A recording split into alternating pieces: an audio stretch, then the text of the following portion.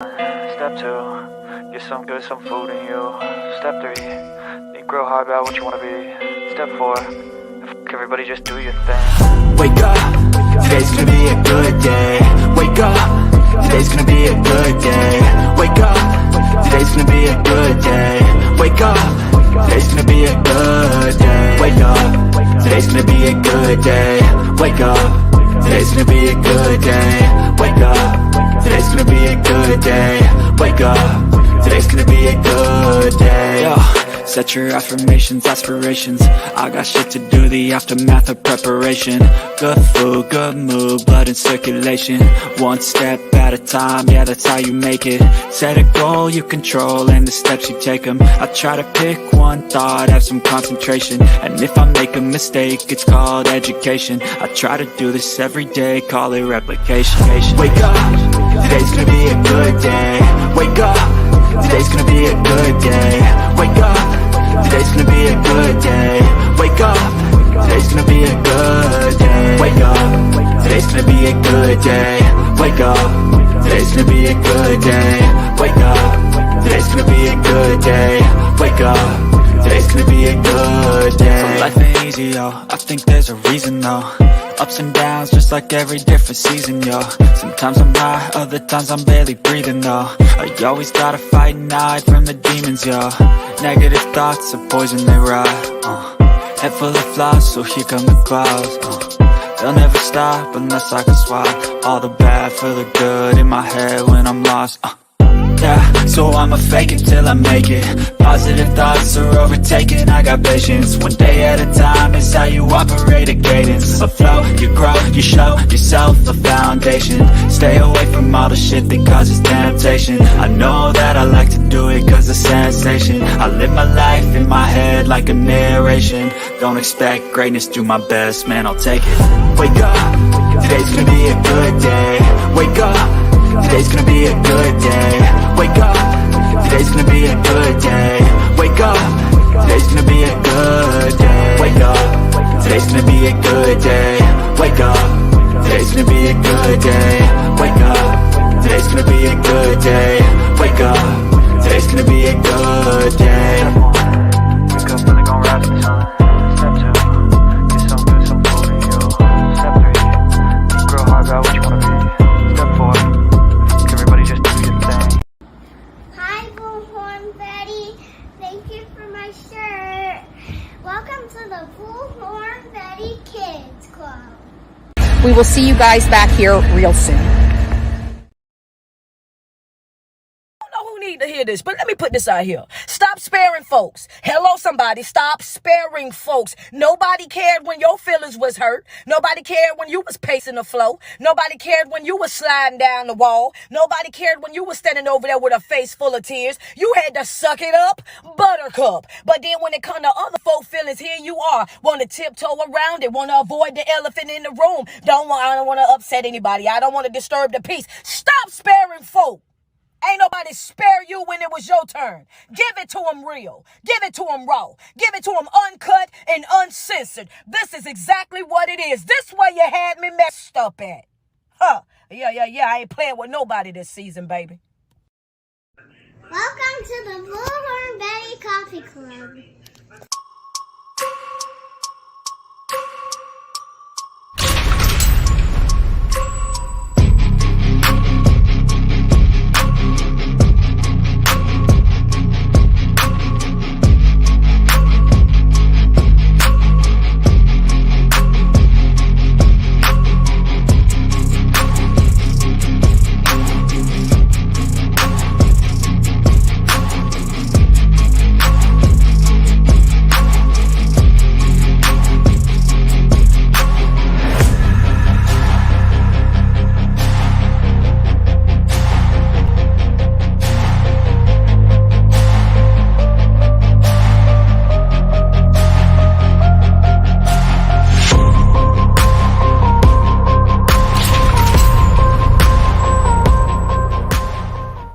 Crystal Rogers is a mother of 5 beautiful kids that went missing on the July 4th weekend in 2015.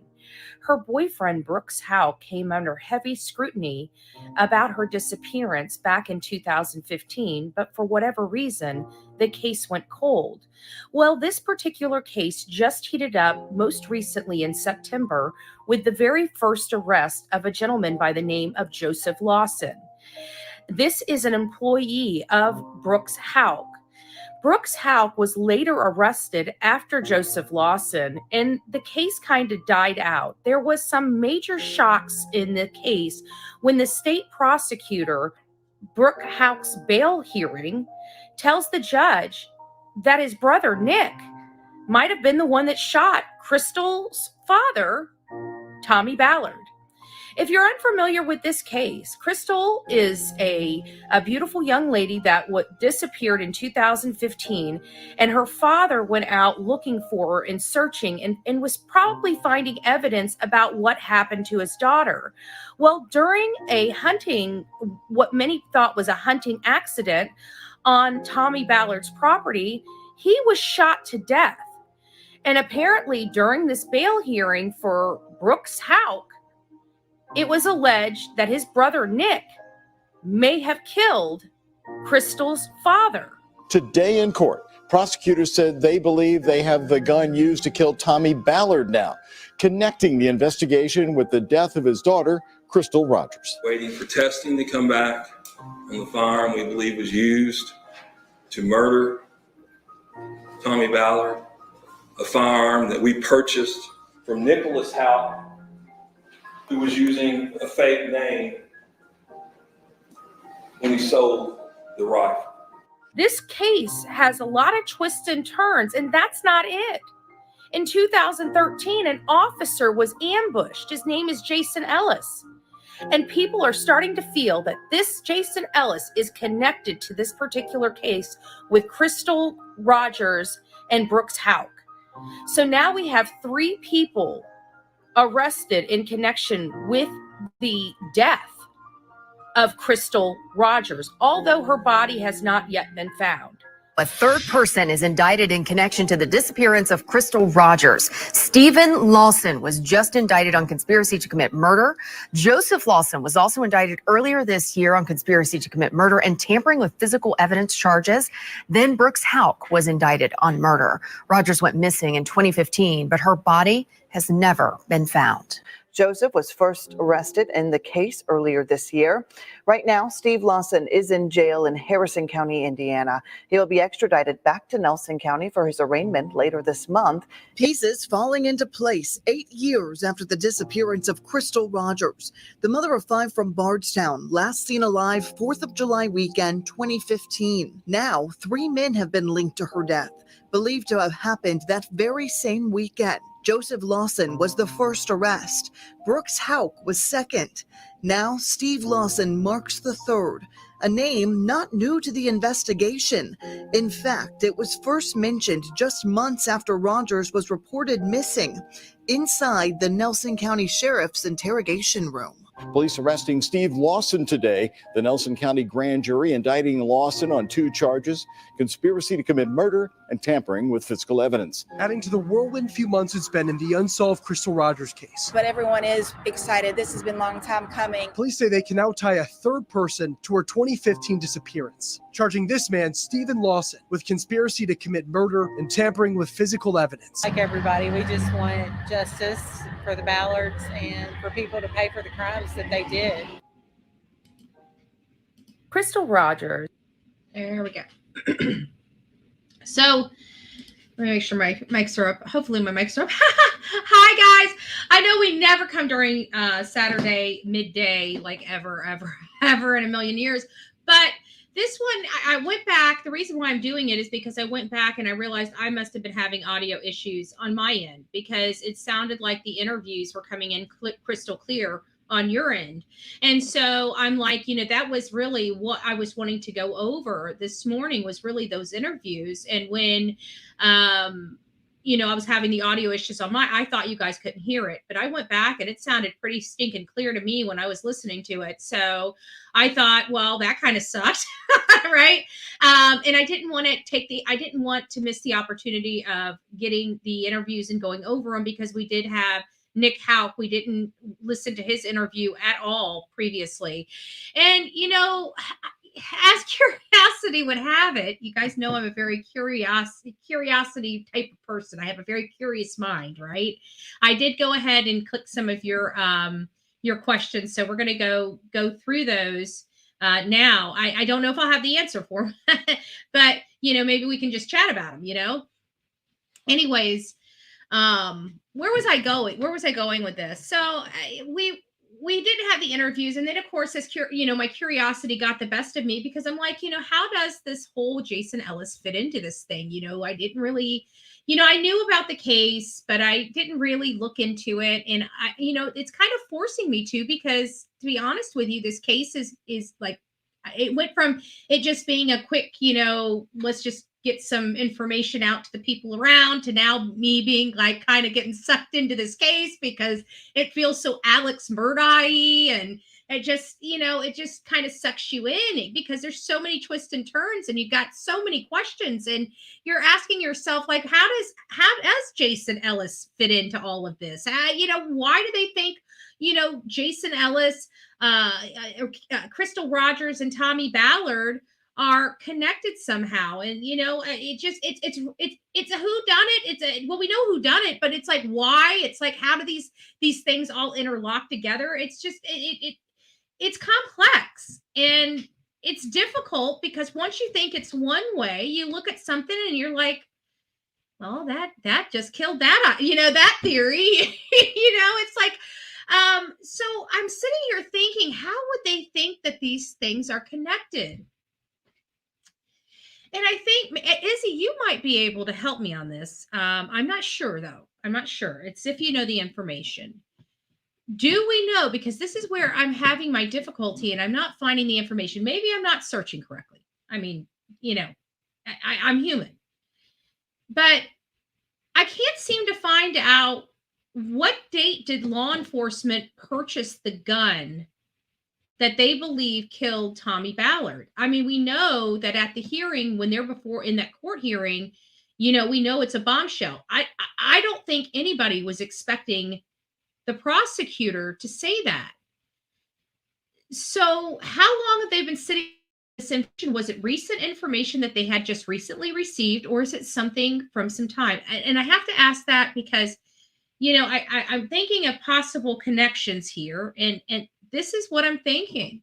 I'm looking into this Jason Ellis case, right? Because you have to look into the Jason Ellis case to talk about this case. You just have to. And so I read the reports, and I read how they thought he was helping somebody and something happened and he was killed. Well, after they did their ballistics, after they did some of their, investigation, they realized this is kind of what happened as I understand it. And then we'll read about it, but this is what I'm understanding. So let me just see if Izzy wrote back. She hasn't yet. So this is, and Izzy, again, it seems like you've got the finite details in this, but Izzy was correct. So you have Jason Ellis, which actually had an arrest that night. So he was already dealing with an arrest and putting an inmate into the jail. So he was getting off work a little late. He works the second shift. He was getting off a little late, did not have the dog. They said they called this car like a boot car, or I can't remember, a pool car, maybe a pool car, something like that. I can't remember. But basically the way it sounded is like it was like a patrol car, like a standard issue patrol car. And he didn't have his dog, which was correct. But I think it had something to do with the car he was driving too. Something, it was, I got to go back and reread that section, but I mean, it's a minor detail. It's really no significance. So I'm not really worried about it. everything is correct. Nobody knew when this guy was going to be getting off work, because at the end of the day, nobody knew he was going to have this collar that he had to take into the jail. So he was already running late, and apparently there was some wood, branches, leaves. It looked like a tree had fallen, or something had fallen off of a vehicle or something like that. There was wood in the road. Foliage type of wood, not like 2x4s. It was like tree wood, branches and leaves and stuff like that. So it appears that he pulled his car in and blocked that ramp. So he went out there and started cleaning it up, to open the ramp back up. That's his way home. Somebody knew his path home. So as he's doing that, now mind you, one of the biggest I think the biggest points here is his gun was still in his holster when he was killed. That means he felt absolutely no imminent threats whatsoever. And at the time that police got there, they knew he was shot. They knew he was killed, but they didn't realize at that moment that he had been ambushed. What made this an ambush? Apparently there's a clearing. Now, I'm not here. I'm going off my own visualization of what I read.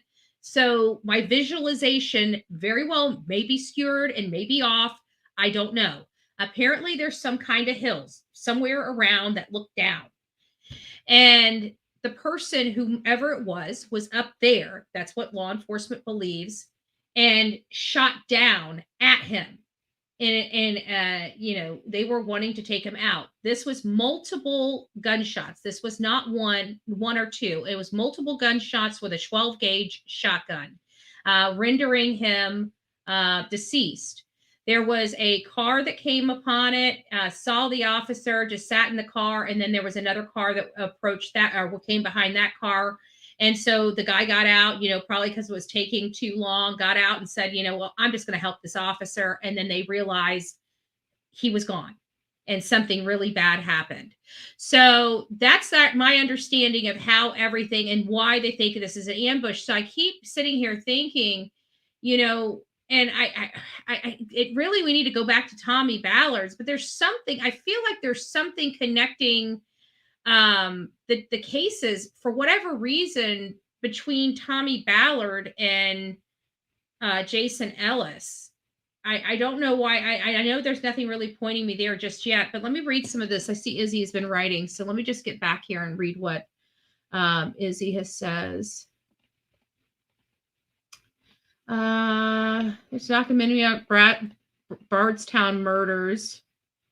I was watching your other live when you popped up. Hi, Tammy. It's nice to see you. Okay, so Izzy says, I do not think that the date of the firearm purchase has been released. That is what I was afraid of. It was just a bombshell dropped in the court hearing. That's what I remember it too. Hold on.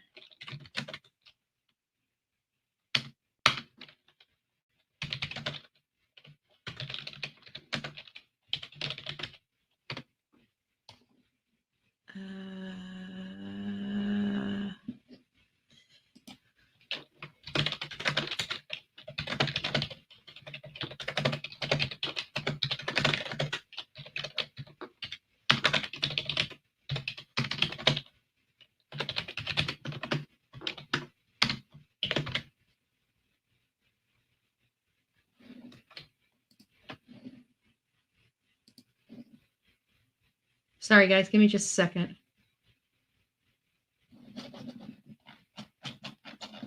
Why isn't this one coming in? Huh. Let me get a different one. Maybe I should just ask the chat. Do you know what caliber, what type of... Oh, that's not it. I don't want that. Hold on. Do we know what type of gun was used to kill Tommy Ballard? Because I'm trying to read the reports. We know he was shot with a gun, but do we know what type of gun he was shot with? Out of just pure curiosity. Let me see here. Jason's car had been being worked on, so he couldn't use it. He couldn't have his dog with him. Yeah. And it makes you kind of wonder if this was an ambush. Did somebody do something to his car, or what kind of maintenance? Like, these things are popping in my head. I'm sure they were answered way, way, way back when, but just as curious as I am, just now coming into the case, I have all these questions, and so I still have to research for them. But it makes you, do we know what type of repairs he was having done to his vehicle? And it just makes you wonder, like, was it some type of mechanical problem? Did something force him into that pool car? Just those things. Yes, they put branches in the road so he would stop and take the debris out of the road. Yes. So, but you know what? Even in an ambush type of situation, he could have been sitting there for a while. Whoever was there. So just because, I don't know, they knew his path home, we can say that, but I even with them there, they could have expected him to be off hours previous and still sit there and wait for him to come and move those branches. You see what I'm saying? Or if somebody else pulled up and it wasn't them, they had to go back down and place those branches back in the road. I don't even know how that was. It's so bizarre. But they did say that the plants were not from there. And it made me think, because, we're all into this DNA and everything like that this day and age. And I keep wondering, because they said they were not indigenous to that area at all. And we know that Brooks Houck is a builder. And I wonder if those plants are in his purchase histories for his business, or if that was stuff that maybe he took out from a property in order to build a home. Like there's, I don't know. I just feel like I feel like that wood, maybe it's the wood that connects him to the Jason Ellis case. I was thinking it's the gun. That's why I wanted to know, like, if we know he was shot with a 12 gauge shotgun. So anyways, you guys get my point. Hi, everyone. I'm glad to catch a live show. Oh, well, Brooke, thank you. I'm glad you're here. Mary, it's nice to see you. I don't even think I said hi to everybody. Hi, everybody. If you don't know who I am, I'm Bullhorn Betty. I'm sure everybody knows who I am. It's nice to see you guys. So I have a couple questions here. And before we get on, I'm going to just answer those, see if I can. It says, why do you think these murders happened? I don't know, Mike. That's kind of why we're here. Right? We're all having the discussion on why this happened. I don't know about Jason Ellis. I can't figure out. I mean, for an officer to lose his life, I mean, he had to know some dirt to be ambushed like that. Like, he had to have been like a star witness in like the biggest dope scheme or dope thing, or he saw, like a witness to a major crime. I keep thinking, like, what in the world? Or, the only other thing I've seen men get kind of over is dangling their fishing pole in somebody else's pond, So that's why I keep asking about this, is the wife, girlfriend of Nick Houck, or, maybe did Jason and I don't want to disparage her name, and I'm not trying to, it's just something that that maybe we should be asking. Is it possible that Jason Ellis was seeing at one point in time Crystal Rogers? I don't know. I'm just throwing that out there. Could this have been Brooks Houck just couldn't handle seeing him every time he went to go visit his brother at the police station, knowing that he was with his something like that. I don't know. I'm not saying it happened. I'm not saying that she did any of that. I'm not saying that. I'm just asking the question, right? Asking the question. My beautiful huntress, it's nice to see you. What else do we have here? Betty, what do you think was the motive behind these killings?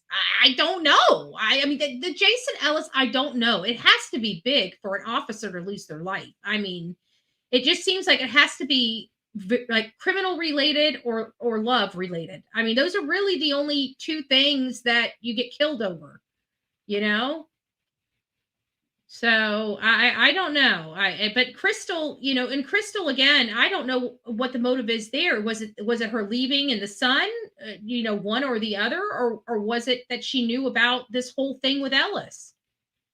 I don't know. I think there's I think there might be several things that made him decide that she needed to go, potentially. I really don't know. But why were they Mike Steve, I feel like you are asking the same exact question over and over again.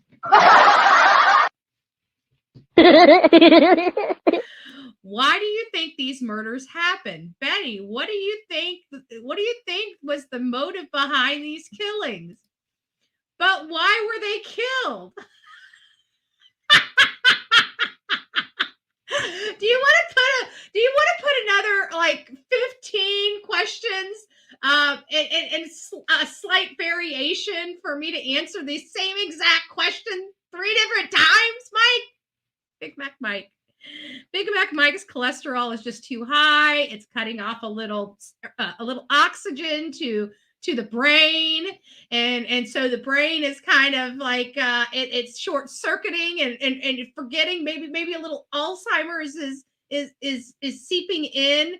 One was from 324, one was from 325, and one was from 326. Mike, I think we need to call the doctor and we need to check your head. I need to check your head.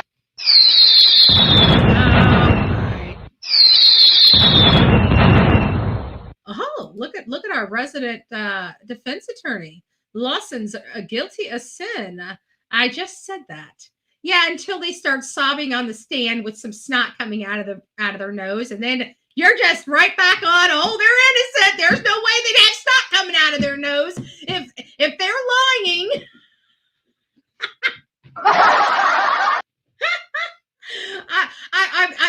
I'm seeing a redo of Alec Murdaugh all over again. I don't know why I'm seeing this we're us redoing this whole entire Alec Murdaugh trial. Mike was gung-ho, guilty until that man gets on that stand. Now, mind you, 18 million people before him told everybody he knows what makes him tick, and he knew what made Mike tick. Just a little bit of snot coming out of the nose. Make sure it's dripping, getting it nice and gooey, ooey. And Mike's done. Mike's like, oh, innocent.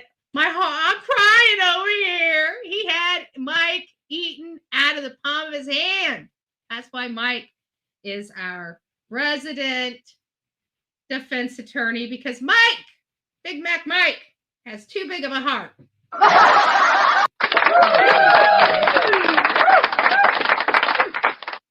This is from me to you, babe. Oh, let me throw you another one. There you go. Kisses from me to you. Kisses from me to you. Oh, Lord. Let's see what else we got going on here. I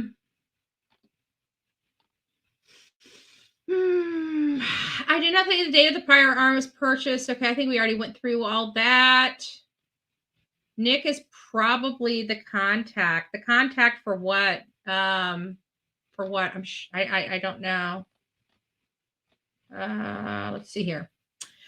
There was also a kickback mark on the tree. Tommy Ballard was shot. Yeah, but I'm trying to think, because they said there was like a hill thing, and the problem is I can't. They don't give you a distance. Like you have no way when you're reading these reports. This is why I hate being in Florida when I need to be in Kentucky looking at this location, right? So in the articles, the way it's described is Jason Ellis is coming from work and he's going to an on-ramp. And in this on-ramp is all of these branches. But they talk about this like in the distance, but you don't know how far away in the distance. But you have this like hill type of thing where somebody can look down on you and you wouldn't even be paying attention and shoot you. And that's what they believe happened. And so, yeah, I think the Tommy Ballard, but see, they said what killed Jason Ellis was a 12-gauge shotgun. So with the marks in the tree, it would almost imply that that was a rifle used. So maybe there is no connection, but the shotgun, I think, well, depends on how much it bucks. I like shotguns for the sound effect, not the shooting effect. I will be honest with you. I'm not really a shotgun toting person. Okay. I like my handguns. I'll even do a rifle. Some rifles. I don't like the kick on a shotgun. I don't like the kick on a rifle, but there are some rifles that are smooth. I do like rifles. I do like handguns. The shotguns, I really want a shotgun in my home, but I only want it. I mean, I'll shoot it. And that's one best thing about a shotgun is if for an intruder, you don't really have to, you just got to aim in the direction. You're going to get that guy. Okay. If you got a shotgun in the house, you just got to aim. Okay. Just shoot for the butt. Shoot for the butt. But you're going to hit your target. That's what I like about a shotgun, but I don't like the coil. I don't like the recoil on it. I don't like the thing. I can handle one. I just don't like handling it, if that makes sense. Just because I can handle it doesn't mean I want to. All right. Ballard was getting close to answers in his daughter's disappearance. Yes, he was. I think that is true. But yeah, we're still in here for the whole Jason Ellis thing, though. What is that connection? I think I'm kind of freezing up here. It looks like, give me just a second. Okay. It's just kind of weird because how does he fit in? I really do believe that is the question we all have, is how does Jason Ellis fit into all of this? Because when you're reading this, I'm just going to read this, and we got a bunch of other stuff that we're going to look at related to Jason Ellis' case, because it's something I personally was unaware of. I mean, we were aware of the case. We were just unaware of the details. And if I'm unaware of the details, there might be people that are watching out there that are unaware of the details. So this is a small town Kentucky police department mourning the ambush slaying of one of its own men. Oh, and I forgot to tell you, this Jason Ellis is the only police involved death that they've had. Like they've never had an officer down in this community before. That is not, I mean, the fact that they haven't had a death in their community, a law enforcement death, is something to be very proud of. But being the first, I don't know if that's, you know what I'm saying? Like, that seems so sad. It just seems so sad to be known as the first. It's just sad. So anyways, prompting an investigation by the FBI and state police, the police chief said Tuesday the department received, this is also something, they received threats. I forgot all about that because I just read this earlier and I forgot about the threats, but they didn't really, it seemed like it was to throw off the case, or just somebody that just wanted some attention, because obviously there was never any more that came. And it says the department received written threats last week that there's more to come, a reference to the nightmare ambush slaying of Bardstown police officer Jason Ellis, 33, last month while the canine officer was headed home from work. We don't even know if any of the threats are credible, but obviously we're going to treat them as they are credible. Adding police would continue operating as usual while taking extra precautions in Bardstown, the town of 12,000, about 40 miles east of Louisville. Officers are responding to calls in teams of at least 2, he said, but their routines haven't changed in light of the slain and the threats. Our patrol officers are still out covering their beats, making those runs. He said, we're not going to do our job in fear. We're not going to retreat in any way. Ellis was hit multiple shotgun blasts on May 25th after he got out of his cruiser to pick up tree limbs strewn on a highway exit ramp in Nelson County. Authorities say they think someone purposefully placed the limbs on the ramps in order to get him to stop. Ellis was described as one of Bardstown's top officers when it comes to arrest, with his bosses saying he made a dent in the town's drug problem during his 7 years with the police department.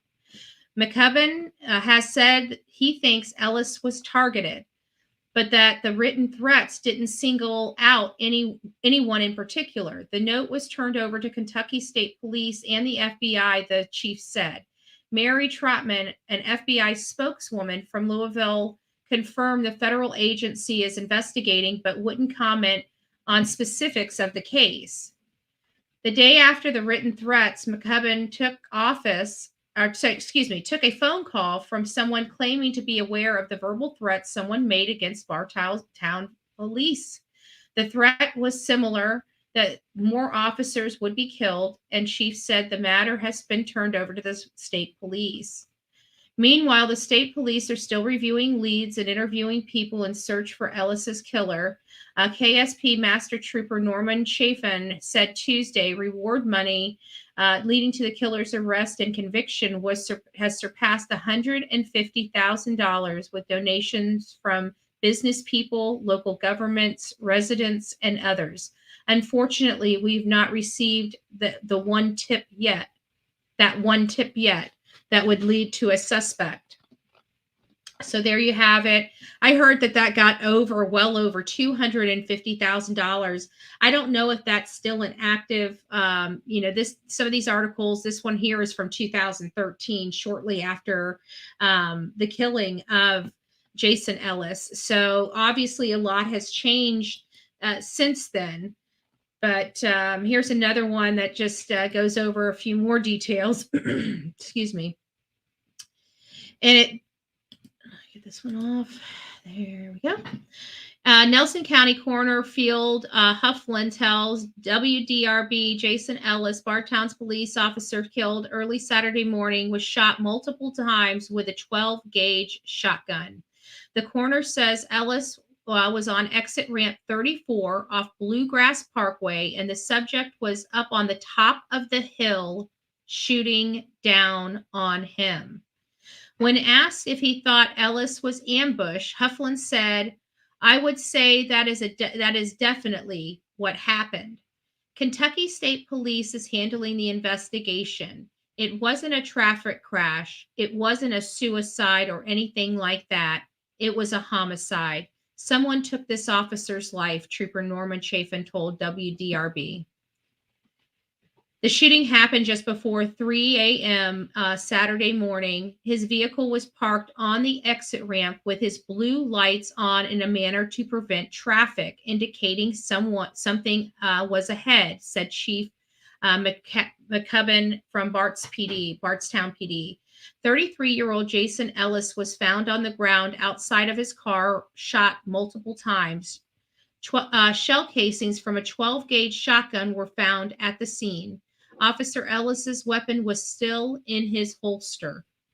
2 vehicles had stopped behind him, and I think basically after they sat a few minutes and saw no action, the curiosity got them, and they got out to see what was going on when they found Officer Ellis on the side of the road. Officials believe Ellis was on his way home from work when he stopped for unknown reasons on exit 34. He received no call to that area and did not call out our dispatch center that he was out on a violator or a subject or anything. A motorcade escorted Ellis's body to the funeral home Saturday, where fellow officers and loved ones gathered. As you can imagine, as a very sad day for us. This is the first officer in the history of Bardstown Police Department to be shot and killed in the line of duty. They say Ellis was a huge asset to the force. He was their only canine officer. It's basically a large family here, and a lot of these officers have to work together many years, so you can imagine they're very close. They know each other well. They know each other's families. They know each other's children. It's just very devastating. Just sad. And he was a father. So again, just really, really sad. There's more information about him. This was whenever he was already dropped that. They had roared And I like this one because this is where it tells you a little more about the finite details of the incident that claimed his life. I think this is it. Yeah. Put this up. There you go. So this kind of gives you an idea, a little more idea of what happened the night that he lost his life. At 1:59 a.m., May 25th, 2013, after a late arrest and having put his prisoner in the Bardstown jail, Officer Ellis secured his tour of duty on the second shift and headed home to Bloomfield. He did not have FIGO, I think is the name. I could be mispronouncing it, but I think it's FIGO. It's FIGO. It could be Figo or Figo. I don't know. I think it's FIGO. He did not have FIGO with him at the time and was operating a pool car. As such, he did not have cameras mounted on the dash. At about 2:30, as he left Bluegrass Highway on exit 34, he found the ramp blocked with tree limbs. He turned his overhead lights on, turned his patrol car to block the ramp, and began cleaning the limbs. With several cradles in his arms, shotgun blasts ran out from the embankment. Pellets tore into Officer Ellis's arm, side, neck, head, and other areas not protected by his ballistic vest. He fell to the ground among the limbs he was carrying. Soon afterwards, a woman drove her Toyota off the highway and up to the patrol car. She stopped and waited. At 2:36, Chad Monroe, a distillery worker, came up behind the Corolla, got out and spoke to the woman, and then went to help the officer pick up limbs. When he saw Officer Ellis on the ground in a pool of blood, he ran back and told the driver of the Corolla to call the police, then went back to render whatever aid he could. At 2:40, the woman entered Officer Ellis's cruiser to call for help on his radio, reporting that the officer had been involved in an accident and she thought he was dead. Kentucky State Trooper Mike Gariantes responded and determined that he had been shot. Nelson County Coroner Rayfield Hufflin later said Ellis was shot multiple times with a 12-gauge shotgun. His service weapon was still in its holster. About 11 a.m., 50 cars from multiple agencies, blah, blah, blah. Okay. So there you have it. That's kind of it in a nutshell. As you can see, this is why it was an ambush, but nothing really in anything that I'm reading here is really pinpointing to any type of altercation that was going on in and around the time. There wasn't any, I'm trying to look and see if there was any kind of big cases going on at the time, drug cases going on at the time. Just something where he could be a witness to the case. And because he's a witness to the case, but I don't know. They think it's connected. I don't think Crystal was having an affair. I believe she found out about Nick and Brooks' involvement in what happened to Ellis. Yeah, but what happened in Ellis? I mean, we know he's dead. We know that he was gunned down in an ambush-style attack. But why? Law enforcement knows, because they know there's a connection. We don't. But it seems like it can only be, a handful of things that I can deem that rise to the level to push somebody over the edge to murdering somebody and ambushing them. But, that's just, I don't know. What could have happened? Why did they die?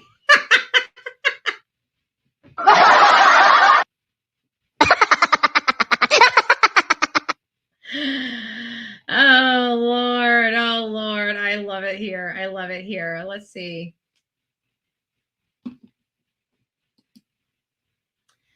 Nick also used a fake name when he sold the fire. Yeah, that was in. Yeah, I remember that. That was in the video clip about how they said that he was under an assumed name when he sold it.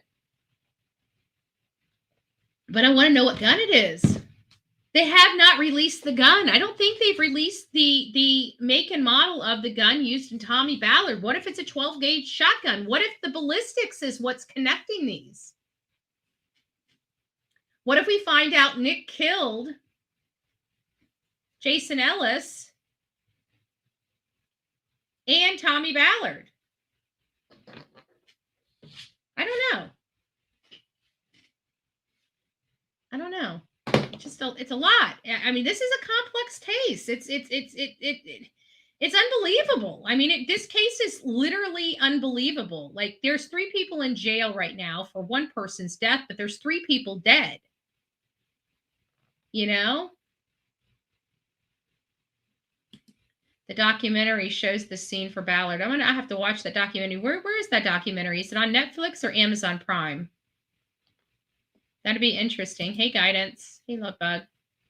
Watch the documentary. I talk about the above. They go to all the places and have details. They go to that hill also, and to where they think Tommy was shot from. Oh, that's good. Oh, that's good. I wonder where is it on Netflix? I don't pay for Netflix. I pay for Amazon Prime, but if I know where to look, I'll go look, even if I've got to run it. Ballard had the marks in the tree, not Ellis. Okay. Yeah, no, I know that. When I was talking about that, Mary, what I was doing, when I was talking about the marks, I was going through the shotgun part for Ellis, but I was trying to see how the shotgun would make the marks in the tree for Tommy. Oh, well, Tommy was, because I think wasn't Tommy shot from like a tree or from a distance as well? Because he was on his property when he's killed, and I know for just a little bit, they actually thought it was a hunting accident, but that changed, I almost want to say, fairly quickly. But I could be wrong about that because I'm going off memory. Because trying to go back and read everything that you read 2 months ago, it's difficult to try to cram that in 8 hours. I got to be honest with you, but I'm getting there. Jason Ellis, though, I didn't even look into before. It was just assumed. For whatever reason, that's just the way. Whenever I was researching at the time, that it was just assumed that he was connected, and I never really stopped to ask how. And now it's like, how is he connected? And I still can't figure out how the heck he's connected. I mean, yes, it's in Bardstown. I get that. He was on the police force. I get that.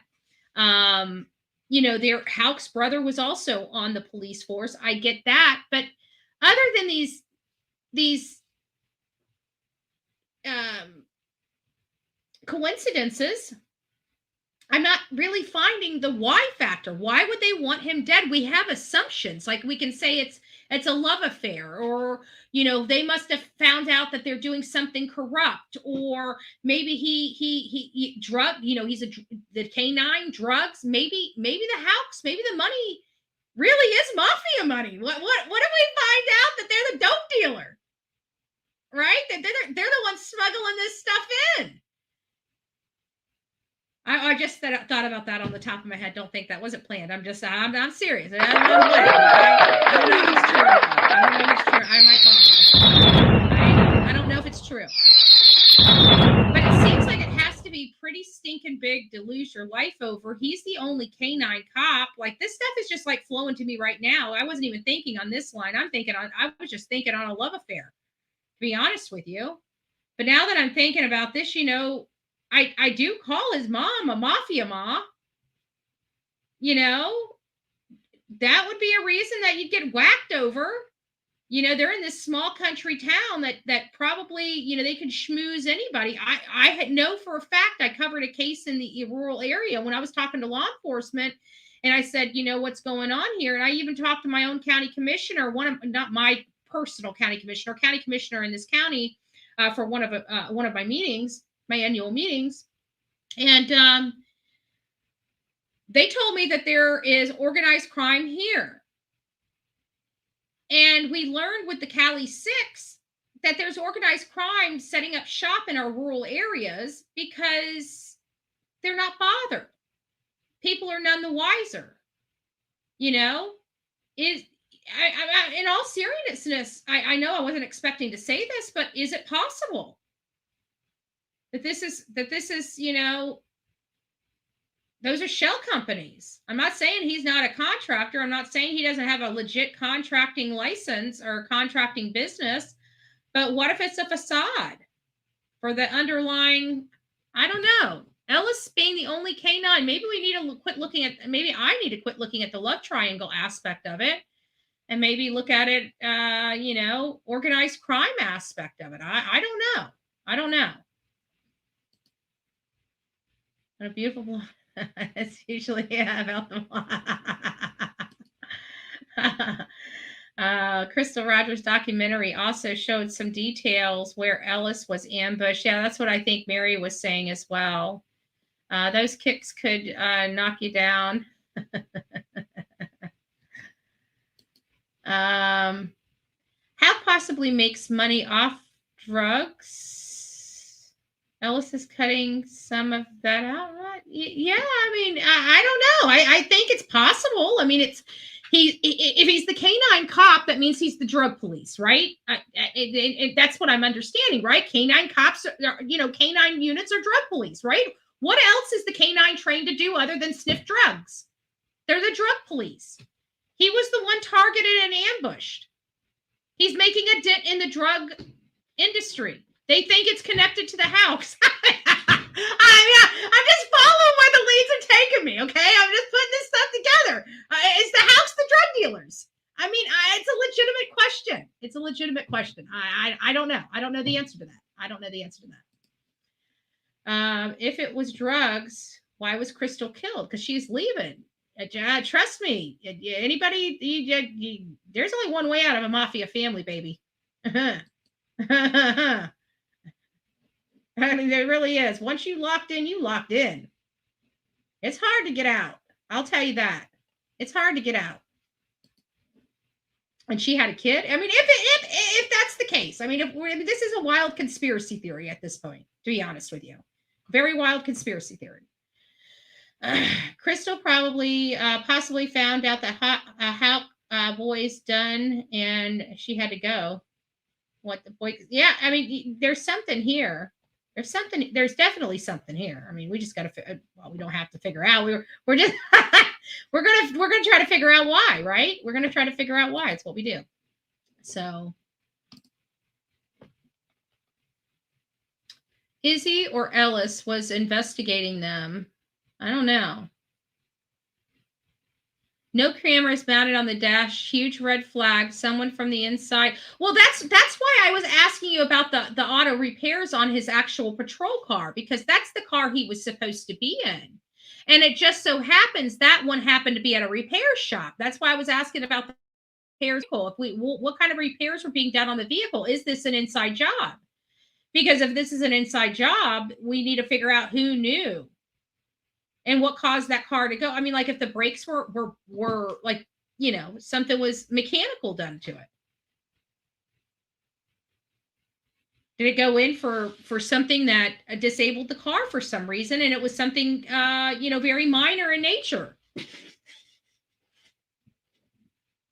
That would trigger it. I mean, that's a red flag to me. If you had to take your car into the shop and it's something stupid and you're put in a pool car with no dash camera and you're not your dog.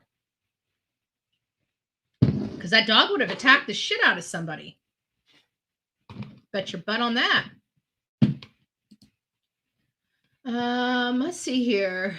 I think he did. All three connected.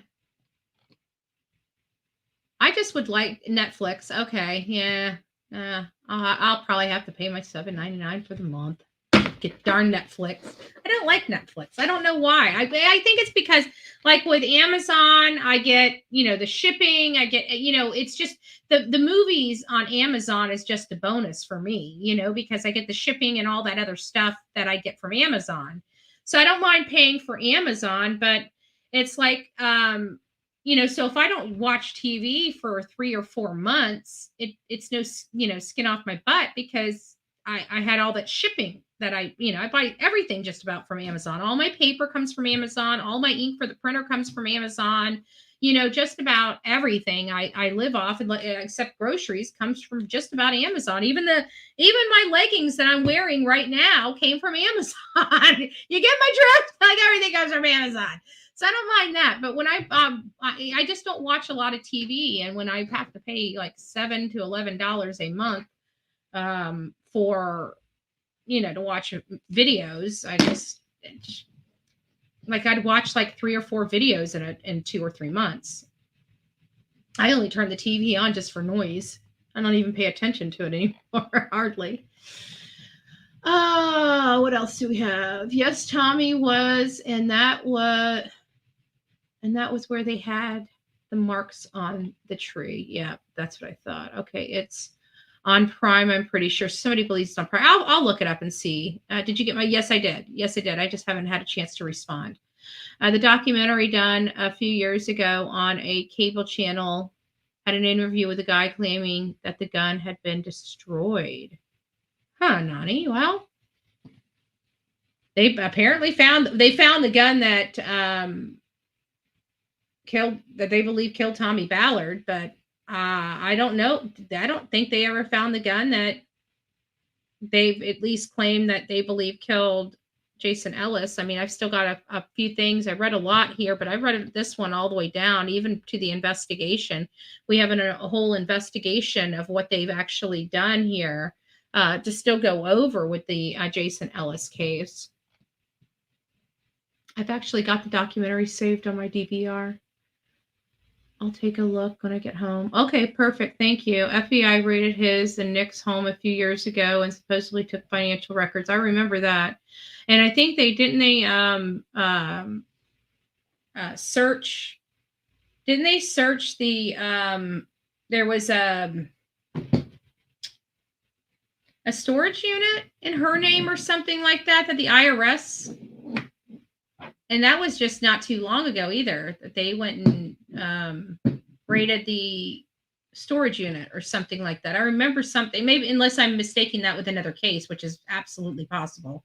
I never thought the day that the cases would run together and I'd get details all skewed up, but I cover so many things because there's nothing really breaking to focus my attention specifically on, or that I have enough commentary to take for a week or two to dive into it. So it's just been I've been dealing with a lot of different cases, and even reviewing cases to research, or ones that I want to put in or invest a little more time into, like the Jamila case out of South Carolina. I want to get out there, but unfortunately I'm just unable. So I think it's on Prime as well. Okay, good. I'll check it out. It's got I'm sure I'll find it. It's not a big deal. So that's it. Miss Ballard also still had Crystal's car in the storage unit. Gotcha. I thought the storage unit, I don't know. There's something hinky about the storage unit, but let me just get to this part before, and I've got some other videos that I wanted to show you related to Jason Ellis, but the investigation aspect of it said Kentucky State Police conducted and continued to conduct the investigation into his death. Initially, investigators believed Officer Ellis, while on his way home, stopped to assist a motorist and was murdered. By the end of the May 25th, it was ascertained that the trajectory of the bullets placed the shooter above the hill, above the exit. It was then believed that Ellis stopped to remove the debris from the roadway and was ambushed, the coroner's office said. By May 29th, Bardstown Police Chief McCubbin went public. We believe that he was the target. This was methodical, precise, planned, and executed in a perfect fashion, unfortunately. And that was put in quotes. The debris that Officer Ellis removed was tree limbs from a tree not indigenous to the area. So it was likely brought there for the purpose to set up the ambush. I'm curious where those trees came from. I bet you'll find a property he was doing work for that they just happened to cut those trees or take a plant out like that. I mark my word. And I still think that there's something with how he felt so comfortable to bring in the Lawsons for Crystal. And I keep feeling like they're almost like his cleanup crew. They seem very easily manipulated. They seem like they were easily bought and paid for. You know, I'm talking about Joseph as well as Steven Lawson. It's not that I have anything that leads me to that, any concrete evidence. It's just a kind of a gut feeling I have. On May 29th, yes. On June 2nd, Jeff Rudy, the owner of multi-high-end restaurants, started posting up rewards. And that reward by the end of November 2017 had reached $200,000. For any lead that leads to the connection of his whereabouts and the successful prosecution of the assailant. By June 18, 2023, with still no solid evidence to go on, Kentucky State Police established an email hotline. It's Ellis Case eTips at ky.gov.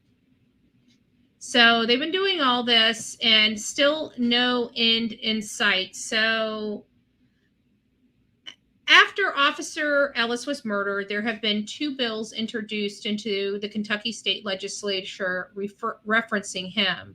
One, to name a stretch of Bluegrass Highway after him, and another to establish minimal penalties for murder of police officers in Kentucky. Figo was retired 1 year after the ambush and was given to the family. On May 23, 2017, Figo died at his home 2 days before the 4th anniversary of his master's death. That just gave me goosebumps. All right. So here's about the threatening letters. We're just going to go through a few more things just so you guys are up to snuff, you know, some of the stuff that I researched related to this case that you might be interested in seeing.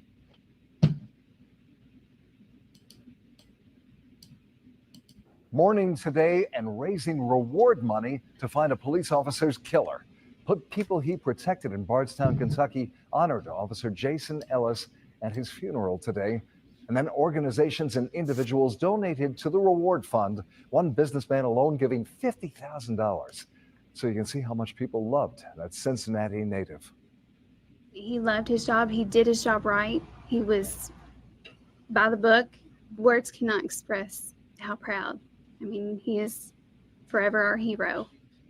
Kentucky State Police say they received. That is so heartbreaking. That was his wife, you know, and this is just a big shout out, you know, to all the first responders out there, to all the police officers, you know, God bless you. God bless your family. And I know that nobody really tells the families thank you for their service. And I think we forget that a lot of times, that the families are also out there in the streets fighting for us because they're putting their precious cargo out there to fight for us. So we just got to say thank you to all the first responders and their families. Hundreds of tips, but so far, no arrest. And I got another one. Oh, and this is kind of sad because it's kind of a somber video. This is after his death, and they were planning on bringing in a second K-9 unit to the Bardstown Police Department, but with Ellis, they recruited another person, and you know it's got to be pretty hard for. I mean, it's welcoming, but it's got to be still equally hard for the police officers that work next to Ellis, and almost feel like he was, you know, replaced in a sense. That's how they kind of take it, but he wasn't, and it sounds like this guy is really, really good. At least he was at the time.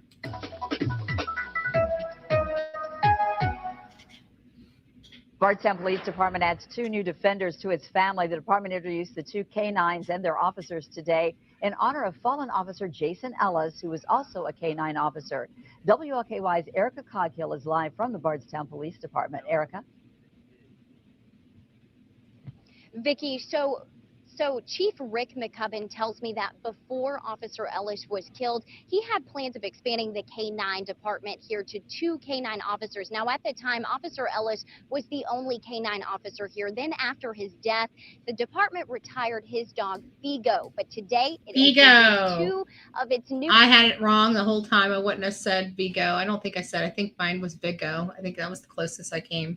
newest furry friends, Ace and Zeus. While these police dogs haven't worked a case yet, they're getting their paws wet with plenty of training on how to go after bad guys. That means apprehending them, sniffing for drugs, and tracking people. We went down to Little Rock, Arkansas for 2 weeks, and every day we're here, we train. There's no days off. K-9 officer Jeremy Cawley picked the name Ace for his partner just because he liked it. But the name Zeus, which K-9 officer Kyler Wright chose for his dog, carries a special memory of fallen officer Jason Ellis. Over the summer, we stayed busy, and we were chasing a lot of people, and I ended up tasing a lot of people that was running from us and resisting arrest.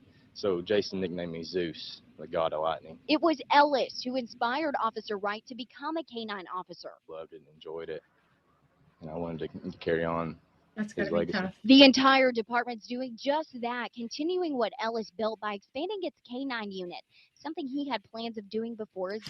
So there you get it.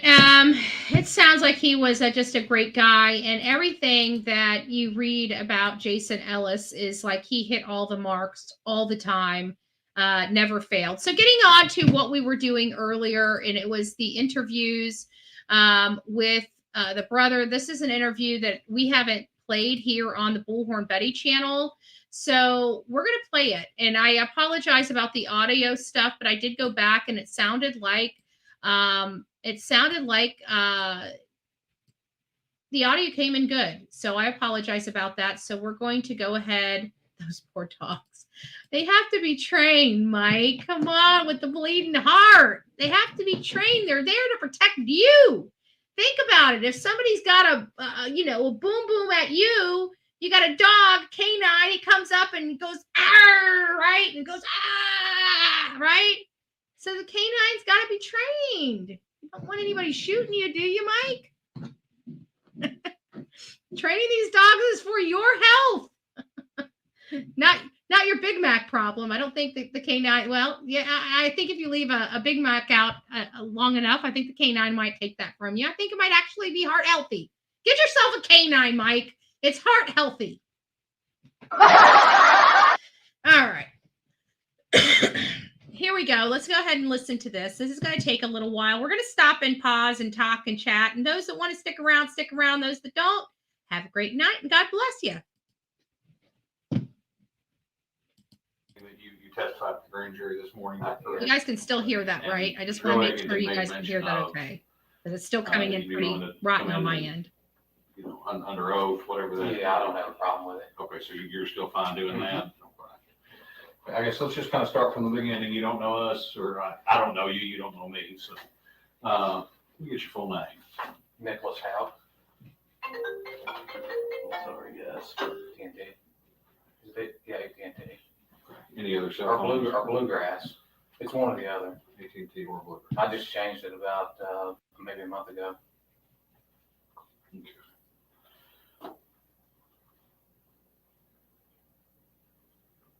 What's your date of birth? 12/18/1979. You reside there at 99 Olympia Drive with anybody else? My girlfriend. What's her name? Amber Bowman. You know her date of birth right off? She's born in 84. It's April the 11th. Okay. All right. How long y'all live there? We've only been there for 2 or 3 weeks. And we just, I don't know if it matters, we just moved from 104 Glenview Drive in Bardstown. 104 Glen, what you said? Glenview. Glenview.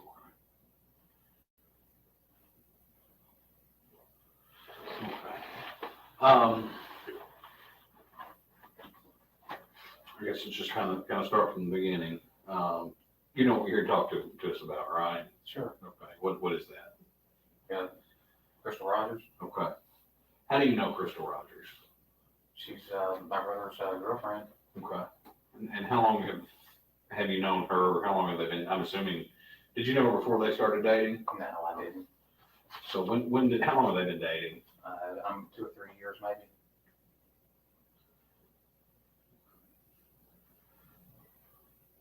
So 2 or 3 years. Mm-hmm. They have a child together. Is that right? Yes. Okay. What's his name?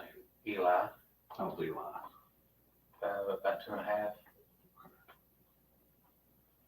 Okay. And do they reside together, or they? Yeah, they reside together. Okay. What's their address? 113 or 116 Glenview. So y'all live pretty close when you were at the old house. Mm-hmm. And your brother's name is Brooks, is that right? Yeah, Brooks out.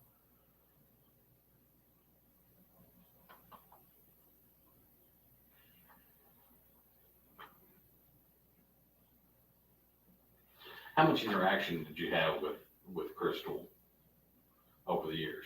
Almost none. Okay. I mean, did y'all? How often would you see your brother and her, or just her? Or? I mean, I passed her on the street, and that's about it. You know, I mean, my brother's got a bunch of rental properties and stuff, and I mean, I just don't see him. I see him on the road, and that's about it. You know, Okay. He's so busy, we don't hang out much anymore. Okay. And did y'all go to family functions together around Christmas and Thanksgiving? Or? You know, if we've got time, we do. You know, I mean, I've got about a dozen rental properties and work full time with the PD, and obviously got a family, and Sure. you know, I mean, we're just busy guys. Sure, I understand that completely. I think we can sympathize with that. Definitely. So, in the 2 to 3 years they've been dating, how many times have you? Anybody find it weird? Maybe it's just me. Hold on, let me put this other piece back in so I can hear myself talk. But is it just me, or just do we hear him like majorly distancing himself from his brother? Because what I heard, because I'm having to listen to it on my phone, so I got to mute this microphone and I've got to listen to it because my audio coming into these really, it's horrible. I can't hear anything. So I'm turning me on YouTube on my phone so I can hear it, right? It is what it is. But I'm listening to it, so I'm just probably about 20 seconds off from you guys. And he was just saying that Crystal and Brooks had been dating for 2 or 3 years. So it sounds like, you know, in all fairness, she got pregnant fairly soon after they started having a relationship, or, you know, within definitely not long enough to have a planned pregnancy. Well, I mean, I'm assuming, God forgive me if they did plan this. It just doesn't appear to be planned, but it's neither here nor there. It's no insignificance. It's insignificant anyways, but he keeps trying to distance himself from the mother of his nephew. Did you notice that? He's like, yeah, well, I just passed her. Like, she's just another person. Yeah, I just passed her on the streets, he says. He goes, we don't hang out much anymore. It's almost like he's distancing himself from, and you almost hear the disdain in his voice a little bit for his brother, either whether it's jealousy or he was kind of thrown into this whole mess with his brother and he's doing everything he can to help his brother type of thing. But he doesn't seem, I guess I like, so far, he seems pretty, doesn't really want to be involved in this so far. That's what I'm getting out of so far in the first 5 minutes of his interview. But let's see. I mean, he might just be putting on this show and this facade. Let's find out. Remember, he is a trained law enforcement officer.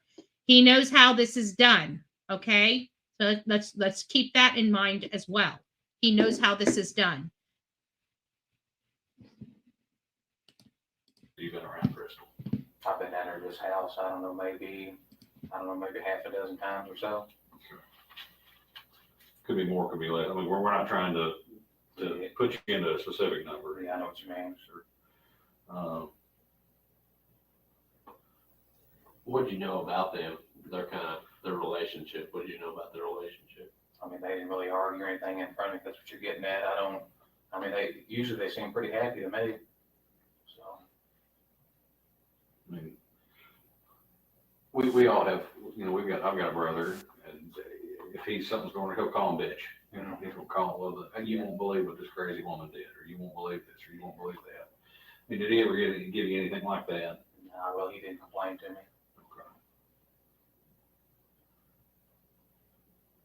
So how often would you see your brother? I know you said you pass him on the street, and that's about it. But how many times a year would you see your brother? You know, if I need a tool or something like that to borrow from him, I may see him, but, I mean, I couldn't really put a number on it, Okay. you know, I mean, I've been, you know, I've had the rental properties now for 4 or 5 years. I've got most of the tools I need, but every once in a while, he does have something, you know, that I need or vice versa. So do you have a separate company established for your Oh, rental yeah. company? I know he's got a rental company property, is that correct? So are two completely separate Yeah, entities? you don't do business with family. Trust me, I understand that too.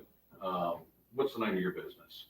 It was Houck Properties, but it no longer exists. I dissolved it Okay. in 2014. So it's just kind of doing it on your own. Yeah, I just decided I didn't need the LLC. I mean, just extra money for nothing the way I saw it. I mean, I'm not expecting to get sued or anything, so. Sure.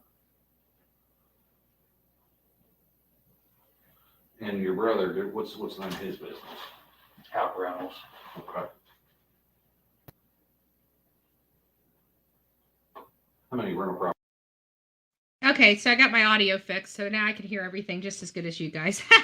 Yay!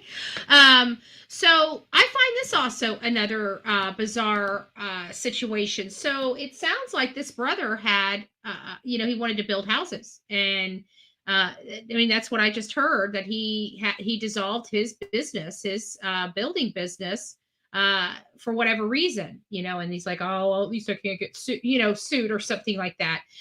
And then he asked him what his brother's business is, and his brother's business is rental properties. How did he start his rental properties? I don't know. There's just some element here.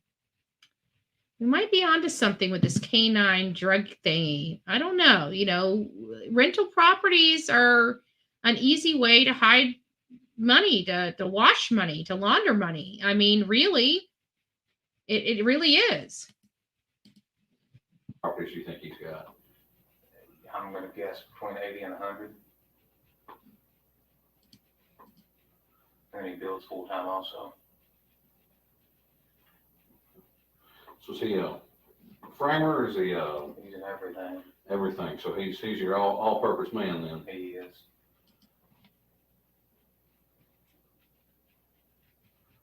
What does he do something more than, does he do one thing more than another? Like, does he frame more than anything else? Does he roof more than anything else? So it does sound. So it does sound like he's a builder too. Okay, so that I thought, I could have sworn I heard Houck was building properties. So that at least bodes in with that now. I check out whoever's out there. I mean, obviously he has, you know, certain guys come in to do like the plumbing and electric stuff like Sure. that are licensed, Sure. but I mean, he's in there getting his hands dirty. Okay. So is he building for himself, for the rental company, or is he building? No, he usually sells the houses that he builds. Okay, so he's what do they call that? Slumlord? No, not a slumlord. He called him a slumlord. So that tells you what he thinks about the rental properties. Anybody, no, trust me, you don't come up with that unless you are slumlord. I hate that, rolled right off of his tongue. Woo. But there's you build a spec house. Yeah, spec house. He's building houses $150,000 and up now. Okay. Custom homes. So he's doing custom homes.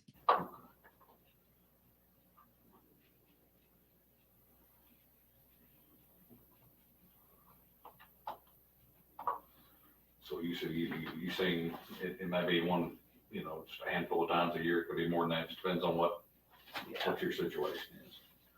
Okay. And did you, in the times that you did see Crystal, I mean, did you ever have any conversation with her? Or? No, I mean, I didn't.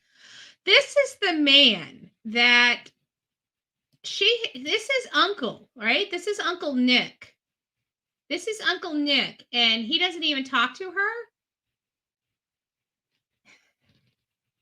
What uncle sees his, you know, I would presume, you know, sister-in-law, right? Or at least somebody, maybe they're not talking about marriage or anything, but just somebody that's perceived to be family. And he just doesn't say anything to her. It almost like he's saying he's giving this lady a cold shoulder. Why is he giving this lady a cold shoulder? What did she do to him? He just seems kind of like, I don't really talk to her. I don't have anything to do with her. I don't really have anything to do with my brother. Well, what's going on here? Because Tommy Ballard's dead and they think he did it. So I don't know. I don't know. I never had any issues with Crystal, but I wasn't around her that much. I mean, she seemed like a pretty easygoing person to me. Do you know any of her family? No, I don't.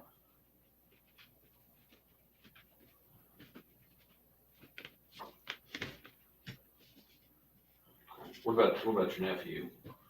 Do you spend time with him, or? I wish I could say yes. I mean, no, I don't really see him much. Damn. Well, so he just doesn't have anything to do with his entire family? How many people believe that? I'm curious, Izzy. Do you even believe that? Like he has nothing to do with nobody? So this is Nick, right? Yeah, this is Nick. This is Uncle Nick. This is Brooke Houck's brother. You know, they have accused him most recently here in the last several months of potentially being the killer of Tommy Ballard, which is Crystal Rogers' father.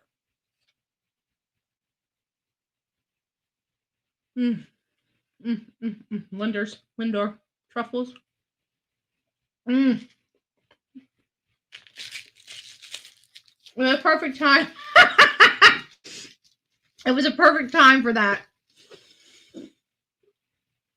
I don't know. He's just, his story's not believable. He has nothing to do with nobody. That's basically what he's saying. Let's keep going. I can't. Now, didn't your brother run for sheriff? I guess last election. How did he have time to run a campaign? I don't have any idea what he was thinking or any. I guess he thought he was really good at building. He had a lot of success there, and he thought he'd transition into the law enforcement. But I told him don't do it. Yeah. So I mean, how'd that turn out? Not good. Politics is, police is one thing, politics is another. Exactly. So, I mean, why did he decide to run for sheriff? Did he ever say? He never said. I guess he thought he could. I don't know if he planned on continue building. Ran for sheriff? We gotta look at this. Hold on. For sheriff? What the?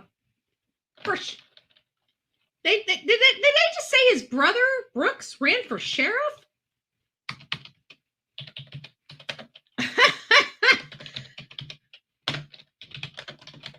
What the?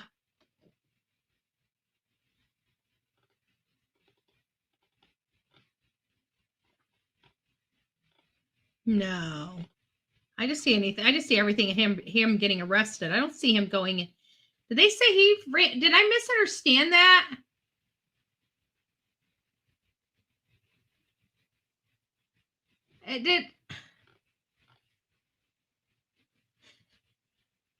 Did he run for Brooks Houck?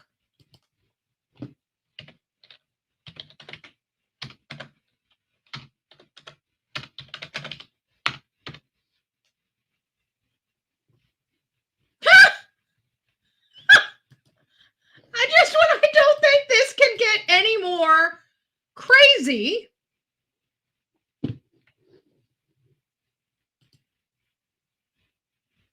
He actually ran for the sheriff. After this doofus most likely had some type of involvement in Jason Ellis's death, he tries to run for sheriff. Yeah, it says 2014. I'm telling you, this is starting to feel so drug related to me. I don't know why I'm now getting that I did not have that vibe this morning when I started running this case. I promise you I didn't. But I'm starting to get this just weird drug vibe just all over me from it being the only canine officer on the force, and he's gunned down, and they think it's related to the Houcks, and Houck just happened to run for sheriff after this murder? If he would have gotten it, would he have erased everything that he found?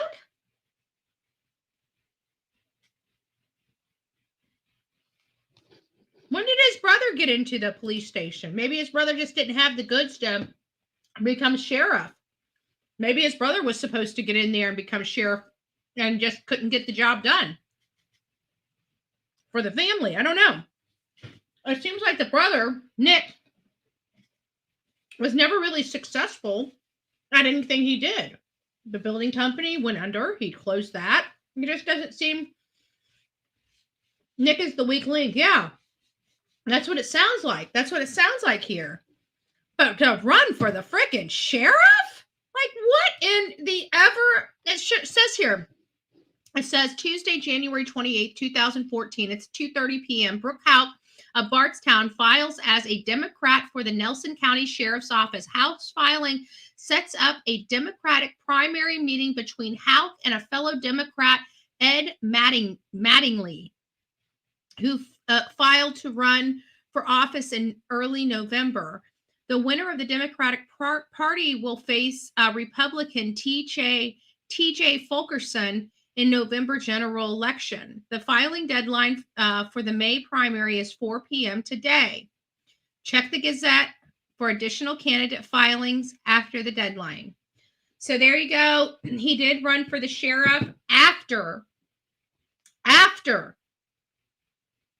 the death of Jason Ellis, but before him murdering or allegedly murdering Crystal Rogers. This is highly disturbing for me, folks. There is a hint. I told you there's a hint before I even knew this. What did I tell you? There's a hint of politics somewhere in this, right? Didn't I say that? Scratching backs. I know this. You got wealthy people. You got hands in some political pockets. I'm sorry. It is what it is. It's something nobody wants you to believe that is absolutely 100% true. I know for a fact. I try to tamper it down here. It's never going to go away. All you can do is just, try to tamper it down as much as possible and, make it count for as many people as possible, right? You're going to do that. That's fine. I'll let you get away with that, but you need to push this through, right? Use it for the benefits that you need. It's called politics and it sucks. So, wow. Interesting. All the stuff we find. Where else are we? And then what else were we going to look at? We had, we're going to go back to the interview. We got to go back to the freaking interview.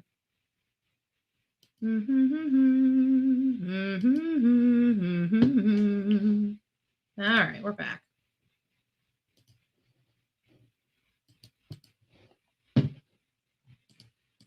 Building, and then also be sheriff. I don't know what he was thinking, but I tried to talk some sense into him, and I guess it went in one ear and out the other one. So Gotcha.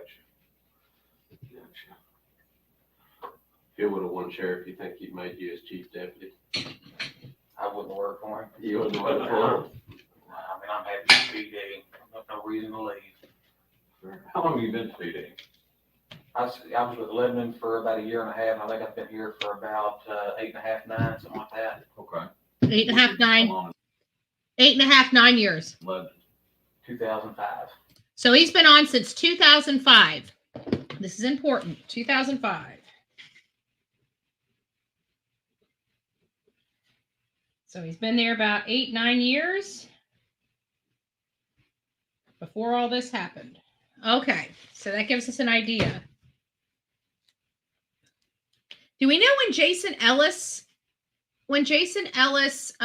started working there? Do we know? Because he's a little bit younger than this guy right here, is he, or no? No, he's 34 when he was gunned down. I'd like to know when Ellis got on the force. If anybody knows that off the top of their head, I will look it up. But if somebody has it off the top of their head, so I don't have to look it up, that would be wonderful. You said you was Lebanon for a year and a half. Mm-hmm. What made you come here to Bardstown? This is just where I was from. More money, better benefits. I mean, I started out at $7.80 an hour, and then went to $15 an hour, whatever it was, when I started here. So It's quite it's double your long. yeah, About double your salary. Mm-hmm. And any trouble since you've been in the PD with anybody? 2006. Everybody get along pretty good. So a year For the most after. part. Thank you. You know, obviously a bunch of officers with type A personalities. I mean, you're going to have a few conflicts. But Sure. You never had any conflict with anybody specifically or anything like that? What shift are you working right now? First shift. How long have you been on that shift? Just changed it not too long. We went to 12-hour shifts. It's probably been in the neighborhood of 4 to 6 months, maybe. 4 to 6 months. Oh, that kind of sucks because this is on July 15th. So this is going to be 4 to 6 months from this. I'm curious what his shift was the night Jason Ellis was killed. I want to know what his shift was that night, if we know. What were you on before that? I was working 4 to 2 o'clock in the morning. What? Who were the guys? He just said he was working before that. He just said it. Hold on. We're going to go back 10 seconds. Probably been in the neighborhood of 4 to 6 months, maybe. What were you on before that? I was working 4 to 2 o'clock in the morning. 4 to 2 o'clock in the morning. Isn't that the same shift? 4 to 2 a.m. That would have been the same shift that Ellis was on, wouldn't it have been? Ellis was a good person and a good officer from everything I've seen and read about him. Yeah, Nani, I agree with you. I agree with you 100%. You know, everything I've read about him, he was an outstanding, and I'm going to repeat that, an outstanding officer that was doing amazing work and getting recognized even by the governor. Okay, he was doing outstanding work.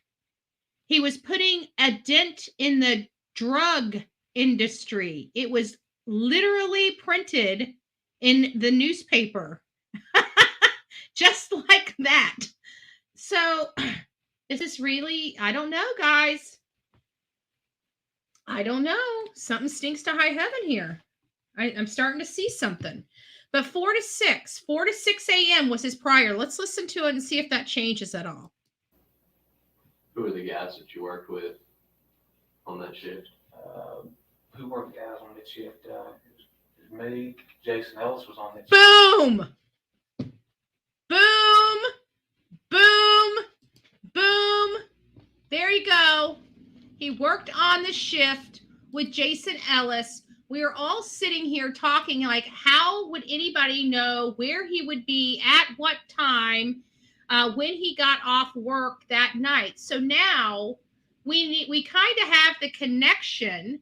So now we see the kind of the connection here, but we still don't know why.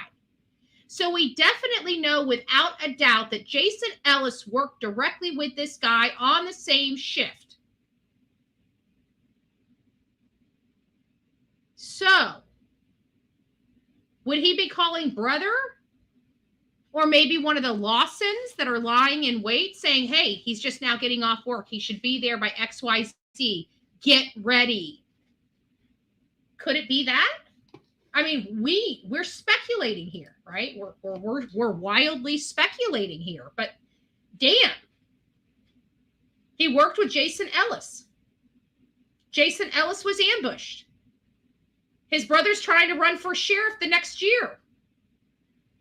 This is, you know what? I was just joking this morning about, you know, Mafia Mama, right? But I don't know. But this is not sitting too well with me. I wasn't really kind of expecting all this. I got to be honest with you.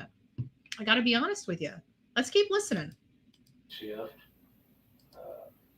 See, Andrew was on third. Nathan Phillips, I believe, was on second. Michael Medley. I can't remember who else was on the shift. It seems like it runs together now. I've worked with all of them at some point or another. You know. But there was 5 or 6 of us on that shift. So 5 or 6. So we have 5 or 6 people on the shift. So if we're looking at possible and potential, say, suspects for Jason Ellis, we need to put in those pieces that somebody had brought up earlier. And I think it was Izzy saying, how can this person know when he's going to be there? How do they, this was an ambush. So it would have had to be one of those 5 or 6 people that were on that shift that had to call somebody and say, hey, get ready. So, I mean, potentially, not that that's what happened, but potentially that could have happened.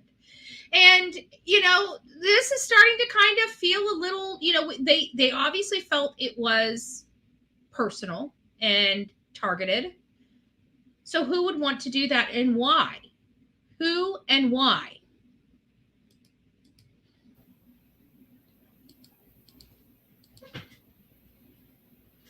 When's the last time that you had seen Crystal? I'm sure it was sometime I seen her just driving around out on the road, but I don't really remember where I was at or. So you knew her. You knew her enough to know her car, to know where her car was. Yeah, oh yeah. What kind of car did she drive? A maroon Impala. Yeah, I remember that. She lived with. I remember that, Izzy. Your brother at the Glenview address. She did.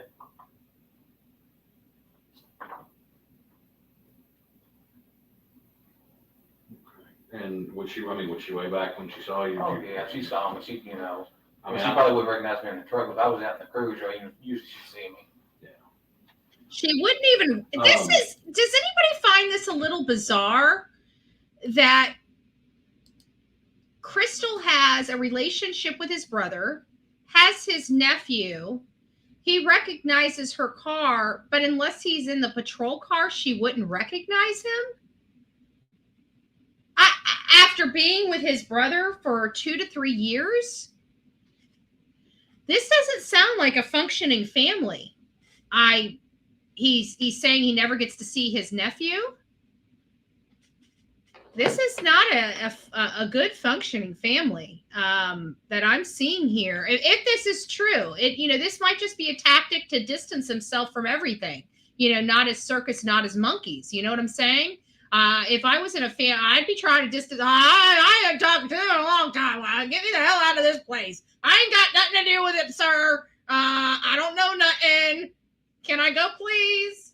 I don't know. So how often would you see her out on the road? I mean, was it obviously more often than you saw her in person, but Probably maybe 2 or 3 times a week. okay.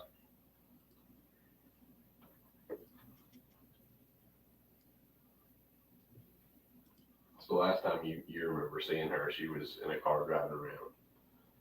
That's what I'm assuming. I'm not 100%, but I'm almost for certain.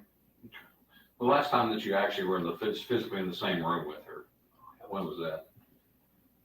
It's been a long time ago. I don't really remember. I mean, we're talking Christmas, Thanksgiving, before that, after that. Could have been Christmas. How can you? It's the last time you like. I haven't seen family in a really long time, but I can tell you, like, I have a cousin. Okay, I'm gonna call him. We're gonna call my cousin Jay. Okay, I have a cousin. His name's Jay, and he's on a lot of substances, and he was really out there the last time I saw him. I haven't seen him in probably 15 years, but I can tell you the last time I remember seeing him. I remember it actually wasn't 15 years. It was more like a decade ago. Okay. A decade ago is probably the true number. 9-10 years ago is probably the true number if I had to really put my finger on a very specific date.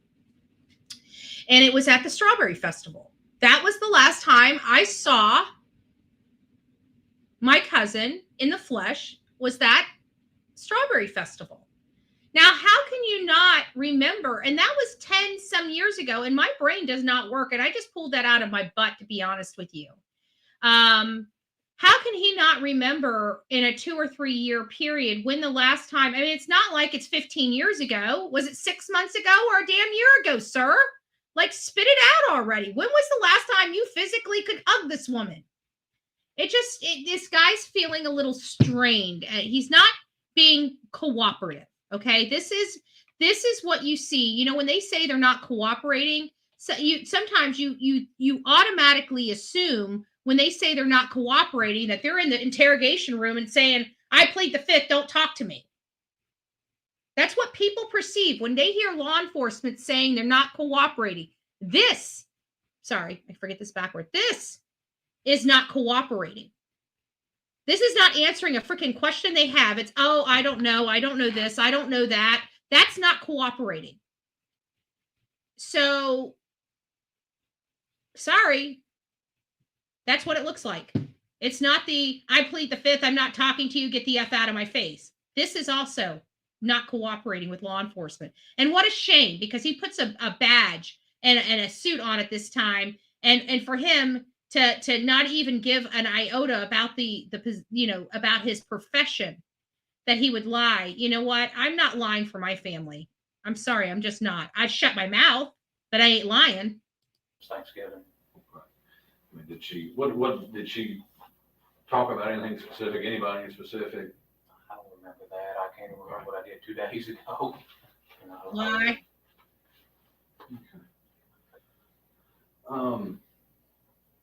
So you said your brother and her seemed happy? For the most part, they did. Okay. I mean, for the most part, you said, what about Well, there's one example I can think of. I think there's been times when Brooks said that, I think sometimes she complained that, maybe he treated his son better than her kids or something like that, but that's about the only thing that really stands out. But nothing that like was seriously straining the relationship. I would have to say that for a mother, being with a man that treats the child that we have together differently and make my other children feel that, or feel that they're not good enough, that would strain a relationship, because I don't know any good-hearted mother that is willing to accept that. I just don't, I'm sorry. It's all or none, buddy, right? That's how we roll.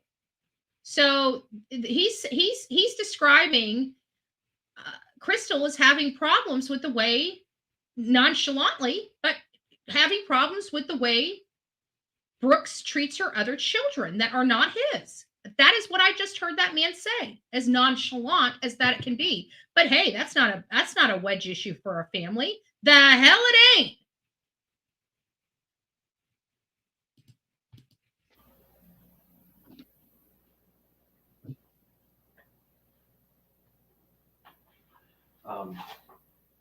Okay, so you said the last time you saw her was within the last. Probably within the last couple weeks, maybe. Last couple weeks. He can't remember nothing in the last couple weeks. Did she have a job? He made it sound like he hadn't seen her in 6 flipping months. He just made it seem like he has, and now we're finding out it was just the last several weeks, and he don't know nothing. Oh Lord, this man is not cooperating. This is what not cooperating with law enforcement looks like right here. I think at one time she worked up at the fast food mart on Bloomfield Road, but that's been some time ago. Since then, I mean, do you know where she's working at, or does she have a job? I'm not even sure. Did she help Brooks out on with the rental properties, or? Yeah, I don't know anything about that. Don't know nothing. And when you would get together, as just you and her and Brooks, or a bigger part of the family, where would you all get together at? Yeah, I don't know that we ever really got together. I mean, he's my brother, I'm sitting in this hot seat, but yeah, I don't hang out with him. Don't do nothing with him. Haven't seen him in, several weeks. When I did, it was just, he recognized me because I was in my police car, but nothing to see over here, officer. Just, nothing over here. I know nothing. I don't know nothing. Where's my button? This requires a button. Where's my button? There it is. Bullshit level, DEFCON 5. Yeah, that's what I say. It's getting deep in here. Get your boots on, folks. Get your boots on. She's been over at Mom's house, and I've seen her out there, but I mean that's been a while back. Okay. We really didn't get together. Okay. Now, is your mom's house down Is it about y'all's family farm? Pascal Ballard Road. Okay. I think we went out there, or I went out there the other day. There's like a black barn kind of a thing. It's called the Skid House. Skid House, okay. Was there a sawmill in there one time? I saw the saw cedar. My grandfather, he did. He had a sawmill. I saw the saw cedar. I said, there's got to be a portable mill here somewhere. Yeah. So. Where's the sawmill? Where's the sawmill? Where's the portable sawmill? My grandfather, he died when I was like maybe 6 or 7. So I mean, it's been a long time. Yeah, that's been a long time. Making sure that they know that it's been a really long time since that sawmill's been in there. Kind of funny. I don't know. I think if we listen close enough, we might be hearing, some clues. I mean, there's a sawmill being brought up here. That officers don't bring stuff up without knowing answers to certain things or wanting to know answers to certain things, right? So there's something with the sawmill. They haven't brought up any other equipment yet, now have they? But they did bring up a sawmill. Yeah, that had nothing to do with the case. I just my own personal, because I love cedar.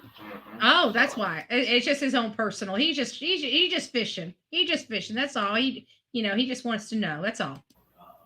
So you don't remember the last time that you had seen Crystal. How about when did you find out Crystal was missing? When do you remember finding out? Yeah, within a couple of days. How did you find out? I don't know if I saw it on TV or. Family didn't call him nothing. He just happened to be turning on, and Fox News rolled up and said, "Do-do-do-do. We have a breaking story coming in right now, and it is about a young lady by the name of Crystal Rogers that has been missing, and his ears and antennas just go up, and he pays attention. His mama didn't call him. His brother didn't call him. Nobody called him concerned about Crystal Rogers. That seems a little bizarre and odd behavior for an entire family, if you ask me. Yeah, I don't know. Just call me crazy. Many people do. I'm Bullhorn Betty. I really don't know. I mean, I don't know if Brooks had mentioned it or I saw it on TV. It was all over Facebook and everything.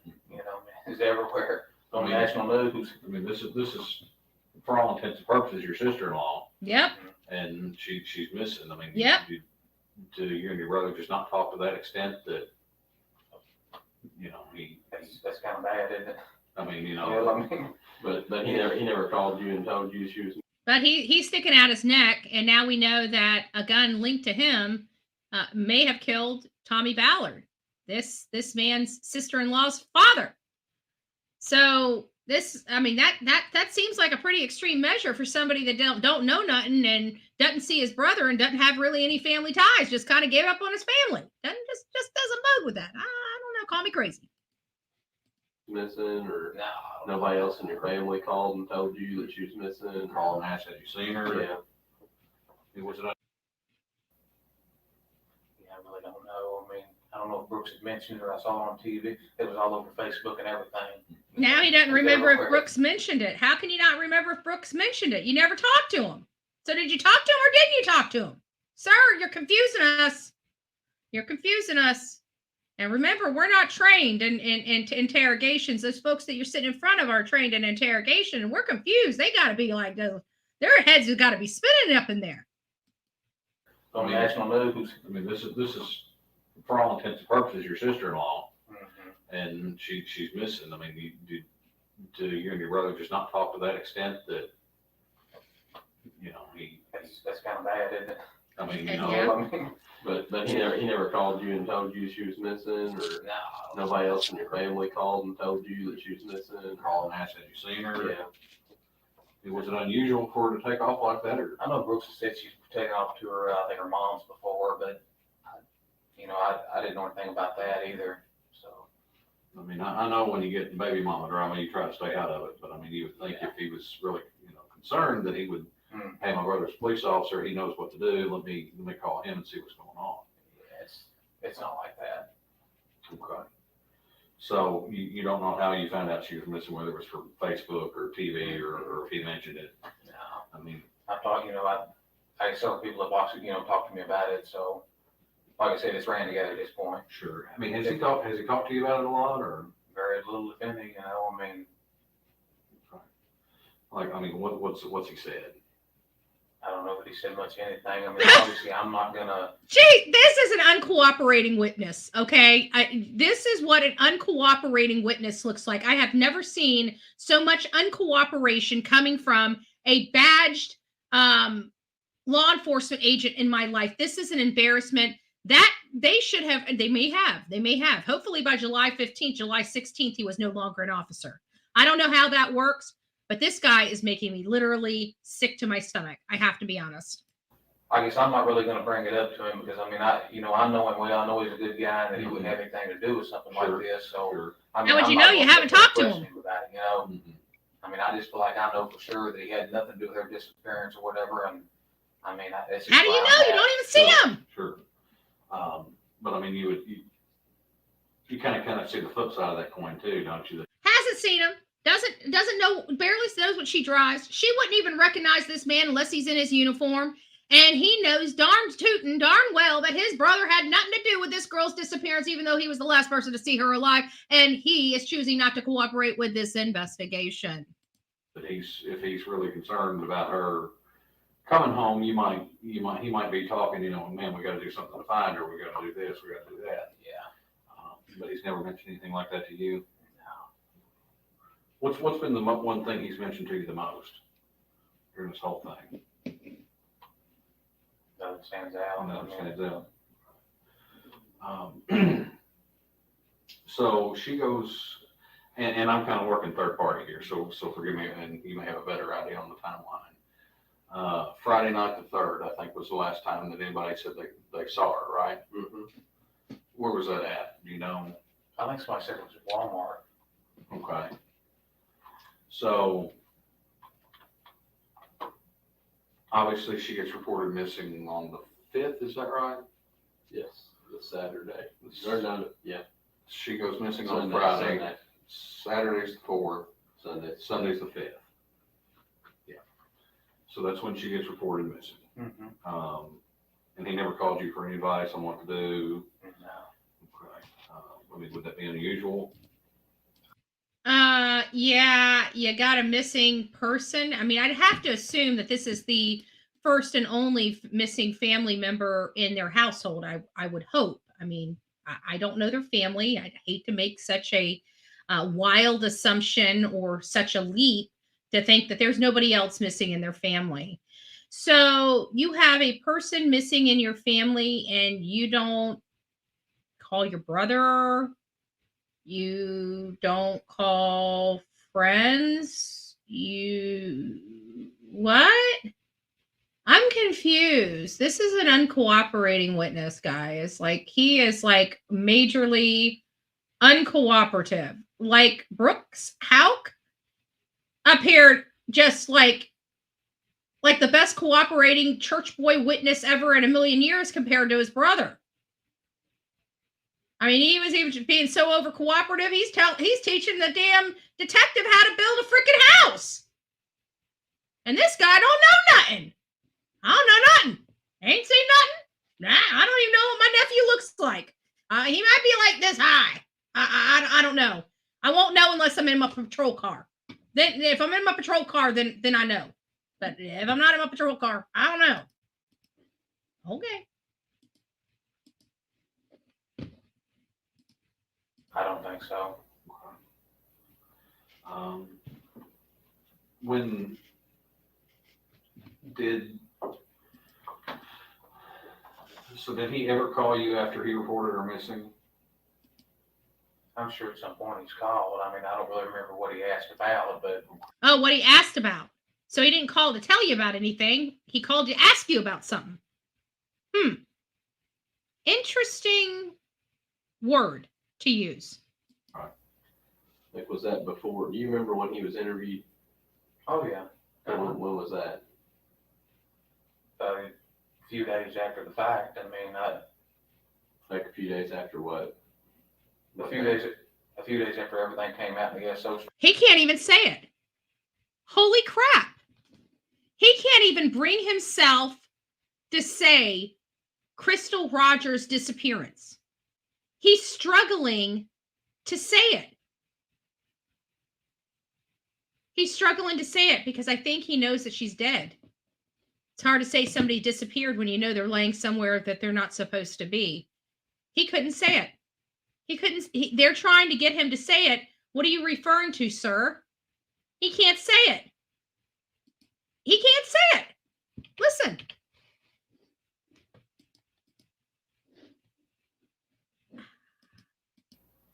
A few days after the fact. I mean, like a few days after what?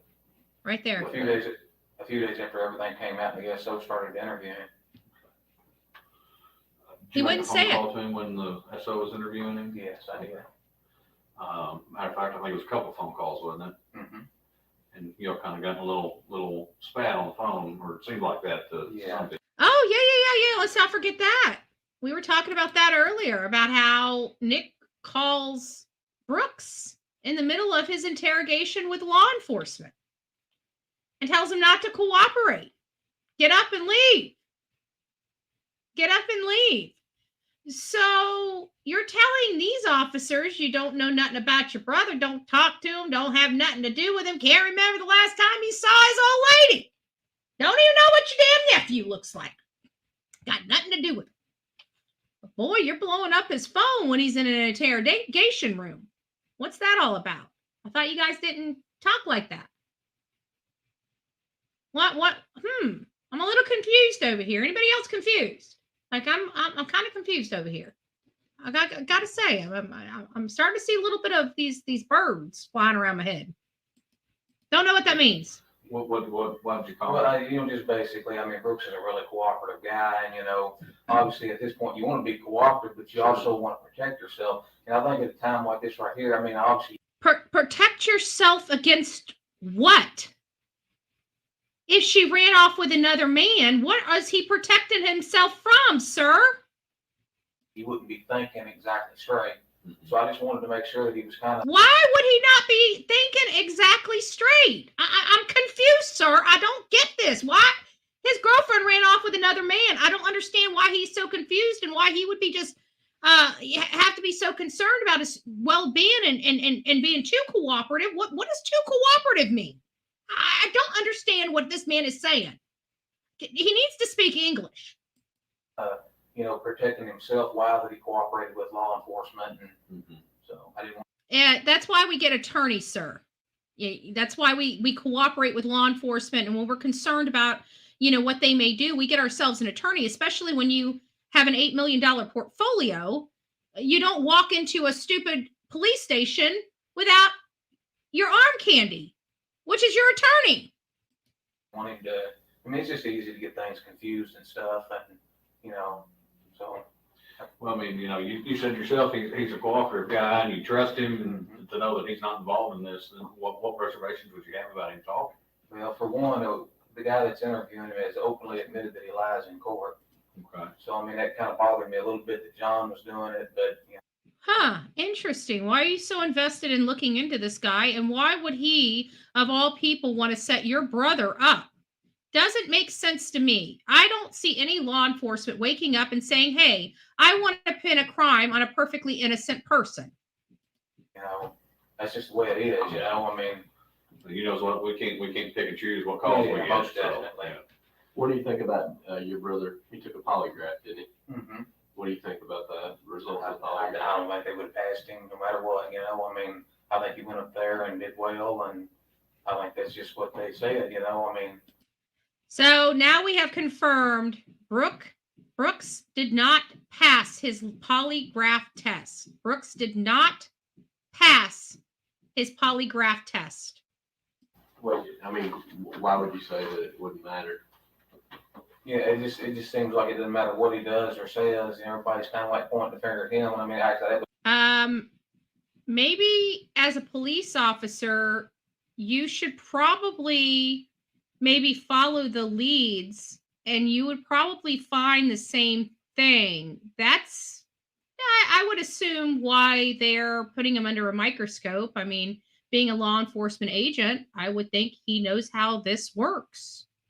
But call me stupid. could be natural, but, you know, I mean, it's just, at this point, it doesn't matter what he does, you know, he looks like the bad one, so that's the reason why I feel like. Oh, looks like the bad Well, one. and that's one of the things we did. We called and checked with our polygraphers because, I mean, I don't know what experience you've had with them. None, I mean, We use them all the time. And I'd put them up against any of them in the country. I mean, they're that good. So they're trying to educate this man that has had absolutely no experience whatsoever with polygraphs or whoever gives the polygraphs, the polygamer, polygamy.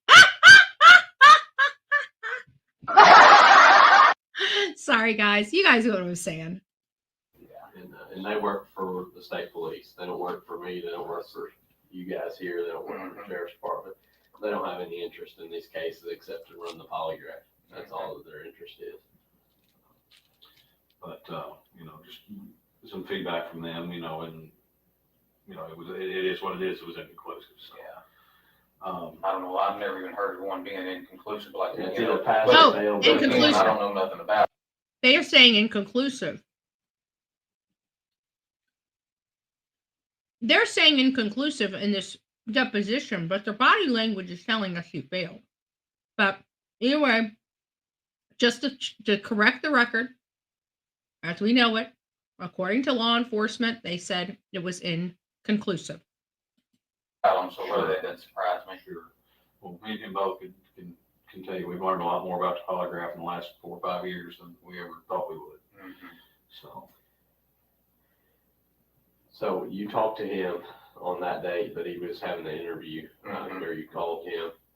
I think I called him once. I think the task force guys had his phone, and then at some point, I guess they gave him the phone back, and then I got a hold of him. But he'd been up here several hours. You know, it wasn't like I just interrupted right from the very beginning. I thought, what the hell are they doing? You know, I'm asking the same questions over and over. What are these guys doing? How did you? So it sounds like he was concerned to find out whether Brooks was arrested or not. Something's not right here. All of a sudden now he hasn't talked to his brother, has nothing to do with his brother, barely knows what his 3-year girlfriend relationship looks like. And now all of a sudden he's so much in his Kool-Aid, he is literally concerned about, knows exactly when he's coming up to the police station, but doesn't know nothing, right? Didn't get a phone call, didn't even know Crystal is missing. Seems blasé about that. But as soon as he knows that his brother's up at the police station, he's all up in his Kool-Aid. I don't believe him. I don't believe him. You know, I believe he's been all up in his Kool-Aid for some time. I believe this is a tight-knit family, and I believe they got each other's back. This bull hockey about him never seeing his brother, I call BS on. I'm going to call BS on. Come on now, that ain't even bullshit. That's horse shit. Absolutely. He'd been up here for several hours. I guess I think he called me. Okay, so he called you before and said, "Hey, I'm going to the PD. I'm getting ready to get Yeah, I interviewed." think, And what did you tell him at that point? I said, "We're going to be cooperative, you know. Say what you mean and mean what you say, and just, you know, do the best you can." That doesn't sound like what he said. And what did you say to him after when you said he'd been here for a couple hours? What was? I just asked him. I said, "What the hell's going on up there?" They asking the same questions over and over, trying to trip you up. What's the deal? And he said he was given a detailed statement or whatever. I said, "Well, that's fine. You know, just at a time like this, things are spinning. You know, just you got to protect yourself while you cooperate. Just kind of." Did you ever tell him to leave the interview? No, I didn't tell him to leave the interview. Did you ever tell him to seek? I'm pretty sure if I remember correctly, now it's hard because we didn't play that portion of the interview, but I think we can clearly almost hear his brother speaking. Like you can hear it through the speakers. I could be wrong, but I could have sworn we heard him say, and even his brother said he wants me to leave this interview.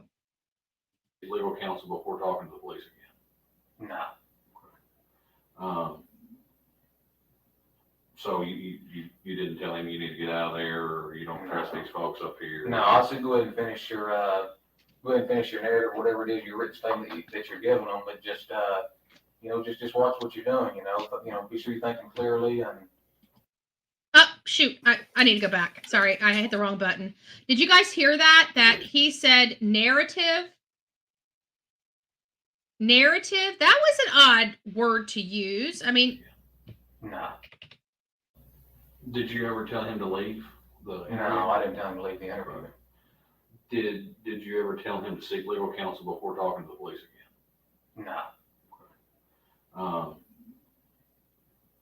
So you didn't tell him you need to get out of there, or you don't trust these folks up here? No, I said go ahead and finish your narrative, whatever it is. Your narrative. Odd thing to say. I mean, I hate when we get to the picking apart of what they truly meant, right? I do hate that. I hate that portion of it. But this is a trained law enforcement officer, so I'm paying especially close to detail of what he's saying and how he's saying it, because again, he's a trained officer, so he's trained in these deceptive tactics that are used, say, by criminals when he, as a street cop, needs to interview them on the run, or not like them running, but in the field. So he's trained. So I'm paying very close attention to the language he's using, and I just find some words he's using odd. I guess I think he did too. We need to get back and listen. Yeah. He did tell him to leave. That it was being set up. Yes. And I remember hearing that. But I couldn't remember. I almost remember we could hear the person on the other end of the phone speaking. But he made the statements himself after he got off the phone and said, my brother says I shouldn't be here, or something to that effect. We've got his interview too. We've already listened to it once, but this is the one interview I don't recall listening to. Is your written statement that you're giving them, but just just watch what you're doing.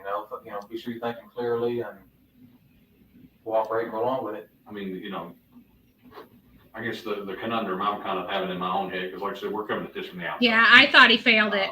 They were talking. He said vested interest in it. It seemed like they were trying to backpedal because he knew he failed, and the law enforcement is saying inconclusive. So I really believe that they were trying to keep something away from him. But I do believe he did fail that polygraph test. I do believe he did. Not inconclusive, failed. I just want to clarify that. But I don't know, because law enforcement is saying inconclusive. Do your own research. Determine the facts for yourself. One way or the other, because it's not our baby. But if he's to the point that you're worried about him thinking straight, don't you think he would be talking about it more to you or to your family members? Exactly. About, I wonder where she's at. I wonder what happened. Yeah, I think people deal with problems different ways. I mean, I can't psychoanalyze it. Sure. But just different people handle things different. And is this typically how he handles a stressful situation?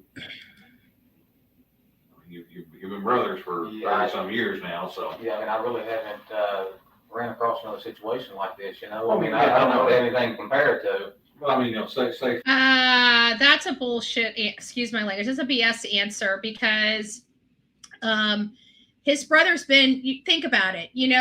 What's our worst day? What's the worst day we've had? It's the worst day we've had so far. So there's been meltdowns that come to this level, but don't come to this level. You know what I'm saying? Like, there were epic moments in your childhood where it felt like somebody had died and they acted that way. Let's be honest, right?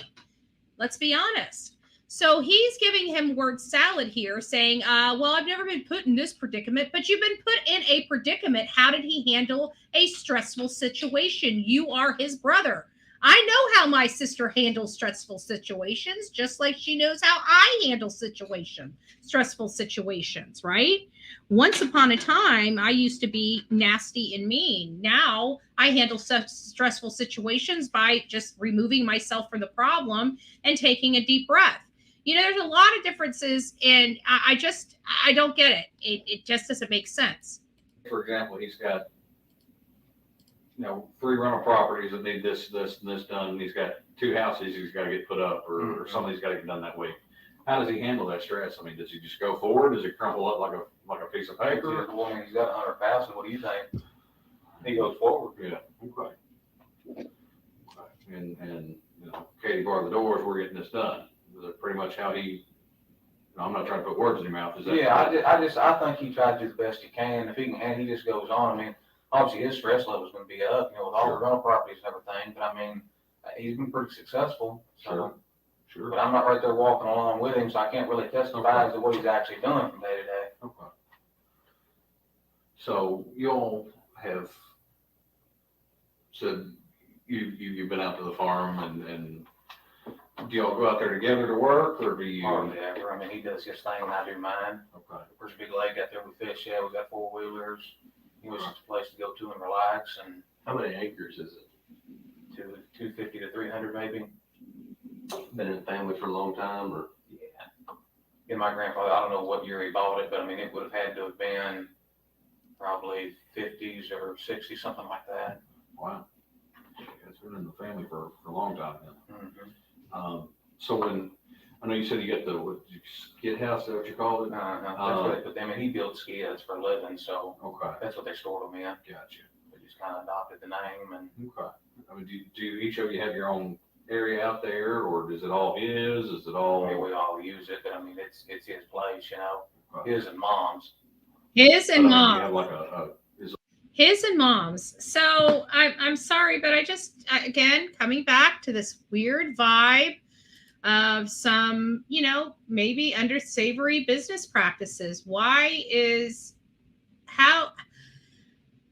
I know families where they have really, really rich, some families have really rich family members in them while the other families struggle. So, I understand that, but it just seems really odd that mom and son, one mom and one son have like all this wealth, all this power, all this prestige, and the other son had to close his business and become a police officer making $15.80 an hour. I don't get that. It seems like something's wrong. Why isn't he working at the businesses with his mom and brother? Seems like there's some kind of rift that he does not want to engage in. I'm just saying, it just seems that way to me.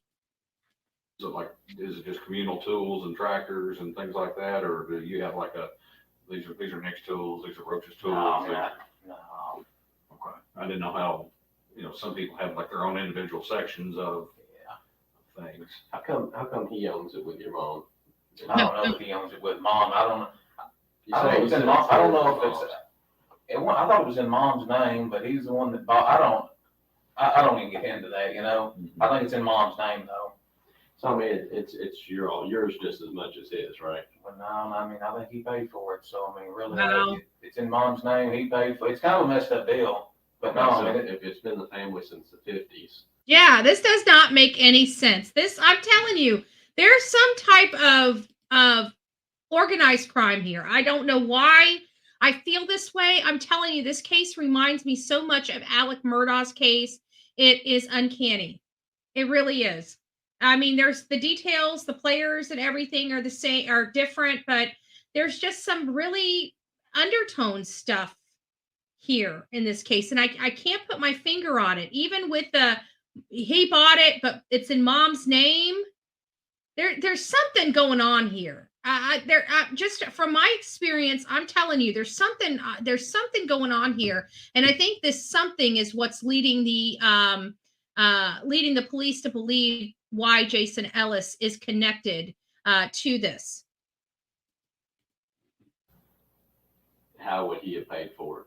Did he buy? he bought it. There's 12 or 13 brothers and sisters, Oh, and they sold the farm, and he bought it. okay. Okay, so he bought out the rest of the family. Yeah, Okay. he bought it.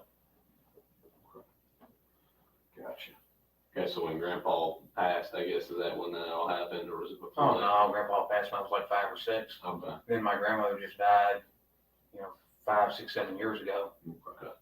So when she passed, then that's when Yes. he bought out the other brothers and Mhm. sisters. Okay, so he bought out the other brothers and sisters. But then if that's the case, why not put it in his name? Why is it in his mom's name? So when Because if you think about it, for all intents and purposes, he's got it. If you're looking at like estate planning, okay? Let me educate some folks, okay? when you're dealing with estate planning, you don't want to put assets in the eldest person's name. It causes problems. Even when you have wills and stuff like that, you still have to pay to transfer all that stuff over. It's a costly process. So, when you have millions of dollars, you're more inclined to put this stuff in trusts as opposed to elder family members' names. These people are well to do, so they've got to have some good attorneys. And I just don't see where,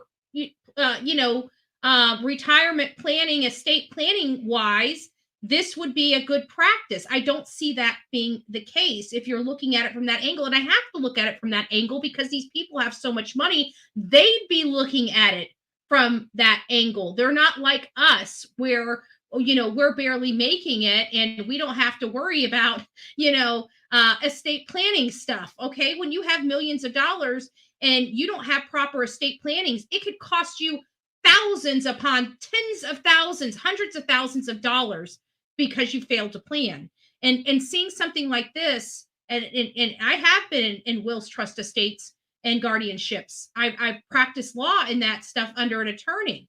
So, I'm looking at this as the clients that I dealt with would be looking at this, because the clients that I dealt with that would be looking like this were very much like Brooke the Houcks, to be honest with you. So I don't understand that from a legal, estate planning, all that kind of stuff lens. That doesn't make sense. It seems like there is some type of, there just seems something's amiss here. And I can't put my finger on it. It feels very organized crime-y. Grimy. When was the last time, I guess, you and him were out there together? We've been out there within the last couple weeks, we run into each other out there, he takes stuff out there, he's got a pile of stuff out there that, from his building sites, he'll pile it up out there instead of taking it to the landfill, and I guess where he's too tight to pay the landfill bill, but we run into each other, but we're both so busy, we just kind of pass, Well, you said within the last couple of weeks, would it have been before or after Crystal went missing? I've seen him out there after. After? Yeah. Okay. Do you specifically remember what day? I don't. Okay. There's a camera out there. It can be checked. Interesting about the camera, don't you think? It can be checked. Which camera? I'm interested in that camera. Who else is interested in this camera that's out there? I wonder if that's how they knew he moved a pile of wood. Or I wonder if it was just malfunctioned the day in question. I'm interested. Does anybody know about this camera? Well, if so, what do you know about it? I'm interested. I want to know. Do you drive your cruiser out there? Oh, yeah. Okay. So it's not uncommon for you to drive it out there? No, I use cruiser all the time. Chief wants us to, he wants us to use them off duty. That way it just kind of provides deterrence, and Chief loves that. Yep. Be seen. Oh, there's police everywhere. I understand. Yeah. Yeah. That's a kind of the same mentality we have from our commissioners. So, when you drive the cruiser out there, what are you going out there to do? Just hang out, or just ride the four-wheelers, hike? So you're not going out there to hook a trailer or anything to the back of your cruiser and tow back into town? All right. So you said within the last couple of weeks, and it was, so we can specifically say in the last week. Today's the 15th, and she was last seen on the 3rd. So between the 3rd and the 15th. Yeah. Oh, yeah. You've been out there with him. Did you go out there together? Did you meet him out there? No, I didn't. He was just happened to be out there. Okay. Did you talk to your mom? Were you at her house? Did y'all go out fishing? Did y'all go out check on cattle? What'd you do? Four-wheeler riding and cattle. I saw. So I feel like I need to back this up just a little bit, because I feel like I missed something here. So did I just hear them but say that she disappeared between the 3rd and today's the 15th? And so between now and then, between the day that she disappeared to today, how often have you been out there to your mom's house? And what did you do? So did I just hear that correctly? I'm going to rewind it just to make sure I didn't make a mistake. But if I heard what I just heard, he just told me that while this girl was missing, they're out there playing on four-wheelers and having a good time. Did I just hear that? I don't think I heard that. I had to misunderstood. I know I misunderstood. Let's go back 20 seconds. Let's go back 20 seconds. Let's see if I misunderstood.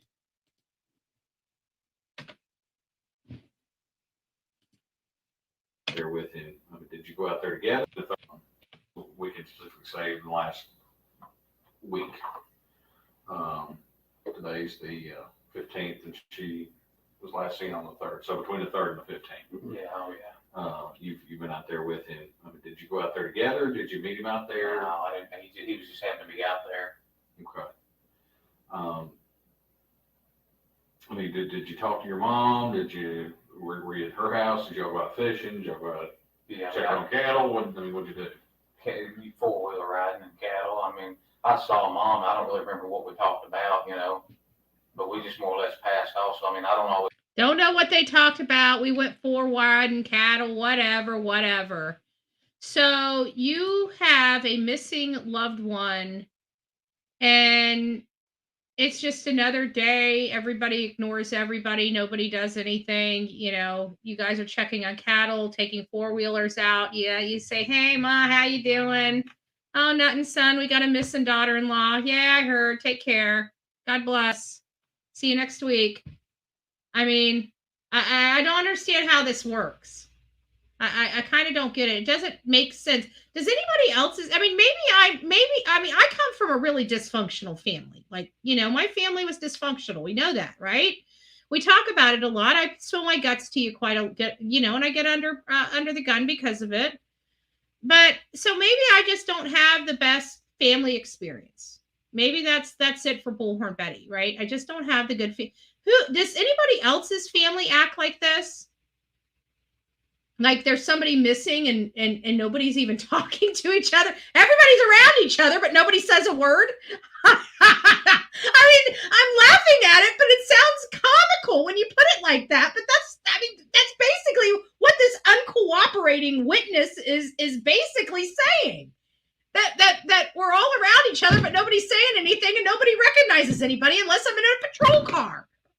I mean, what? I'm not lying over here. That's what they're saying. I can't make this stuff up. This is insane. We stopped the house. Okay. When you talked about, you said there's cameras out there. Hey, Brittany. Well, they said there's one right there at Patty and Lawrence's house. I mean, I don't think I said hi to you either, Wolf. Ballard Lane, the first house on the right, there's a camera on that house. Oh, okay. I thought you meant on the farm. No. Oh, there's a camera on the house, not on the farm. Oh, well, I'm glad they corrected it. So there's no footage of him moving wood unless he moved it in front of the camera across the street and around yonder. I guess, it's no secret that your cruiser was the chief asked you to bring it in. Yeah. You didn't ask me to bring anything to my house. Okay. Chief, holy smokes. Chief went to his house. Chief ain't playing.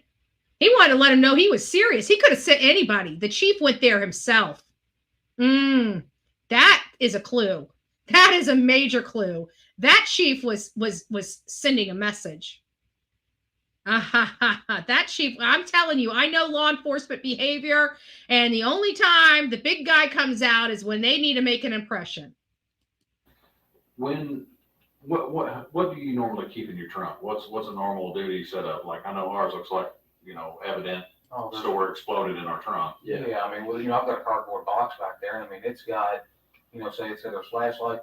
So we're obviously rechargeable flashlights in the car. There's many forms. There's a PBT, fire extinguisher. There's a department issued shotgun in the car. There's a bag up front with all kinds of stuff. I mean, There's a lot of stuff in those cars. You generally keep all that stuff in your trunk all the time. Some of it's in the trunk, some of it's up front in the seat. You know, all the forms I use every day would be up front. You know, I've got something that attaches to the passenger seat, and it's got all the forms, the accident report forms, and all the stuff I use every day. You take that car home with you. It's a take-home car. Yes. Nobody else uses it unless something was to come up. The only other person that's used that car is Tom Blair. It was issued to him first, and then it was passed down to me. But that's been a while back. Yeah. How long has that been, you think? That's been a couple of years. Let's go back. I want to hear that. A couple years. Hold on. There was a reason why they wanted to hear that. All the stuff I use every day. You take that car home with you. All the forms I use every day would be up front. You know, I've got something that attaches to the passenger seat, and it's got all the forms. Hey, Tammy, Cindy. Forms, and all the stuff I use every day. You take that You car Betty? home with you. It's a take-home car. Yes. Nobody else uses it unless something was to come up. The only person that's ever So nobody uses the car. They're establishing, you see how they're asking these questions? They're establishing certain facts so he can't later dispute them. So now he realizes what they're doing. He's going to be interjecting. It sounds like somebody else, the only person that could have, but it's going to be an insignificant person. the only other person that's used that car is Tom Blair. It was issued to him first, and then it was passed down to me. But So, like I said, an insignificant person. a while back. Yeah. How long has that been, you think? That's been a couple of years. So you've been the only one that's driven it in the last couple of years? Oh, yeah. Do y'all have stop sticks or anything, stingers? I don't. I mean, there's some units do. So what you keep in the trunk is a cardboard box with some extra stuff in it, fire extinguisher, Hats, just rain jackets. hats, rain jackets. I mean, I could sit here and try to tell you every item. I probably could come up with half of them. When they took your car, when the PD took your car from your house, what was in the trunk then? There must be something in the trunk because they're wanting him to say what was in the trunk. They need him to say it out of his mouth to establish the fact. So they're leading him into this answer. He knows there's something in that trunk that they need him to say. Well, it's this morning grand jury came up with just all the stuff I just told you. Now he's talking about a grand jury. He won't answer the question. He won't answer the question. Your car, when the PD took your car from your house, what was in the trunk then? Well, it's this morning grand jury came up with just all the stuff I just told you. But there was also one other thing I can remember that was there was I don't know, just a regular blanket for moving. You know, where I'm. Oh, just a regular blanket from. Why is there a moving blanket in a patrol car? Moved from 104 Glenview Drive to where I'm at now. I took the blanket that was there and I just put it between furniture to keep it from marring up the finish on it. It went down the road. I guess it was going to jingle around and. In the trunk of your cruiser? You had furniture in the trunk? No, I didn't. No. Oh, that's what he said. That's what he said. What I did, I got the blanket at the farm. I used it, and then I was going to take. There's something with that blanket. There's something with that blanket because he's awfully defensive about that blanket. He's nervous. He's over explaining. What is up with this blanket? In the trunk of your cruiser? You had furniture in the trunk? No, I didn't. No, what I did, I got the blanket at the farm. I used it, and then I was going to take it back in a few days. I forgot about it, so it's sitting there in the trunk, But no, I used my trailer and truck. Okay. So instead of putting in. So why did he? Yeah, I know that's going to be the next question. I can hear him gearing up for it. Why didn't you just throw it in your truck? Why is it in the cruiser? Like this guy, he's jammed up now, guys. At Unicorn, Indiana, maybe there's something on that blanket that he needs to put back out there on the farm that he has in his possession. Something or gunpowder residue. It could or hair. Yeah, something. There's something. They needed him to say the blanket. They needed him to have the blanket come out of his mouth, and now they're making him explain the blanket, and he's doing a terrible job. There's something with that blanket. That blanket is key. There's something with that blanket, guys. In the truck, you put it in the trunk of the cruiser, though? Yeah, I was going to return it back out there, so I just put it in the trunk, and then when I was out there, I was just going to return it. Something is he? Just not never get around to it. I didn't. Where you said you got it from the farm? Where specifically did you get it from? The skid house. There's several. Skid house. That's what they keep saying. It's what he keeps saying. So I wonder if that blanket might have something to do with Tommy and not, because he's the one that's kind of being accused of the Tommy Ballard situation. I wonder if it has gunshot residue on it. You know, like that blue. Remember the blue tarp thingy in the Alec Murdaugh case where everybody was trying to find, you know, this blue tarpy thing where he came in the house with it and he was carrying it really odd. She said he was carrying it like this, like there was a gun in it, like over his arms instead of like wrapped up, like, you know, I don't know. It seems, and that particular item had gunshot residue on it. And maybe that, I don't know. I mean, we're just theorizing here. I mean, this is not factual information for those folks that are just coming in here. We're just kind of theorizing based on what we're seeing as we're seeing it. We're just kind of reaction and commentary at the moment. Unicorn to be a cop. He's sex questioning. No, actually, he's pretty clever at answering every question without answering every question. I think, I don't think he sucks at this. I think he's doing a pretty good job at not doing anything at all, if you ask me. And trust me, it takes some work to do all that. Have you listened to the podcast called Bardstown? No, I haven't. I haven't watched. They also have a documentary out. I haven't watched that either. They were telling me in here to watch that hopefully it's on Amazon, but we'll figure it out. But no, I haven't heard the Bardstown podcast either. I got to watch both of those. No, this was during the Crystal case. Yes, it had gunpowder residue. Izzy says, Brittany, yes, it is very good podcast to listen to. Yes, this was for her dad. Oh. Down there. We're at. Yeah, you're right, because this is just a few minutes after. You're right.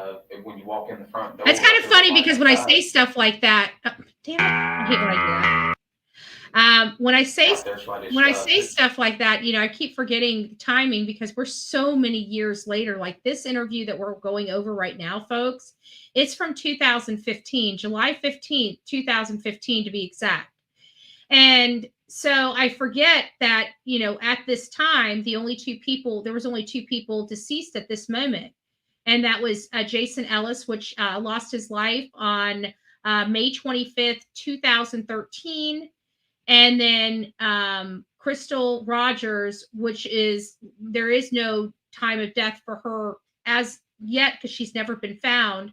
But it's perceived to be between July 3rd and July 5th. I personally believe her date of death is July 3rd.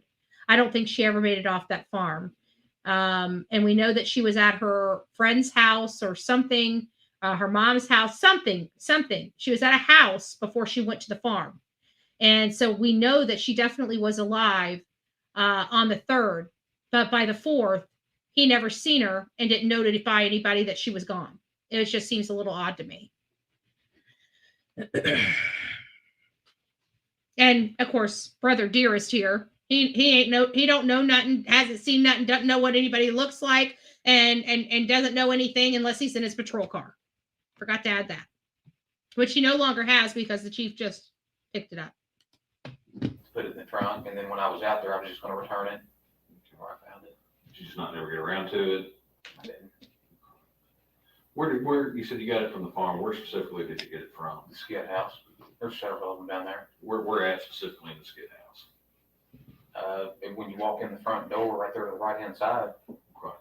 Do the other blankets look just like that blanket? Mm-hmm.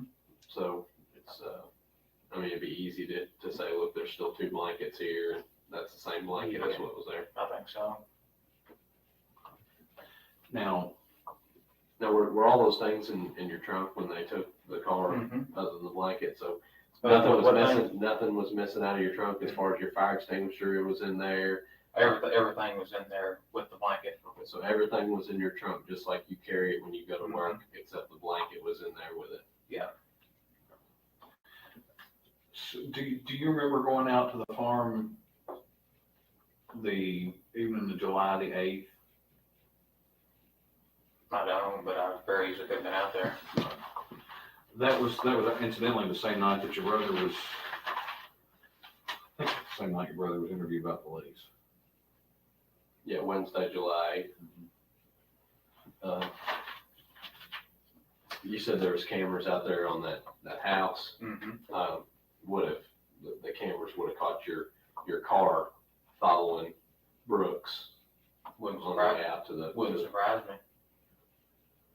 But you said generally, you would just go out to the farm and you would just meet him there. On this occasion, you all both. Well, usually I don't meet him there. I mean, he's just out there doing his own thing, and then I go out there and do my own thing. I mean, well, if that's what happened that night, it would have been just perfect timing that you were following right behind him, that you just so happened to meet him at the farm. I see what you're saying. Right.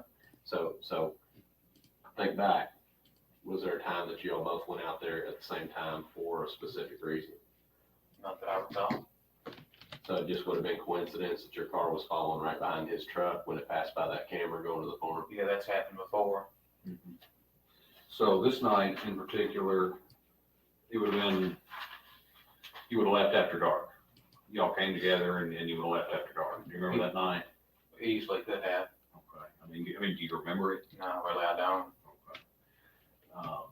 Do you remember, were you all in the skid house? Were you at your mom's talking?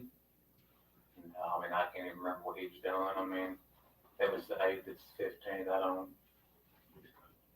Do you remember being out there with him at the farm that evening? I think I remember seeing him out there. Okay, so you didn't.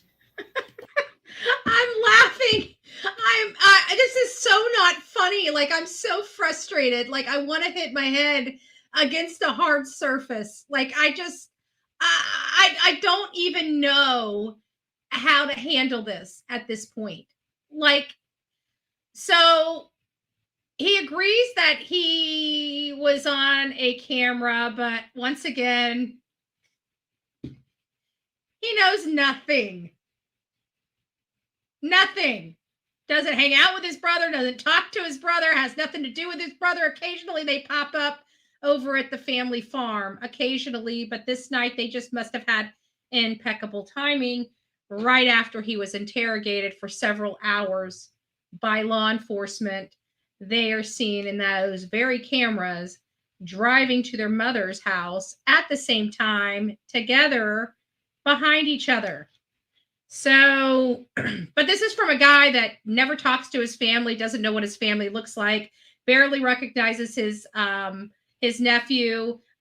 His sister-in-law doesn't recognize him unless he's in a car. He knows nothing, doesn't know his own family, but manages to remember where they live and go out there several times a week, but doesn't talk to anybody. And if he does, he can't remember what he says. Got it. I think I got it.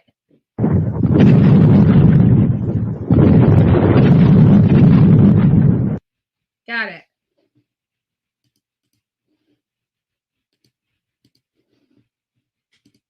You're saying you didn't intentionally follow him out there, and did you all leave? Do you remember leaving together?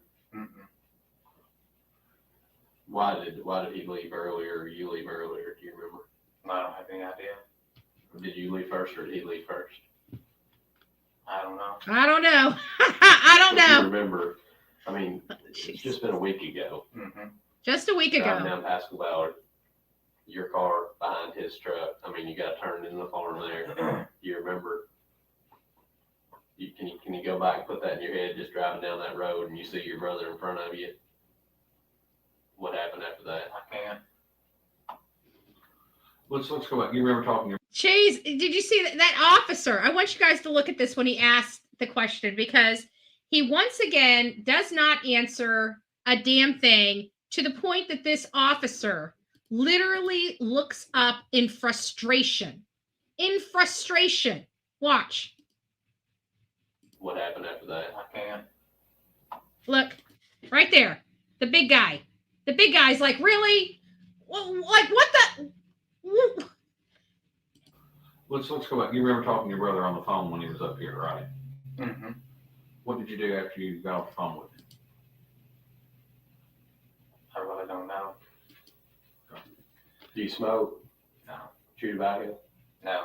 Drink? Nope. No. Drink coffee? Nope. You don't have any fun, do you? What's that? Not much. Working all the time, like, I understand that completely. So it would possible that y'all were out at the farm together that night, you just don't remember specifically. I don't remember from a week ago. Did you work on the 8th? It just seems Last this week. is another thing that just seems really odd to me. You would think that if you haven't seen your family and you don't see your family very often, so much you don't even recognize your own grandson, your sister-in-law wouldn't recognize you unless you're in a uniform. You get my drift. So you don't see him. So you think that the little bit of times that you would be going out to a family home, you would seem like it would be memorable because you're not there all the time, right? You're there once in a while. Well, once in a while would imply you were there one time in a 7-day period at the most, and you can't even remember what time you got there. You can't remember that it was the same day that you were calling your brother and telling him to get the F out of the interrogation room.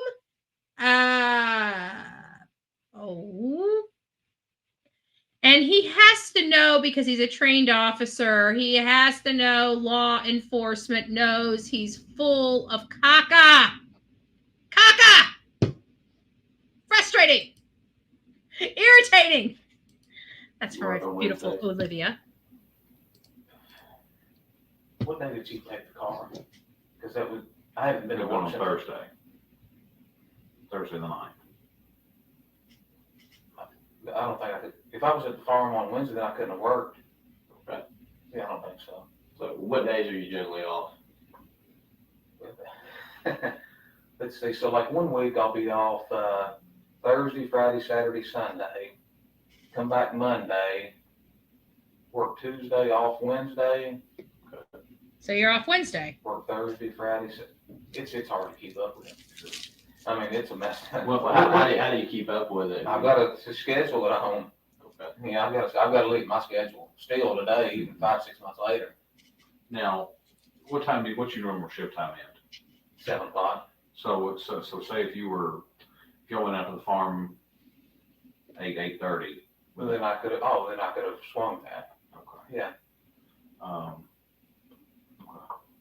So it's safe to say that if you were driving your cruiser out to the farm, you weren't working.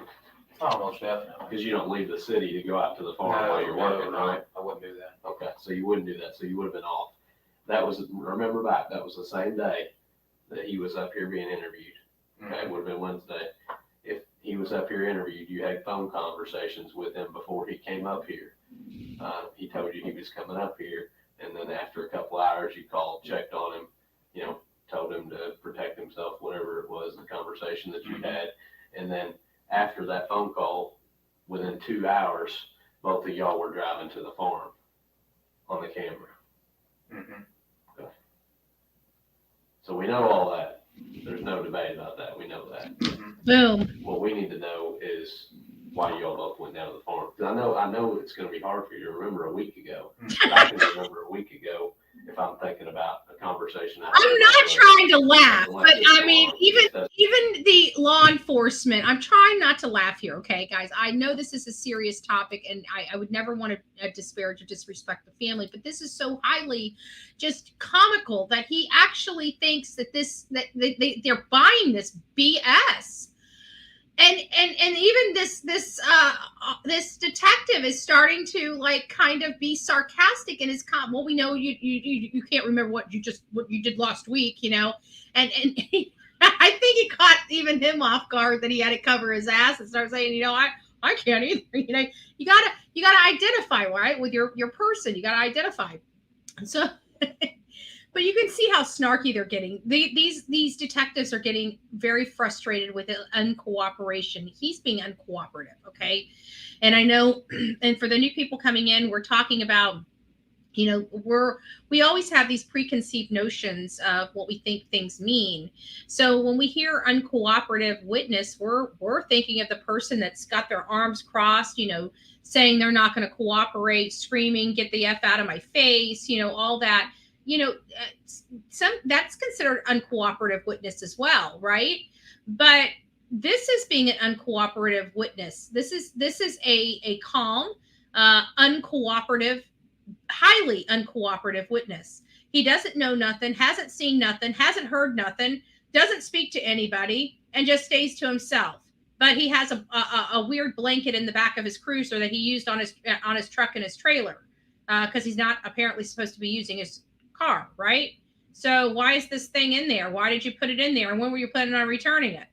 You know, so it there's something with that blanket, and I think he had a hand in something. He's going to be charged next. I really do. I think they're trying to figure out whether to charge him in Crystal's case or Tommy Ballard's case, or whether to bring them both. I don't know. I'm just assuming.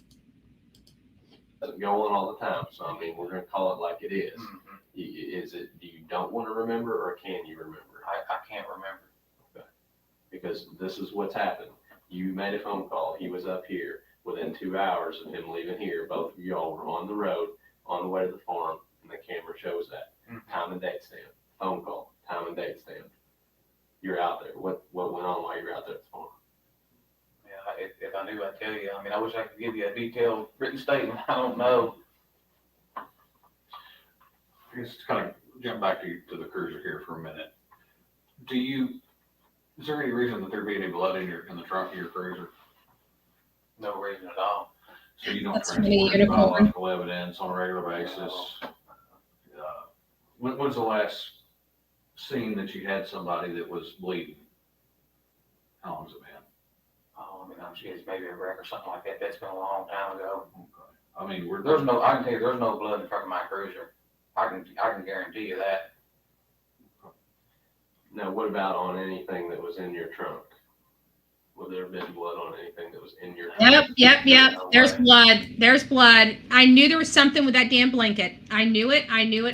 They're walking us in that there must have been some type of fluid. Whoever said fluid, body fluid, blood, you guys were probably spot on the money, because there was a reason why they had to have him say the blanket was in his police cruiser. And like I said, when the chief comes to your house, they got lieutenants, they've got all kinds, sergeants. They've got a lot of people under a police chief to handle business, even with their other officers. So for the police chief to go to his house to personally pick up his cruiser, he's in some hefty doo-doo. I will tell you that, based upon my experience. Absolutely none. Now, what about the blanket that was in your trunk? No way. And you picked up that blanket when? Don't know exactly. It was Estimate. 2, 3, 4 days after, they filed the missing person report. Okay, so a couple days after they filed the missing persons report is when you picked up that blanket, used it to haul the stuff, then put it back into your cruiser. I think so. I think so. Jesus. So that would have been, how many days you think the blanket was in your cruiser trunk before? Warning, bullshit alert. I hate to even put a number on it. I mean, I really don't know. 1, 2, 3, 10. How many things? I'm not even put a number on it. I can't, But do you know for a fact it was after they filed the missing persons report that you picked that blanket up? I don't even know that for a fact. Well, when did you move the furniture? I've got a dozen rental properties. Oh, good Lord. The garage over there for 2, 3 weeks now. I've got the garage where? 104 Glenview Drive.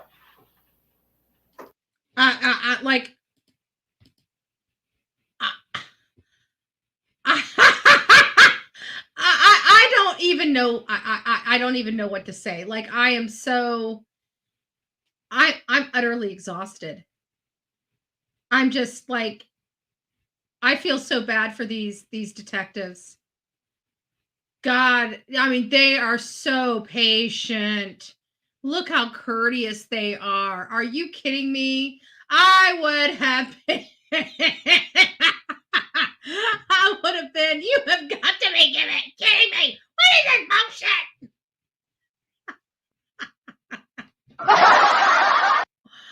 I can't. Like, I can't go on. I can't go on.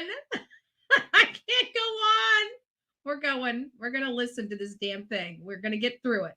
We're all going to get through this together. I just want to tell you, we are going to be opening up our emotional support live after this. Okay. We're going to need it.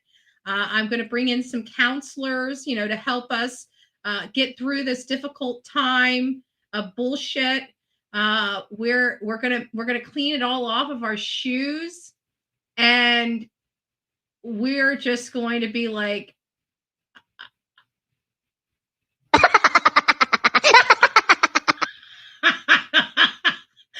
about right. Because I feel like I'm gonna need a padded room after this.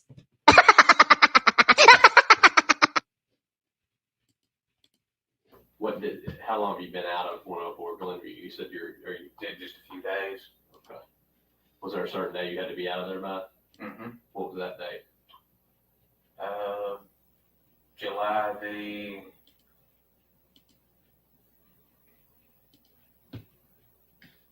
I wish I could get the exact date. Jeez, you can't give us an exact date. Maybe what they just need to do, good Lord, maybe they just need to start with today, okay? They just need to say, okay, you got here at this time. Let's work backwards.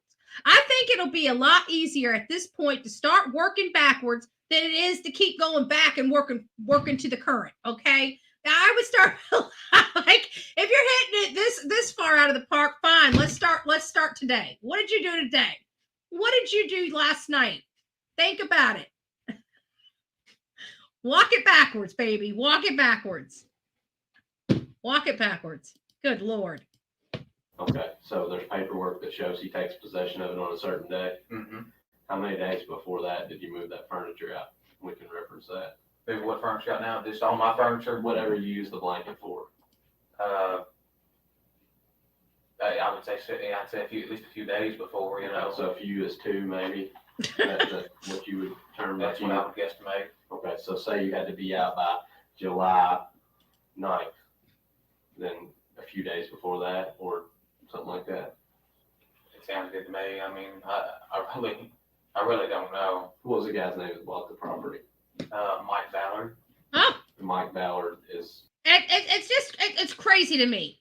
He doesn't know nothing. You ask him who bought the property. I was expecting him. I have to be honest. I was expecting to say, I don't know. I was getting ready to say it right along with him. And he says, Michael Ballard. And I'm thinking, but you know that?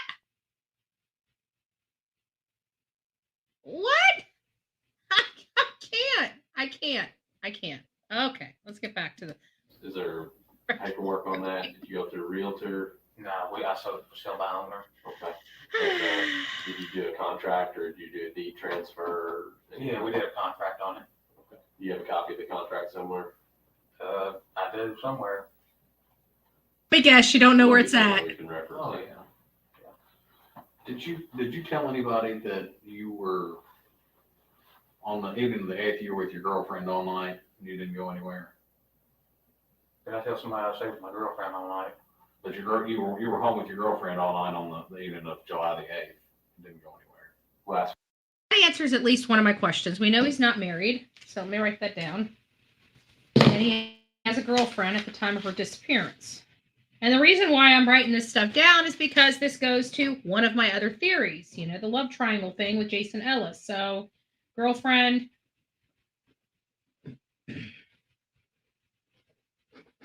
no wife. That doesn't just determine whether he's divorced or not. Do we know if he's ever been divorced, ever been married? I'm interested in that. All right, let's keep going. It's Wednesday, no, I don't remember that. Okay. Who have you talked to about this so far? I mean, obviously, we're talking right now. Just the people at the grand jury. That's the only other person you've talked to about this investigation. So do you guys believe him? Okay, like I don't believe anything that comes out of this man's mouth. Like he's toast. Like even on trial, he's toast. He's unbelievable. Nobody's gonna believe he doesn't know nothing. Okay, and then the like nobody's gonna believe he talked to absolute nobody before the grand jury. I'm sorry. I'm a close to the chest kind of gal. Okay, in a situation that's hot like this, or legal, I'm a very close to the chest kind of gal. I don't really show my hand to anyone. Okay, but don't think that their people don't know that something's not going on. That I don't fill them in on a little bit, right? This idea that this guy hasn't talked to nobody about nothing, doesn't know nothing, hasn't seen nothing, doesn't know what his nephew looks like. Sister-in-law wouldn't recognize him unless he's in his patrol car, and his chief took his patrol car, so now nobody knows nothing. And he didn't talk to anybody before the grand jury. Like, I wish I had the other phone hooked up, because I want to go wah, wah, wah. Right? Liar, liar. Pants on fire. Who is believing this crap? Who is believing this crap? Let's just take a few moments here. We've got a missing person. A 2-year-old out of Virginia Beach, Surrey.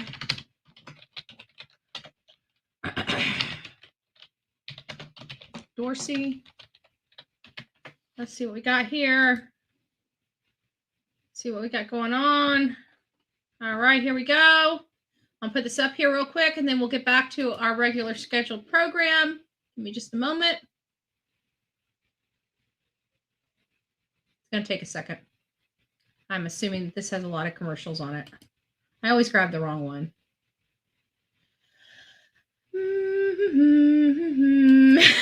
While we wait till, there we go. While we wait for it to catch up. Virginia Beach, so here it is. There is the estranged father. There is the beautiful girl. Guys, we've had other cases like this where fathers or father figures have taken the girls, and it wasn't in a loving way. It wasn't in a disgusting way, but it wasn't a very, very bad way, and they didn't make it back, and we still have to be very, very cautious because we don't know what's going on. But let me just read this. Hopefully this will clarify some information. We're just finding out about this, but this says December 9th. Is that today? Yeah, December 9th, updated at 4:30. This is out of Virginia Beach, Virginia.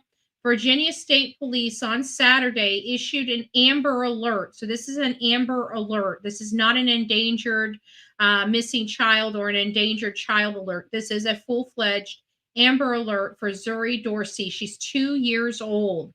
Virginia Beach Police said Dorsey's estranged father, DeAndre Alante Dorsey, abducted her from her bed in her home at 1300 block of Sapphire Drive on December 9th. Police say Zuri is believed to be in extreme danger. Extreme danger, guys. They are saying that she's in extreme danger. This is not a friendly parent, according to what we're hearing here. This is not a friendly parent. It sounds like she's in extreme danger. We need to have all hands on deck.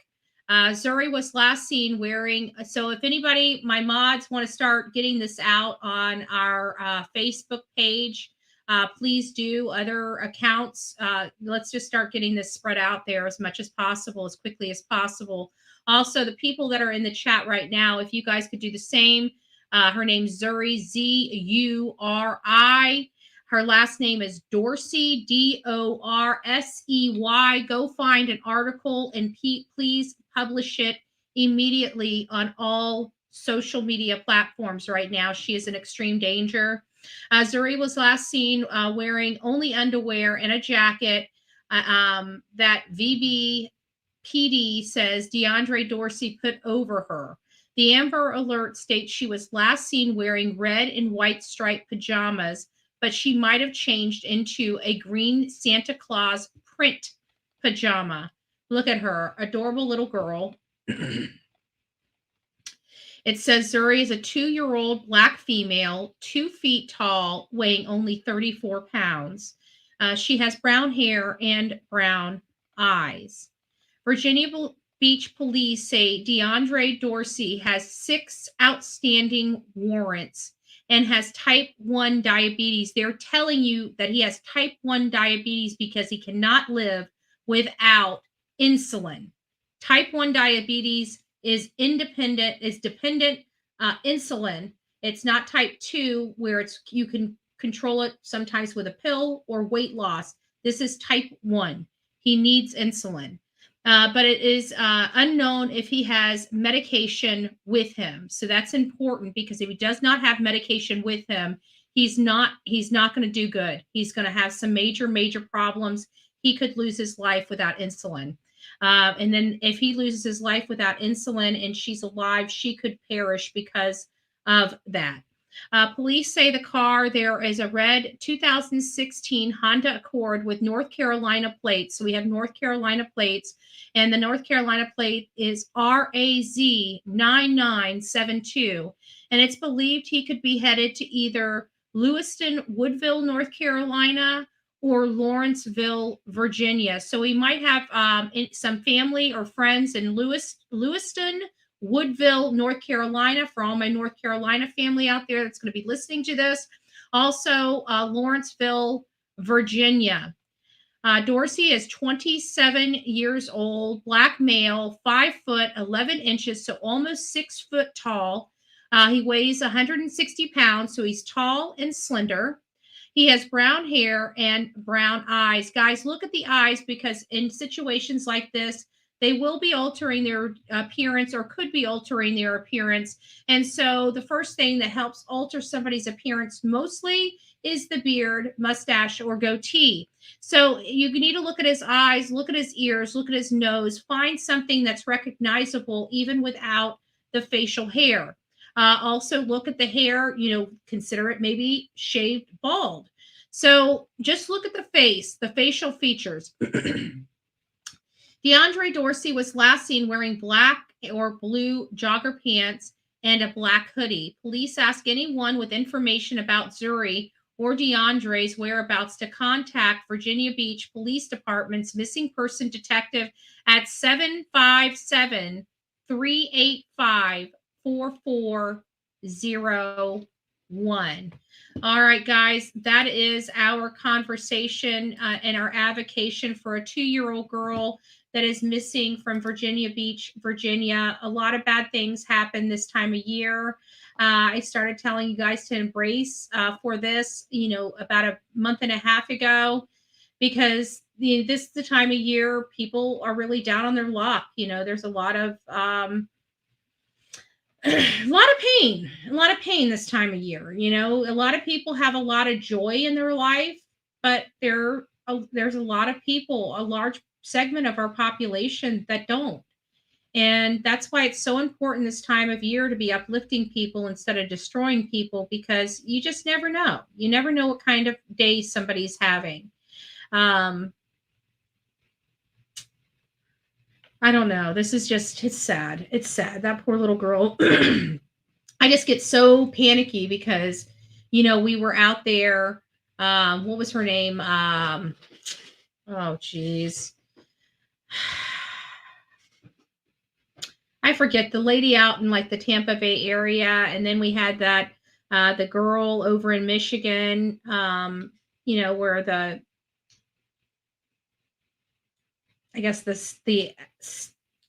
ex-boyfriend came and AR'd the mom and then took the little girl, Winter Smith. I don't know. That's what I get so concerned about, because when they said extreme danger, that's the first thing that popped into my head, was that beautiful little baby's face. And I just remember, it's just so sad. It's hard to think about. So we just want to get her name and stuff out there. So please pass her around wherever you can, however you can. Thank you, guys. Thank you. The grand jurors and us 3 people in this room. Yeah, very little with Chief. I mean, Did you talk about it with your girlfriend? very little. I mean, like I said, we didn't really hang out with Crystal or anything, so I mean, I haven't went into any detail with her. Well, I mean, is she? I know the typical woman is gonna ask 10 million questions around something big that you were. I mean, we're both married, we know how our wives. Point. Sorry, I didn't realize my microphone wasn't up there. That's a point. You know, you got girlfriends. They ask a bunch of questions. Okay, let's be honest. Like I'm like a tomboy type of girlfriend. I really don't. I'm not up in your Kool-Aid. You know what I'm saying? I just like respect and knowing where you're at, right? But I'm not up in your Kool-Aid. And I gotta say that if something big was surrounding somebody I was seeing or dating, I would definitely be asking a whole mess of questions because I'm just a curious person. I don't know if that has anything to do with being female or not. But yeah, if there's another female like in our family that's missing, I'm gonna have like a million questions. I'm just saying, I'm gonna have a million questions. What do you know? How do you know it? Even if I wasn't in true crime, I'd have a million questions. I don't know if that's because I'm female, but I'd have a million questions. Azar. What about this? What about this? What about that? Amber's really not like that. Not like that. Okay. Do you talk to any of the other officers here? I mean, y'all are obviously I've been off work. He just put me on paid leave or administrative. I mean, did he tell you not to talk to anybody about the investigation, or is it just, do you not socialize with a whole lot of people from work outside of work? Or? No, I don't see a lot of them at work. I know, with us, the guys that we work with, we're talking on the phone all the time. We're real social with each other. Is that just not the case here? I haven't talked to anybody about it. But just in general, I mean, are you social with the guys you work with, like Jason Ellis? Did you talk to him a lot when you worked with him? Well, yeah, I talked to all the guys, but Sorry, they're specifically asking about Jason Ellis. I think the connections with him. I don't know why, but I think the connections with him. And what if, we keep thinking about that blanket being connected with Crystal? What if that blanket's been in the back of his car longer than we think? What if the blood in that blanket is actually Steven Ellis's blood as opposed to Crystal's? I mean, it's just a thought. We don't know. We don't know if there's any blood on it at all. We just know that law enforcement is very focused on that blanket and staying laser focused on his involvement with Jason Ellis. I'm seeing that as an observation. It doesn't seem like they're bringing Jason Ellis's name up very often. They had it at the beginning, where he was talking about who he worked with from that 4 p.m. to 2 a.m. shift, and Jason Ellis was brought up at there. And this one, they kind of brought his name up themselves. So it seems like they're leaning into him just very slightly on what he may know about Jason Ellis. And very, very slightly. Like they're not leaning. They're just, kind of prying. And I'm interested. I'm interested in this. It's not like we hang out on the weekends together or anything like that. So. But when you're here at work, you talk about stuff. Most definitely. Any of the officers or anybody come and approach you and ask you questions about the case? Knowing that you're kind of close to the family. They haven't asked. And you haven't talked to your brother about this case? I haven't. With very little to nothing. So I mean, how did the conversation go when he called you and said, "I'm on my way up here to the PD to be interviewed"? I can't remember how he stated it. He just said they were going to interview him. That may have been like his second interview. Did he seem nervous? Was he scared? Was he asking for advice? Was he confiding in you? Like, what was he? Brooks, the same old Brooks. I mean, if you don't talk that much generally, and your brother calls you, there's got to be some reason he's calling you. He calls me from time to time. It's not like we just completely ignore one another, but we don't just hang out. See, they're leaning in on him a little bit, and he's having to open up a little bit more. Nobody believes that he's not talking to his brother like he was alleging at the beginning. He was acting like he didn't see them. I mean, it's only been a week, and he can't even remember what he did last week. I think at this point it was she disappeared on. So this is the 15th. So it's only been 10 days. He can't remember nothing in 10 days. Literally nothing except the person that purchased the property. This is just so highly. I see why he lost his job. I mean, he absolutely is lying through his teeth all the time. But if he called you, that day, what did he say? I have no idea. I mean, you're the only one that was on the phone line with him that time, right? Just you and him. No, there wasn't anybody else. It wasn't a three-way call. It was his phone calling you. Mm-hmm. And you can't remember anything that was said at all. He didn't say, hey, is there something I should do? Should I wear a nice shirt? Should Brooks got come. Should I fix my hair?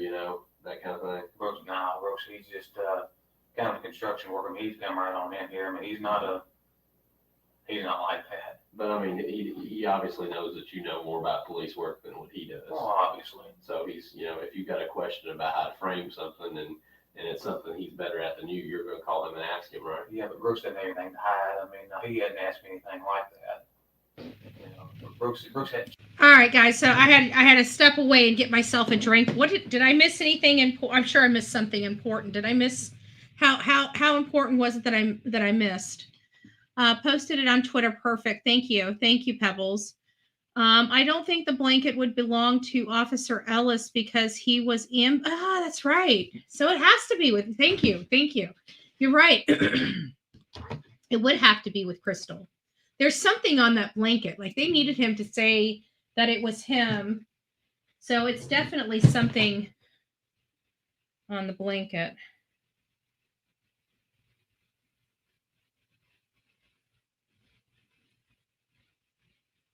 Hold on a second.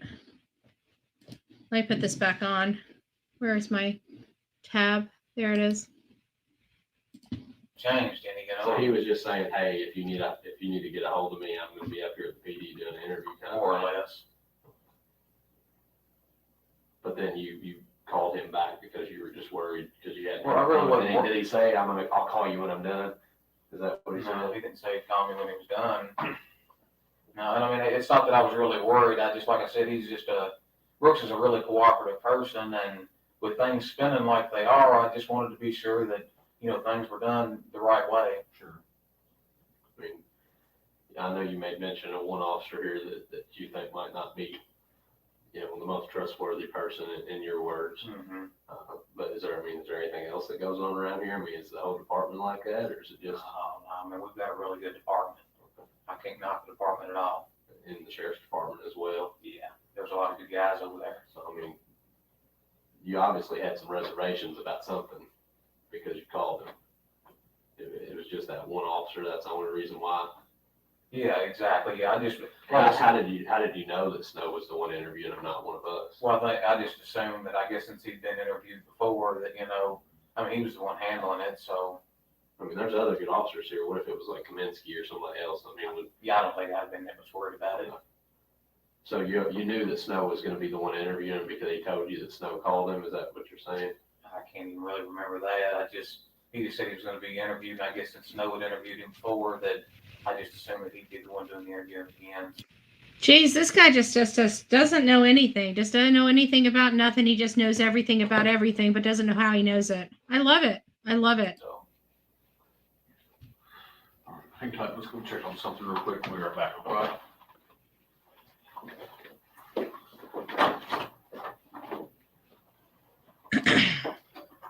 All right. Yeah, we're going to break here. We're just going to pause it. We know that they're going away for a second, but we're going to pause it just for a second. Holy smokes. Like, that is, like, just absolutely nuts. That is absolutely insane.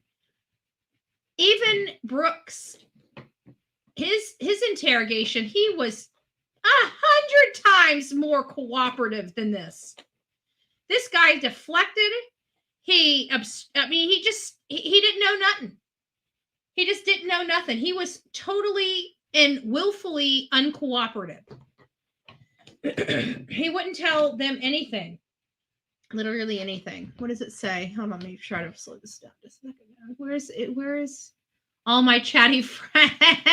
Nobody knows we're on this. Well, some of them know, but I've already ran. I don't even know how many times I ran on this channel today, but I think this is like back to back. I ran twice today. So sometimes it throttles the video, especially for new accounts, which this is. So it just might be that people don't even know that we're here. I posted it. I've been trying to post it on all social media platforms. So if you guys aren't following the Bullhorn Betty True Crime channel on YouTube, or not YouTube, Facebook, you probably will want to join that. And also Twitter. I've been keeping everything up to date on Twitter, and my handle there is Bullhorn Betty, and it's at American Law 411.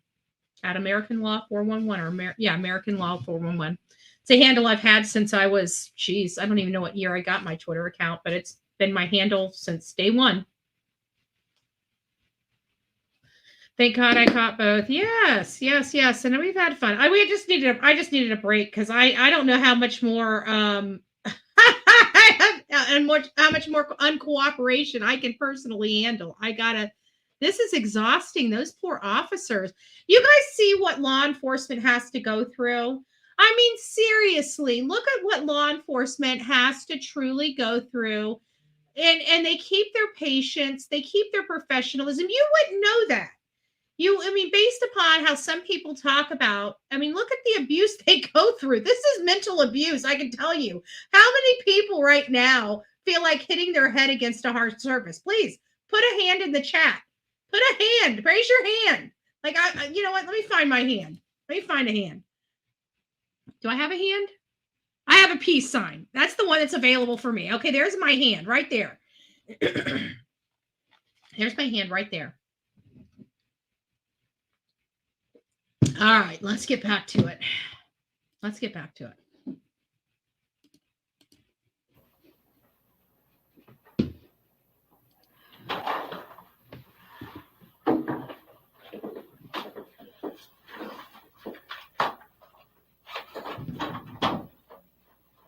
All right. Yeah, we need to go over a couple of things. Okay. Let's a couple of things we want to just touch on here. The 10th, which would have been this past Friday. The day after they came to their car. Okay. About 8:30 p.m. that night, Brooks was, Keith Rogers was over at Brooks' house getting some clothes for the kids. Mm-hmm.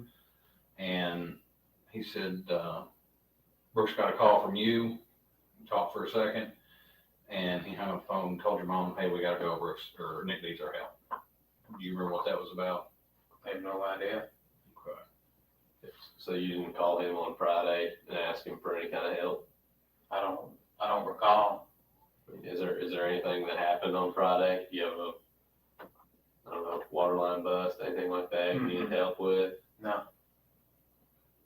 You remember him coming over on Friday, just this past Friday, a couple days ago? I don't.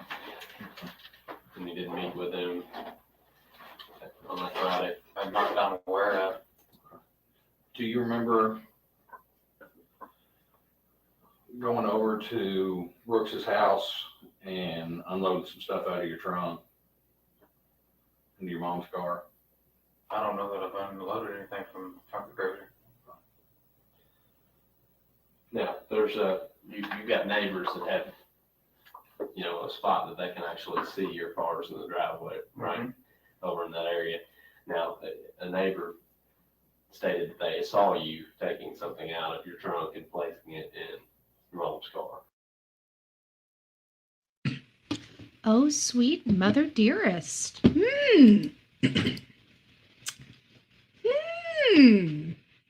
Mother dearest, mother dearest, mother dearest. What could that have been? Was mommy helping dispose of evidence? I'd hate to allege something. Hate to allege it. Interesting. That didn't happen. Nothing. I mean, you didn't even take a fire extinguisher out or anything. Nope. Okay. Where would the fire extinguisher be if it wasn't in your trunk when they took your car? Should have been in the trunk of the car. I don't think it is it? I don't think there's a fire extinguisher back there. Nothing would be in your mom's car out of your police cruiser right now if we went and popped it. You know, if we went and looked, if she let us. Not a thing. I don't know. It seems like they're getting somewhere with this. So apparently something that belongs in his patrol car might be in Mafia Mommy's car, Mommy Dearest's car. So going back to the Friday night, would there be anything on your phone or your phone records that would show a call between you and Brooks at 8:30 p.m. on Friday? Your guess is as good as mine. You want welcome to check it. So do you have your phone with you? Mm-mm. Okay. Where's it? Is it home? It is. Okay. Would you be willing to let us download it? Put it on the cell right?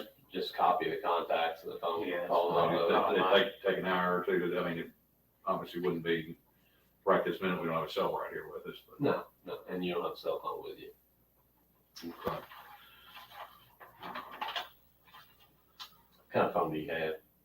iPhone. Is it a 4, 5, 6 plus? I think it's 4 or 5. Got a passcode to it. Mm-hmm. The charger, is it the wider charger or is it the thinner charger? About that wide. That one? Yeah, it's like 5, probably, or 4, 5 and 6 use the hot charger, the heavy one. So probably a 4. But it doesn't have a Thank you, passcode on it. Avery. Going back to the 8th, when you called your brother, when he was up here interviewing, what was the tone of that conversation? Was it just kind of like what we're talking here, real calm, collected? No, I mean, I probably raised my voice a little bit. I mean, I obviously wanted John to know that I I'm called sorry, him, hear you know, about I mean, hear he's about that, right is there, he? right there beside him. I didn't have anything to hide, like I said, I wanted to be sure things were getting done right, and Sure. I mean, he'd been up here for hours and hours, and I wanted him to cooperate and everything, but I wanted him to protect himself also. I mean, if you raised your voice to the point that we could sit there and basically hear word for word on the recording. On the audio recording. I mean, that's how much you raised your voice. I knew I remember hearing him. I knew it. I couldn't remember if I was thinking of something else, but remember how I kept saying, I almost remember that it was like we were sitting here and we could hear almost his words coming out. And I mean, yeah, okay. So I did hear it because I remember hearing something like that, and you could hear him clearly tell him to get up. I mean, that's a little bit more raising your voice. It almost sounded like a shouting match. I mean, I don't really see it that way, but I mean, I wanted him to listen, you know, I mean. So that night after you called your brother and told him to leave, or told him to be careful or take care of himself, et cetera, et cetera. Did you all meet up anywhere? Not that I recall. I don't think we did. Well, you talked about the videos out there at the house on the corner of Pascal Valley. That video does show you and your brother going out there arriving at the same time, right behind each other. We got witnesses that said they remember passing both of you out on 49. One right, he was in front, you were behind him. We didn't make a special trip out there together, if that's what you're getting at. I mean, that's just a coincidence that y'all showed up at the same time to go out there. And then y'all were out there till right at 11:22. You start out and stop down at the end of the drive, back up, and then you all leave out together.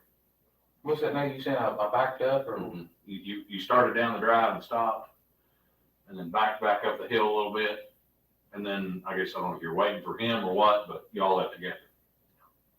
I don't remember that, but well, I mean, we know you arrived together and you left together. We know that. which kind of leads us to the issue with the cruiser here. Okay. We got some issues. Okay. Okay. You're aware that when the cruiser was taken from you, that it was actually taken to the Kentucky State Police Forensic Central Laboratory. That's what I assumed, Chief had done. Okay. So why it's at the lab, they have you ever heard of luminol? You ever been in any kind of criminal investigation classes? All right, you know what luminol is used for? To find blood. Okay. Or other bodily fluids. Okay. So we all excrete bodily fluids, sweat, vomit, anything, saliva, all that is what would fluoresce. Why would your trunk look like a Smurf if they sprayed it? Why would it fluoresce? I mean, it looked like Chernobyl.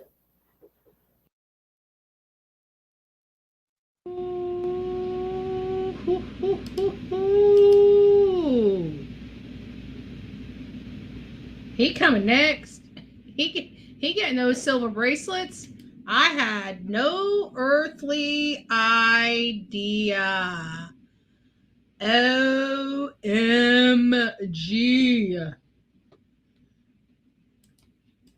There's Smurf. spots in your trunk and that blanket, just lit up like Chernobyl. Why would that? There's not going to be any blood in the trunk. Okay, well, I'm not saying blood. I'm talking about other bodily fluids. I don't have blood. There shouldn't be any bodily fluids in the trunk. There's only one way bodily fluids can get into a trunk. That's if a body's nearby, right? That's what I would assume. Okay. Or Unless a body is near. That's the only way you can get body fluid into a trunk, is if there's a body near. Did he transport the freaking body? Oh my God. And what a perfect cover to boot. Who the hell's pulling over a police cruiser?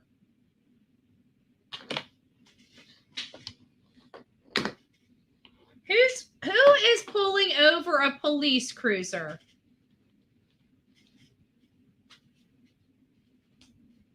Unbelievable.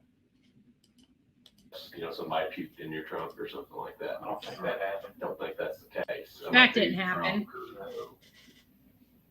So why would that be if that blanket, when they looked at it at the lab? I've got no explanation for that. I don't have, none whatsoever. Nobody has access to that car but you. You drive it. You put the blanket in there. You said that. If there's something on that blanket or in that car, you're the person that has something to do with it, correct? Well, I would assume, but Okay. There shouldn't be there shouldn't be anything in the trunk of the car. I don't know if somebody made that up or what the deal is, but Oh, now they're making it up. Yeah, making stuff up. We don't. That's not what we do. Making Our stuff job up. is to find out what happened. It's not to change the course of events as they happened. It's to find out what happened. So we can't change what happened in that trunk. We can't change that the test showed that there's bodily fluids in that trunk area. What we need to do is we need to find out why that's the case. And you see where we're coming from now. We've got two of you getting there together. You say it's a coincidence. You're leaving together. The next day, your cruiser is found with this, the stuff in the trunk, and it's taken to the lab. It's got bodily fluid in it. Wow. I wish I knew what to tell you guys. You guys just got to test that and let me know when you find out. There's no reason anything should be in the trunk of that car. Did your brother ever call you and say that he'd done something to Crystal? No, he did not. Because here's the case. I'm going to say he lied. That was bullshit. Let's do that again. Bullshit detected. Take precautions. Cases, you're a police officer, we're police officers. Right? We all know how this job works. I don't believe in coincidence after having this job. I don't know if you still do or not. Not much. I don't, because that when somebody is sitting here talking to us and telling us that everything's a coincidence and we have either physical evidence or video or something to prove that that's not the fact, we kind of stop believing in coincidence. Now, that's the case of where we're at right here. There's We stop believing in coincidences, and that's the case right here. Because you, Nick, are... Bullshit level, DEFCON 5. That's why. That's why. There's too much linking you and him leaving when he leaves the police department, going down the road, both arriving together, both leaving together. There is some reason why you all went out to that farm. Now, I'm not a big, fan of amnesia either, because I've heard that 20 or 30 times a week when I'm talking to people. So I don't believe people just lose their memory. I think people forget what they don't want to talk about. Bam. Right? Bam. That's it. He doesn't want to talk about it because he's been here this whole time saying, I don't know. I've never seen my my nephew. I don't know what my brother's girlfriend looks like. We always are out at the farm, but we never talk to each other. We never see each other. Blah, blah, blah, blah, blah, wah, wah, wah. Right? It's unbelievable. Nobody is this forgetful. Like you're talking about, like today's the 15th. She disappeared on the 3rd. Apparently nobody knew about it until the 5th. So we're only talking 10 days here. And this man doesn't remember squat, except the person that purchased his home. They hide those things. And sometimes it's a good person that does that because they're trying to protect their family or they're trying to protect themselves. But you know what? There's also bad people in this world. And those bad people intentionally lie and intentionally use those excuses, to make it harder for the police to find out what really happened because they're deep down, they're just a bad person. Oh, I agree with you 100%. So I don't think that we're dealing with a type of person here that's a bad person. I think we're dealing with somebody like you that's coming forward and trying to be cooperative. But then again, I think you're somebody that would protect your family in a case like this. And if your family told you something, that you would try to protect them to the best of your abilities, especially since you're a police officer. Okay? She's got kids. I mean, He's not just protecting his family. Apparently, he's moving bodies or something equivalent to it because he's got freaking body fluids in his trunk with a blanket he's not supposed to apparently have, that they've been pushing him to say that, yes, that blanket was in my trunk. There is a reason for that. They made sure he said that before he left. He is culpable. He has his hands in something. Is this conspiracy or is this direct, accessory? Or co-defendant, participant. Like, how deep does it go with Nick? Body fluids in his trunk of his cruiser. I mean, there's no way that I would cover this up for him. Okay, well, I mean, But, we also have to take it, we all have family. We know how family bonds run. I mean, family's family. You've got your work family and then you've got your real family. I mean, there's things that the people have done in the name of family that have been in positions that, you would just kind of scratch your head to think, well, why would they do that? But it was all out of love, for the family. Your brothers, you grew up together, you probably rumbled on the ground together, knocking each other's heads off. Yeah. I mean, I've got a brother, that's what we did growing up. We took turns beating the fire out of each other. Yeah. But at the same point, we're at a point here, like you said, coincidences, we can throw them out the window. Not knowing exactly what time you sat down and ate dinner yesterday, that's one thing. Not remembering that you ate dinner at all. That's another. That's a different thing. Yeah. And then you add that on top of the biological evidence that's been located in the trunk. We're not. That's what starts me right there. I mean, I just can't believe that. Well, we're not asking you hard questions here. As far as I'm not asking you, did you pull in at 7:22 p.m. on the other night? No, I'm asking you. Hey, last week on Wednesday, a week from today, do you remember going out to the farm? Do you remember arriving with your brother? Do you remember leaving with your brother? What did you do while you were out there? Those aren't hard questions. And I don't remember that. Okay. I mean, I don't. I mean, is it just such a routine that you go out there and just arrive at the same time? And we both go out there a lot. I mean, it is a place we hang out, quite frequently. Sure. And you've told us.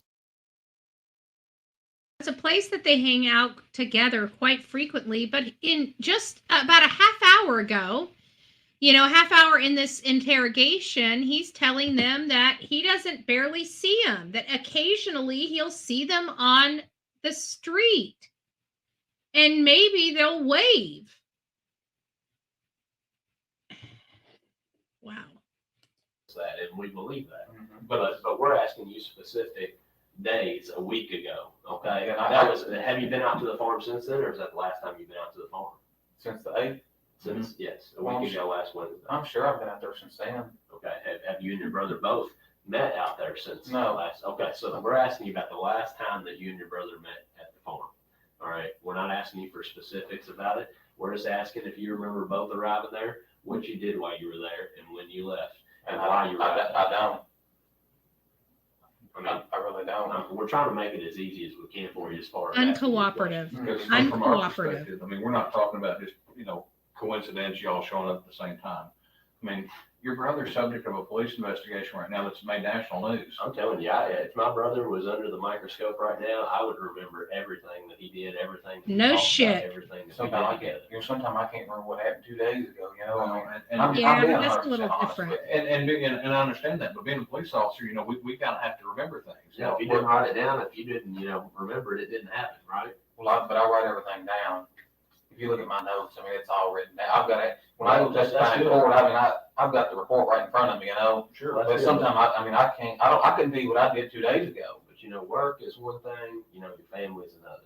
If something happened that was close to my family, if something happened where that I was affected by it, because you're affected by this, whether or not you think you are, Oh, you I are. agree. I mean, you're wrapped up in this. Even if there's no indication of anything else, your name is the same as his, right? I agree with Okay, and you do police work, right? Yes. And this is a police investigation. So there ain't no way you're gonna be able to stay out of this completely, right? No. Okay, so you ought to be thinking in your head, how am I gonna say?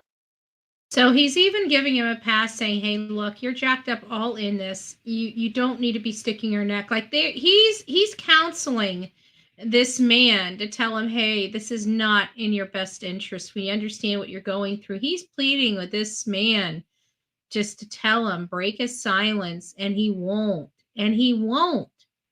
Girl is dead. He's got body fluids in his car, and he's being uncooperative for law enforcement. You know what? Between him and Brooks, it looks like he did it as opposed to Brooks, to be honest with you. Face with the guys I work with. How am I gonna, explain this to my family? How you've got to have those things going through your head. If you're a normal functioning person like we all are, then it's natural for us to feel that way. It's natural for us to be inquisitive, especially as police officers. We always want to know what's going on. We're like the neighborhood watch 24/7, right? Mm-hmm. I mean, that's the way we are. Now, I just can't expect that you would forget all those details, being as you're a police officer and sitting here talking to you and seeing how you interact with people. I just find that very hard to believe. Well, I'm sorry you find it hard to believe. That's the way it is. It's just, that's it. A month ago, I would expect you not to remember something, but a week ago, with all this national media attention and all these questions probably being asked by people out here on the street and all these rumor mills going around, I would expect you to remember that. But at the same time, he hadn't really came to me, You talked on that day, he called you. I'm sure we talked briefly, but like I said, we haven't really discussed anything. Therefore, I don't have a lot of details to give you. But we're not asking you details about necessarily what he did more than details about what you did, with details about you going to the farm and him being there, okay, and you all leaving, hence you being there and you leaving. We would expect, we're just going back to this time, y'all arriving at the farm at 8:11 p.m. I know it's getting to be summertime, but that doesn't leave you a whole lot of daylight for fishing or tooling around, and it gets dark about 9 o'clock. 9:30. So, but you're there till 11, almost 11:30. Yeah, but with all this going on, it's just, like I say, it's just a good way to go out there and get rid of some stress. Well, what did you do to get rid of stress? What did he do to get rid of stress? Y'all shoot some clay pigeons or something, or? No, like I told you before, I'll go out there, I ride the four-wheeler religiously. I'll go to the lake, and like the last hour before it gets dark, that's about the best time to go fishing. Sure. So, I understand y'all's perspective, but you got it wrong. Dig all you can. I know you're doing your job, and I'm not, I don't hold it against you. Do what you need to do. But Is there any reason that her DNA is going to come back in your trunk? Oh, I'm 100% certain it won't. You're dead in the water. No way. What about? Wonder if that ever came back, because I mean this was done in 2015, so I keep wondering if that is or happens to be her biological material. Do we know if they ever received reports or anything back about that? Because I'm curious. I really am. This damn thing won't stay in my ear. It's driving me nuts. Okay. Back over here. On that blanket? No way. Any hairs, fibers? No anything way. like that? No way. Never took anything out of your trunk, is what you're saying? I didn't. So if we had somebody who had seen you do that, seen you take stuff out of your trunk and put it in your neighbor's Just trunk, making stuff up. the coincidence of you all both arriving there at the same time, not having any kind of conversation, can't remember anything that you talked about, anything that you did at the farm, and then leaving at the exact same time. I'm telling you, it was coincidence. I mean, I know it sounds fishy, but that's I mean, the way it is. but I mean, you can appreciate how. Oh, I can. I mean, we're. I mean, this isn't our first rodeo, and I'm sure this isn't your first time dealing with a criminal investigation, so you kind of know what to expect.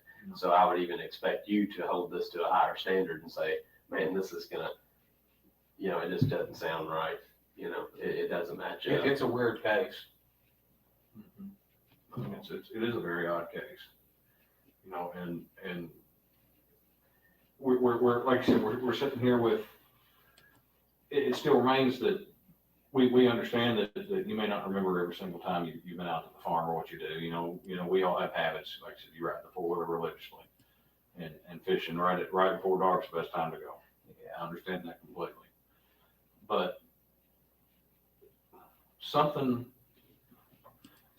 just not adding up here. 1 + 1 always equals 2. And you look at the fact that you call him and you raise your voice to him, like you said, to tell him that he needs to be careful. Well, I'm big brother. I'm gonna kind of, try to protect him. At the same time, I mean, I'm not gonna cover something like this up for him. I'm just not that kind of guy. And furthermore, I mean, there's no way he had anything to do with this. If something has happened to her, it wasn't because of something he did. Again, I know you guys have got a job to do. I mean, do it, but I mean, you. But how does he know? I mean, how does he know? If he wasn't there, he doesn't communicate with him. He barely even knows what the girl looked like. Hardly knows what his nephew looked like. How would he know? That's my question. None of it makes sense. It's not that they're trying to pin something on him. His story doesn't make sense. Wasting time. Well, who else would be responsible for this? I mean, I don't have any names to give you if I did. What do you think? What do you think happened? I mean, she's a nice looking woman. I don't know if she got out there on the Bluegrass Parkway and somebody abducted her. I don't know what happened, but I know Brooks didn't have anything to do with it.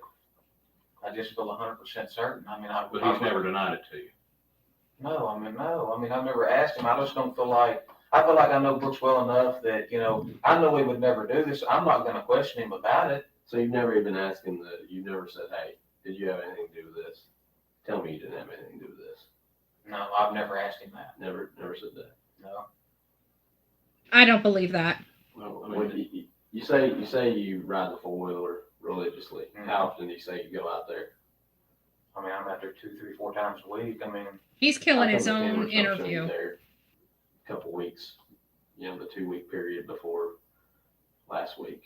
I'm not saying I go there every week, but I'm just saying religiously means every week 2 to 3 times. Yeah, well, I'm just saying on average, I'm probably out there a good. And he can remember that information, but can't remember anything else. Got it. They keep pulling more information out of him that he acts like he doesn't have, that looks damaging, and he just doesn't know how to handle it. He needs to just be honest. And from what I gather, this is the only interview that we've got released. So this is all we got. Good 2, 3, 4 times a week. But you weren't for the 2 weeks before this That last week. That doesn't make sense. I mean, It doesn't make sense. I mean, I don't know what it should be on the camera. You go back and look at the camera, do what you need to do, but I mean, We have. You say there was a 3-week period I've never been out there? 2 weeks before. I don't believe that. Before this last week. I don't believe that. Like since before the 3rd. That's not accurate. But you can remember going out there then, but you can't remember. Well, I just feel like I'm 99% certain that there wouldn't be a 2 or 3 week gap between going out there. I don't necessarily remember going out there, but there's no way that I went 3 weeks without going to the farm. No way. So you say you went out to the farm on the 8th. You and your brother didn't have any contact that you remember. You just went and did your own thing, even though you got there at the same time and left at the same time. Yeah, I mean, I don't remember anything that he said or anything. We just kind of passed and rolled on. He had anybody with him? Not that I recall. Did anybody else see you all both out there other than the camera at the house pulling in? I don't think so. Because you told somebody, I think, at one point that you remember being out there that night and you and Brooks sitting there talking with your mom. I don't remember that. I mean,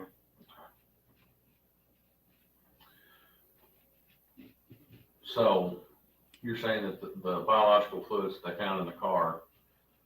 Are you for certain there's biological? 20 more minutes, folks. 20 more minutes. Yes, I'm absolutely certain that they wouldn't cut holes in your trunk liner and take it for further testing if it wasn't biological. When you get that car back and see that car, it's going to have stuff cut out all over it. And that blanket lit up like Chernobyl. That blanket right in the back. There it is. Well, I mean, there it is. That's why they needed that blanket, because the blanket lit up. The blanket lit up the most. So now we're seeing a picture. None of her biological fluids or anything's going to be on that blanket or anything. I don't know where the stuff came from, if it is there, but it's not hers. So you never helped him move a body? I did not. Never helped him move any evidence? Never. Because, I mean, here's what we think happened. We think that your brother is a good guy, and we think that he's probably a pretty good father to that boy. What I find kind of unprofessional, though, is like I can hear the backfeed of people in that police station, and you can hear them giggling and laughing outside of that door while they're interrogating this man. That, to me, is highly unprofessional, and it literally is a freaking pet peeve. I mean, he's probably a pretty good boyfriend to Crystal, but we all have times where something just happens. All right, he probably found out that some other police officer or some other person in the town was cracking Crystal. And that very easily could happen. You know, and that very easily could happen, you know. Somebody maybe around here, I don't know. But we think that that's what happened, and your brother found out about it and confronted Crystal about it, and when he did, you know, he probably tried to maybe do something to her as far as, you know, making her understand that wasn't going to fly with him. You know, that didn't happen. And then after that point, you know, maybe it went just a little bit too far. And when it went just a little bit too far, he couldn't turn back time. And when he couldn't turn back time, who's he going to reach out to? But the one person that he trusts and knows that would help him out, and that would be you.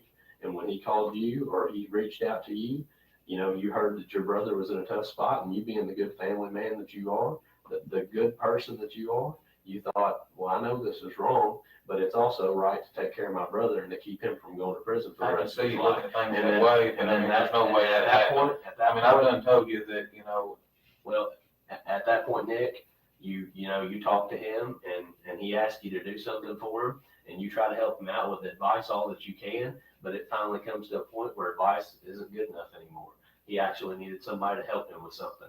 And at that point, Nick, that's when you had to actually do something that you're ashamed of and that you're not proud of, and you blocked it from your memory because you are ashamed of that. And because you're a good person, you actually have feelings, you block that out in your head. And when you block that out in your head, that's why you're having a problem remembering this stuff. But I know, you know, and Detective Vaughn here knows that something like that happened. And that's exactly what we think happened in this situation. I gotta tell you, though, I mean, we talk about childhood trauma, and I use a lot of my personal experiences as, kind of how I garner my experiences on certain things. And we talk about this loss of memory under stressful situations. It does happen. I've seen it with my own eyes. I personally know somebody that went through childhood trauma that can barely even remember what we did when we were 3 years old, or not 3 years old, 10 years old in a major event, So I do have experience of people losing their memories due to trauma. But this, I don't feel like he blocked this out of his mind. I feel like he is just straight obstructing justice. Nick, this is the time and the place. This is our one chance. Now, Nick, if we find out that this stuff comes back in your trunk, or if we find a body, if a hunter finds that body pretty soon, assuming that they do, it's going to be a different game. It's going to be a different ball game at that point. Okay, this right now is the first inning. Once we find that out, that's closer to the ninth. We've got less time to make up ground and change what's on the scoreboard, because the scoreboard is going to be the same as it would be in the ninth inning, as it would be in the top or the bottom. It's not going to be what it was in the first. All right, we can change the score right now, but we can't later. So Nick, this is the only opportunity that we have to sit here and find out if you're the actual honest person that we think that you are. I'm 100% honest. And I don't deny that, Nick, but you're not being honest. He's 100% honest, except about him not knowing anything. Let's with us about this, okay? I've been 100% honest. Okay, and it's obvious you've got plenty of experience. I mean, you guys are squared away, but I can tell you, there's no way it happened the way you said it. It sounds logical. It's very logical, Nick, because that's what happened. But no, it didn't happen that way. It didn't. How would you know? How do you know it didn't happen that way? Nick, you can't remember what happened. Well, he's saying Brooks did it, and I was in on it. I mean, there's no way. Were you there? Were you able to say that Brooks didn't do it? No, but I know him well enough to know that. I know lots of people, okay? I know troopers that I've worked with for my entire career. And guess what? They're not troopers anymore. And I thought I could say that about it. And I thought I could say that. Because you know what? We're all people. No matter what this says, no matter what we go to church and say on Sunday, no matter what that we appear like, everybody's a person. And every person can change in a heartbeat. Amen. Whether they choose to or not. Sometimes things just happen. I think sometimes people go a little too far. I'm an eye for an eye, tooth for tooth type of gal, but Well, Nick, each their own. I don't disagree that. But I do believe people change. Sometimes I believe they change a little too late. But in this, it's me there's personally. been some mistakes made. Otherwise, we wouldn't be sitting here talking to you. Because when I start thinking with this goes out the window. Logic goes out the window. Man, all I can tell you is, I mean, Brooks is a good guy. He didn't have anything to do with this. Obviously, I'm hoping for the best and expecting the worst, because I'm a police officer. I hope she walks in his front door anytime, but at the same time, I mean, she's been gone for a while. She hadn't made contact with the kids. Well, it's national media attention. We know that she's not just out walking around in public somewhere because somebody would have called us. Yeah. All right, it's been all over the news. Or she would have randomly called here and said, "Hey, I'm okay." She wouldn't have any way to get money. She wouldn't have any way to call anybody. Okay, so the assumption of what you're talking about, assuming the worst, I think we can say that's logical to think right now. If she had a flat tire, she would have used her cell phone to call somebody. Her cell phone. Her cell phone. It makes sense. Her cell phone's dead out there. There's nobody calling to ask for help. She didn't call. Now, Crystal's not the type of person, from what I know of her, and I've done a lot of background, she's not the type of person that's going to get out, get the spare tire out, get the jack out, change the tire, and nothing be out there on the scene. But I don't think she would change the tire either. Okay. She called somebody. She would have called somebody. Okay, she would have called. Just to clarify, Brittany, she knows there's 3 arrests in this. I think she's talking about why is this? There is no arrest here. He should be arrested. He should have been arrested years ago, right along with Brooks. I don't know why they couldn't close this case years ago. It still doesn't make sense to me. Called her boyfriend. She would have called her mom. Her mom, dad. She would have called the police. Called 911. I don't know. Maybe even would have called you. I don't know. But she would have called somebody. And she didn't do that. And she didn't do that. You know as well as we do, bluegrass is not very heavily traveled at that time of night. After 10 o'clock, you might see a car every minute or two.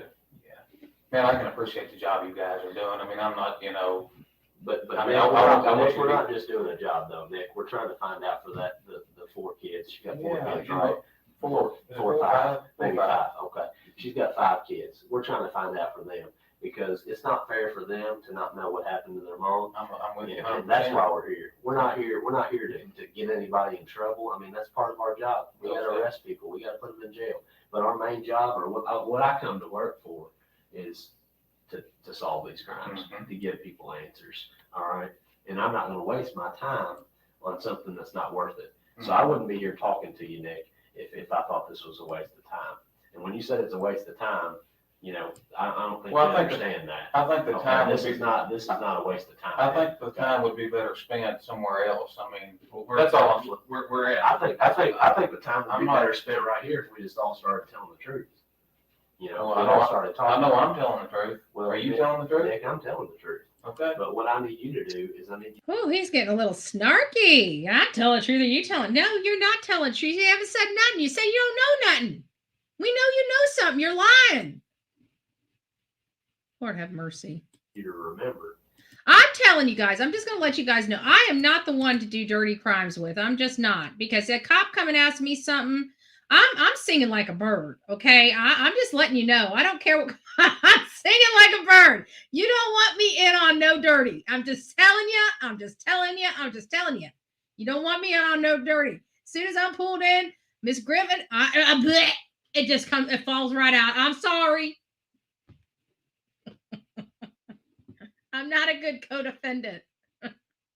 I don't know how to keep my mouth shut. Those things that you say that you can't remember.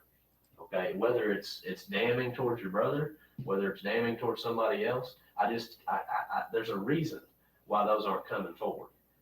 Okay, there's a reason. There is a reason. You know what it is? Well, if you can't remember it, I mean, that's it. That's not a very good reason. Well, you know that. You know that in your heart. You know that's. It may not be a good reason, but it's the truth. Well, it's not a good reason. Okay. And we're thinking of reason and logic in this room. You've already mentioned it twice. Yes, that's logical. Yes, that makes sense. Mm-hmm. All right, those are the kind of things that we use as investigators, right? Yeah. All right. And then you added the addition, the dog indicating on your car. Let's take it to the lab, and biological fluids are found in the trunk of your car where there shouldn't be anything. There shouldn't be. There's not going to be. There not shouldn't be. There's not going to Well, be. there is. I mean, there's no disputing that there is biological fluid in the trunk of your car. The dog wouldn't have hit on the quarter panel on the trunk if there wouldn't have been something in there. We wouldn't have sent it to the lab if the dog didn't hit on it. The lab wouldn't have tested and sprayed luminol and it came back looking like a Smurf if there wasn't something there. Damn. If just the dog hit on it, maybe the dog had something up its nose that day, okay? But when you take it and you put it and you spray it at the lab, that's two different things that are verified there's something And in the there. guy that had the car before you was a meat freak. I mean, Yeah. it was probably spotless when you got it, Yeah. wasn't it? But I mean, the other thing you got, when speaking about logic, I mean, who would do this on a city maintained cruiser? Well, I mean, who would do that? What better way to go undetected? I disagree, man.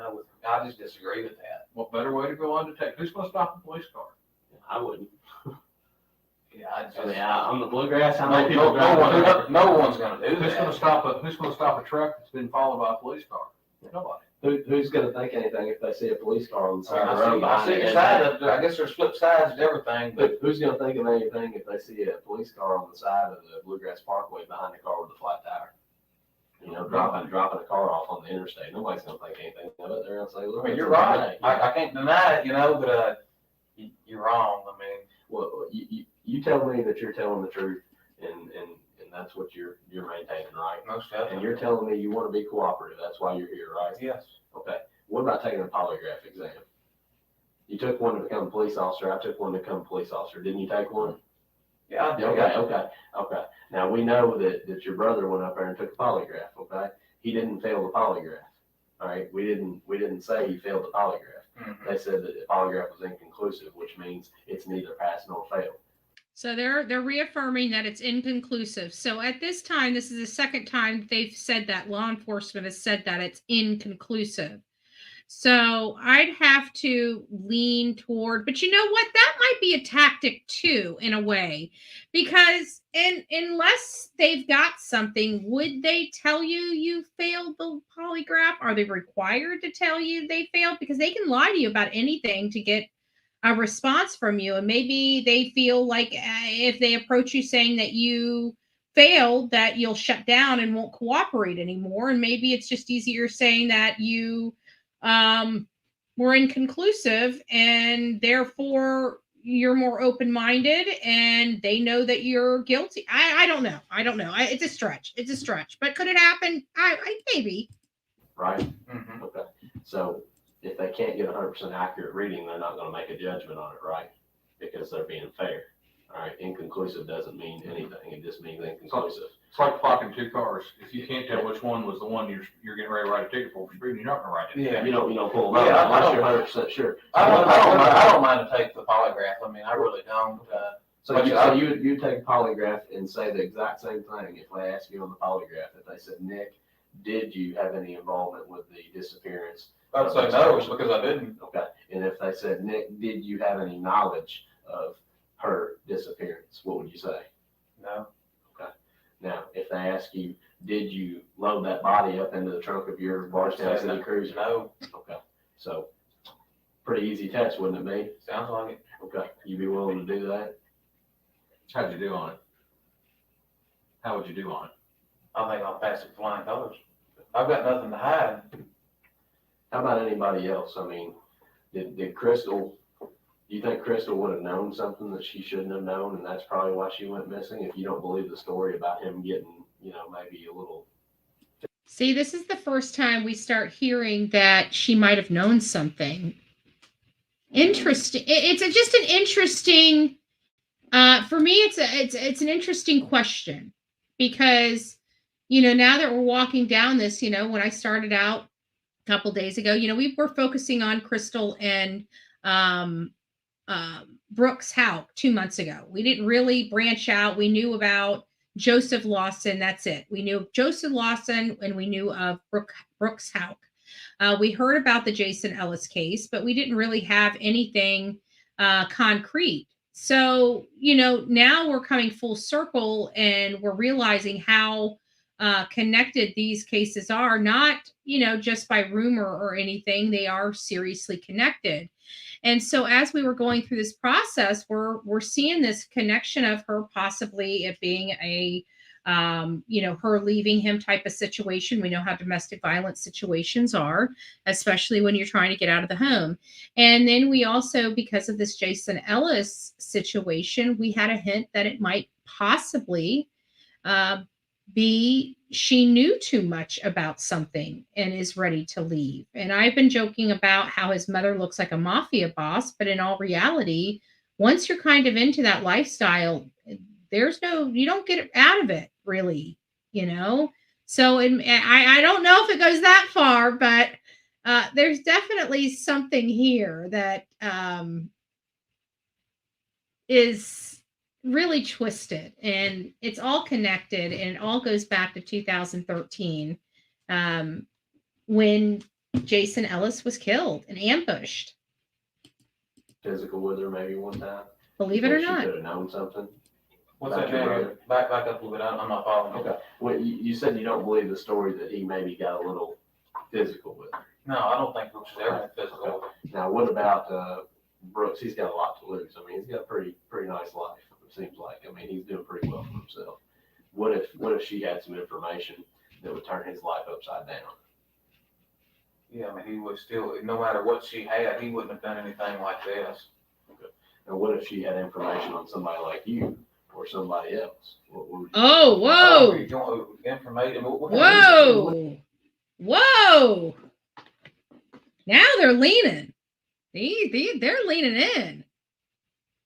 They're leaning in. What if she knew something about you that you didn't want anybody else in the world to know? Like killing another officer?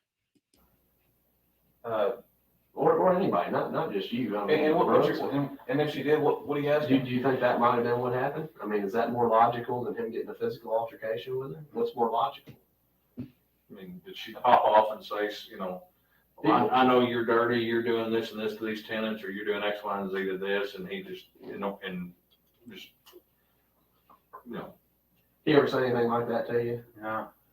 He never mentioned anything about her making stuff up about it? No. Telling her friends anything? So obviously we've gone down that. It's not a logical explanation in your mind. I don't think so. And what, like him, I agree. I think what happened is it was something heat of the moment. We all get in the heat of the moment, and shit happens. Mm-hmm. Shit happens that we can't take back, that we wish we could. Yeah, I mean, I just, I know nothing like that happened, and I mean, you guys are kind of going over the same stuff. I mean, if I could help you in any way with the investigation, I would. I mean, I'm just that kind of guy. She's got kids. There's no way that I could deal with something like that and just cover it up. What about Brooks? What about him? What about him? Is he that type of person, or is he I think a person that could? I mean, everybody's different. There's no way he could do something like that. He's not capable of it. Would he be capable of asking somebody else to do something like that?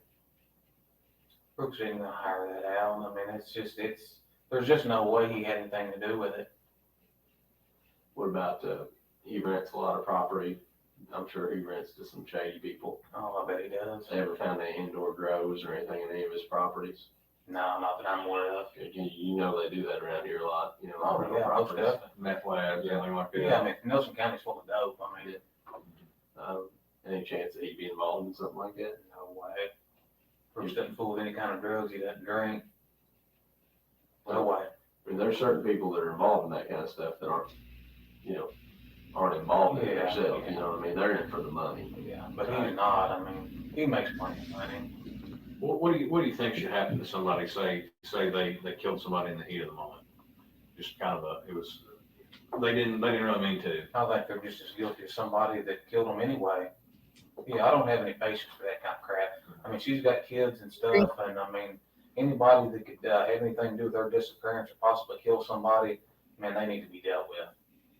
What about somebody that comes in after the fact that didn't have anything to do with the killing or the disappearance? And I think they're just as guilty. Do you think any of them should be given a second chance? All right. So this is what we're going to do. I don't know about you, but I want to stay to the end, and I got to take a bathroom break. And so I have to take these out, and I want to hear what he has to say, because it's getting, I feel them leaning in. So if everybody gets up right now, it's time for a potty break. Take a potty break. We're going to be back here in like 30 seconds, because that's as long as it takes. Okay. So chop, chop. Oh, let me mute.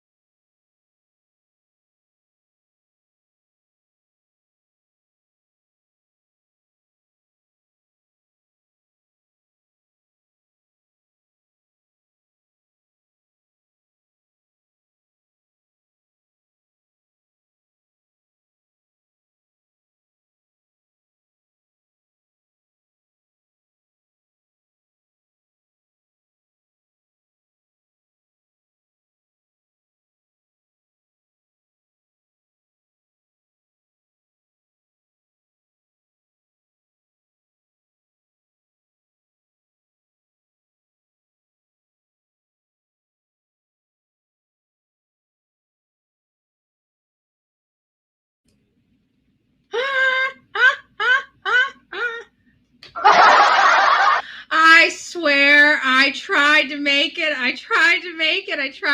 I'm like, there's no way. I have got to stop. Like, we literally have 5 more minutes left of the video, but then we still have to chat. There's no way I'd have made it. Okay. I'm sorry. Take me out. Oh, okay. Great. Thank you so much. I appreciate it, Brittany. Thank you. Give me just a second and we'll try to pull those up. Well, I won't pull those up online, obviously. I won't, your emails and stuff like that, but I'll pull it up real quick and check it. I'm a pretty conservative guy, on a lot of issues, and I mean, man, anybody can do anything like that. Oh, sorry. Here on Earth. You guys didn't see that. So if Brooks did do this, You feel the same way? Most definitely. If Brooks did it, he'd be dead to you. Yeah, I mean, I wouldn't have another thing to do with him.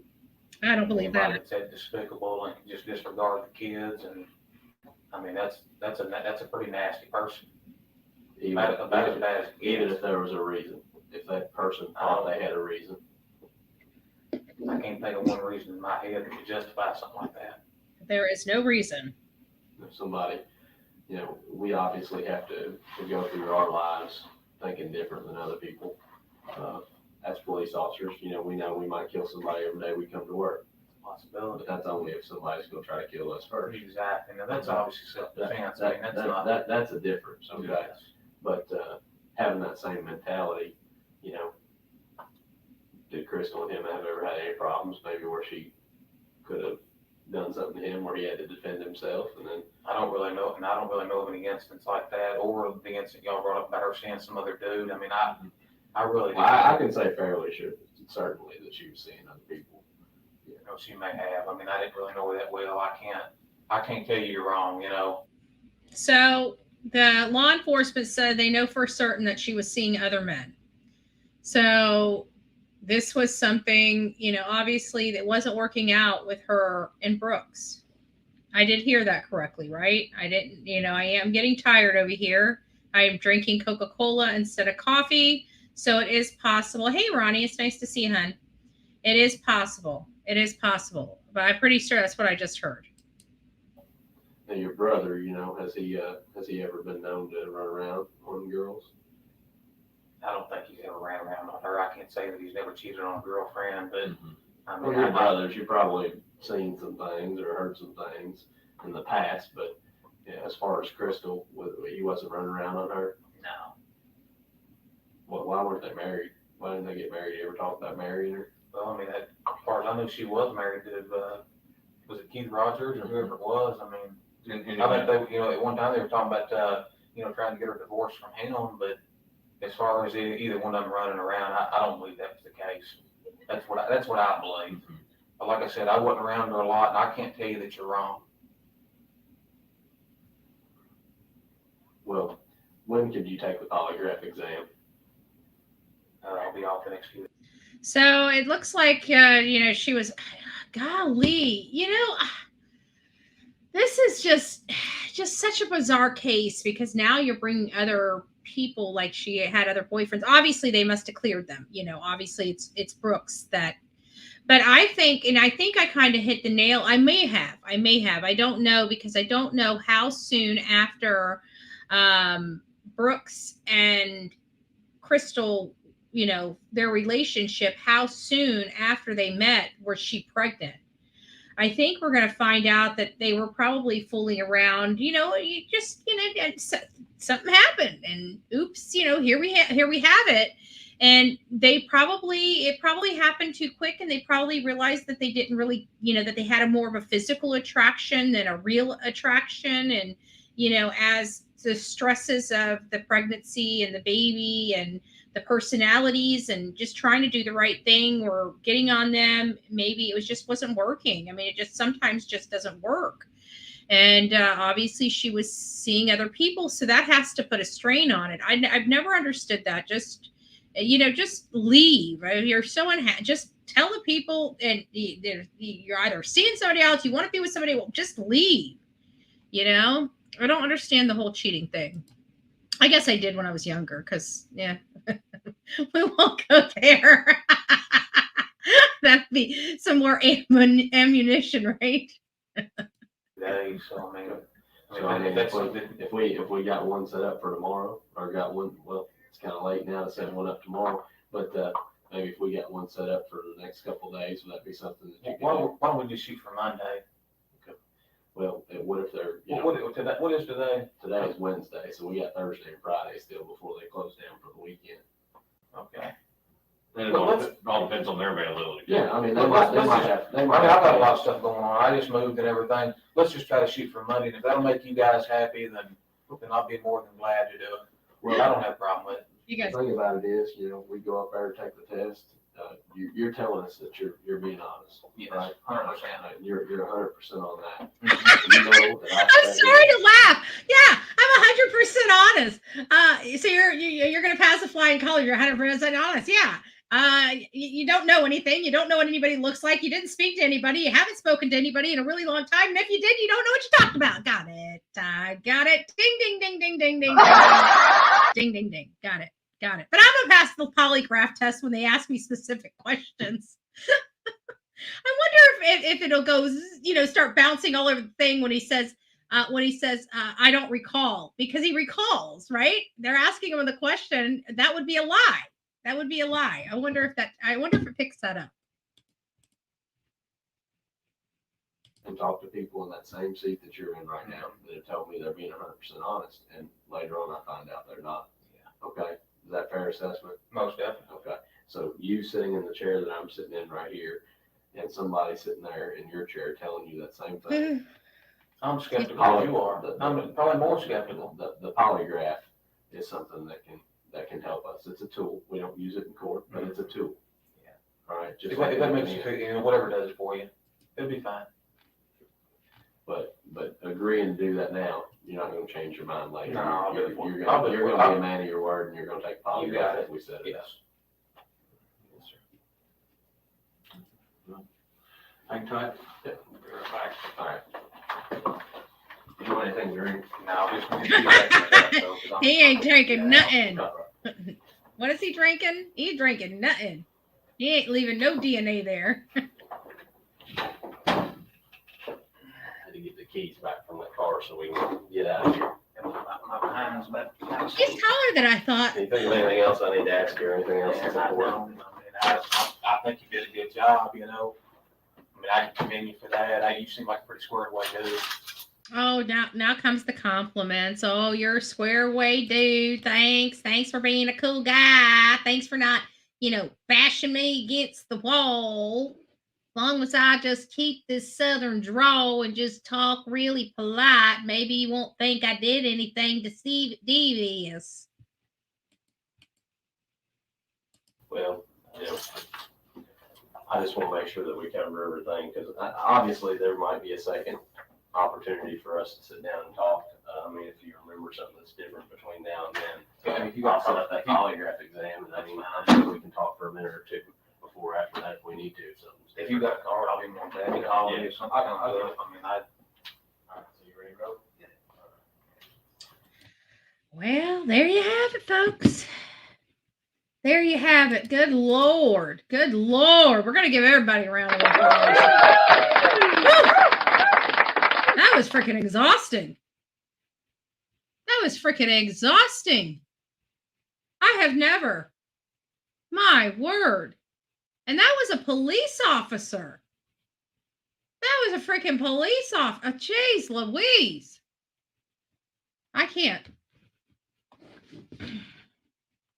I have a little southern draw from the, my acas, the acas. I got the acas. You know what I'm saying? I got a little bit of this and a little bit of that. Yes, thank you. I did get the emails. I couldn't obviously play them while we're live here, but I will go back and watch those. Thank you. What else do we have? Joseph Lawson. That's the phone call. We heard that earlier. I'm trying to see if there's anything else. You know what? If there is anything else, it's just going to have to wait until tomorrow.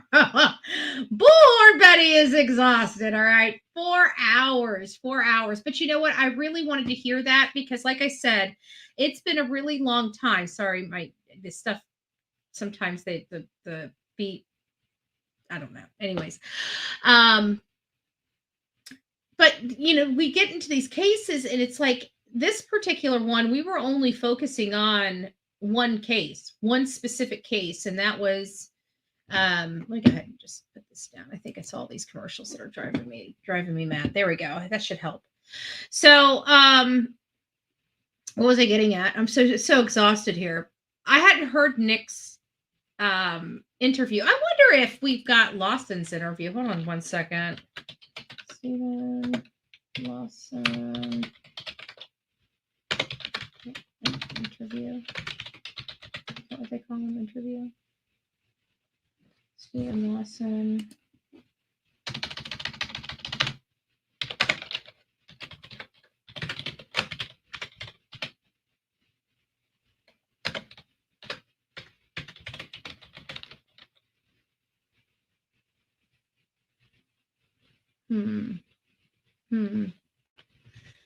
No, I guess not. I'm trying to find out if it's possible that I don't know. Anyways, it's gonna have to wait until tomorrow because I think my brain's checked out. I'm exhausted. I'm absolutely utterly tired. We've been on here for 4 hours and 20 minutes, but I have not seen that interview before because, like I said, we were focusing on Crystal Roger and Brooks Houck and Joseph Lawson. Those are the only 3 characters that we've discussed in this case. And so now we've went back and we've looked at the case related to Jason Ellis. It's Jason Ellis, right? Yeah, Jason Ellis case.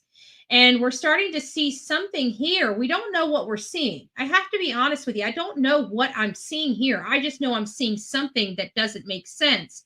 And we know it has to go back to the Houcks. Why? I don't know. We need to be looking into, obviously, Jason had a wife and had children. So, and his wife seemed really genuine and sweet, and their kids were young, so they were still in that young love phase. So I'm not sure if Jason really had the demeanor or the integrity to step out of his marriage. Is it possible? I mean, of course it is. It's possible for anybody. I mean, it's a trust thing, but it just doesn't seem probable with his character because he was an outstanding officer. He was doing a lot of stuff. You kind of saw this genuineness of his wife. It just, it seemed like they were, it just seemed highly unlikely. So it kind of removes that love triangle for me even more. Not that it doesn't exist. Maybe he was, maybe Jason Ellis was, playing around with either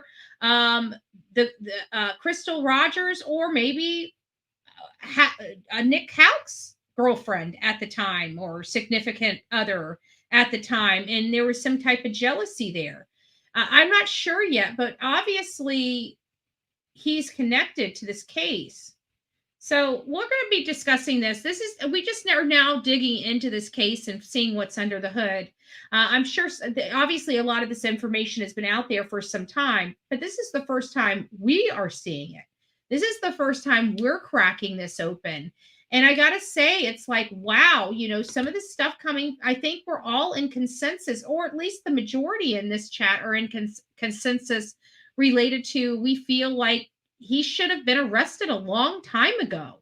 And so should his family members. And clearly, it does appear that Nick is more involved than we knew 2 months ago for us ourselves, right? There's just something with mom. There's something with mom, but we need to still keep looking into it. Lawson was incarcerated at the time of his interview. He'd had nothing to lose. Okay, Officer Ellis was a type of officer that would actually help turn your life around from what I hear. Yeah, so that's the kind of, Officer Ellis seems like a really upstanding dude. I just don't see him stepping out on his wife. I looked at his wife's face and listened to her words. I mean, just for that, I'm sorry, I judge people.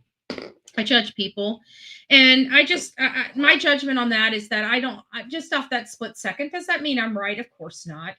But for my split second, my truth, my opinion, right? I don't see him stepping out on his wife. It just doesn't bode with his character. It just doesn't from everything we know. Does that mean he doesn't have a secret life? No, it does not.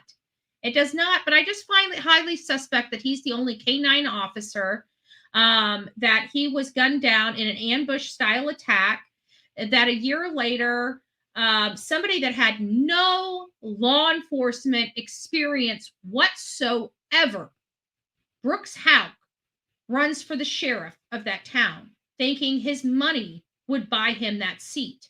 Thank God it did not, because good Lord, the whole Ellis case would have nothing. They would have destroyed everything. And I mean everything.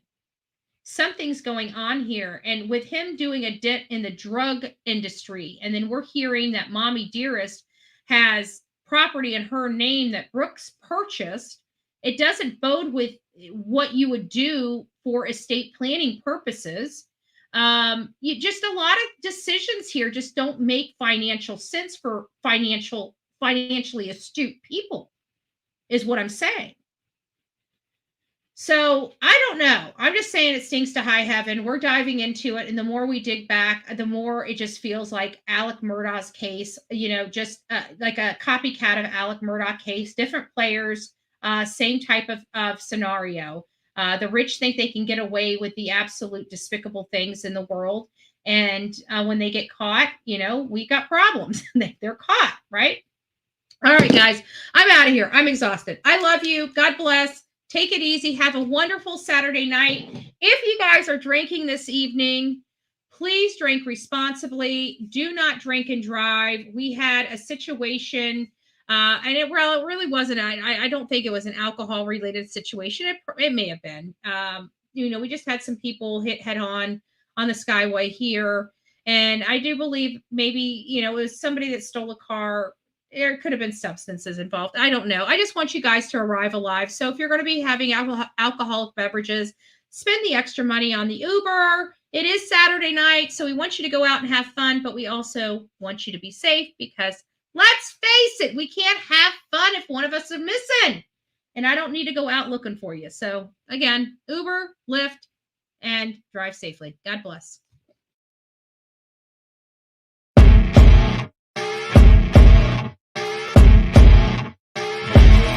As you wake up in the morning, you want to find the latest, greatest information about criminal cases and have an intuitive conversation about the suspects associated with these cases.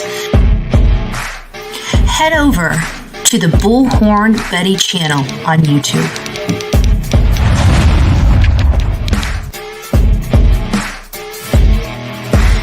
Breaking news right here on the Bullhorn Betty channel. Welcome to the Bullhorn Betty Coffee Club. Enjoy your stay and enjoy your day.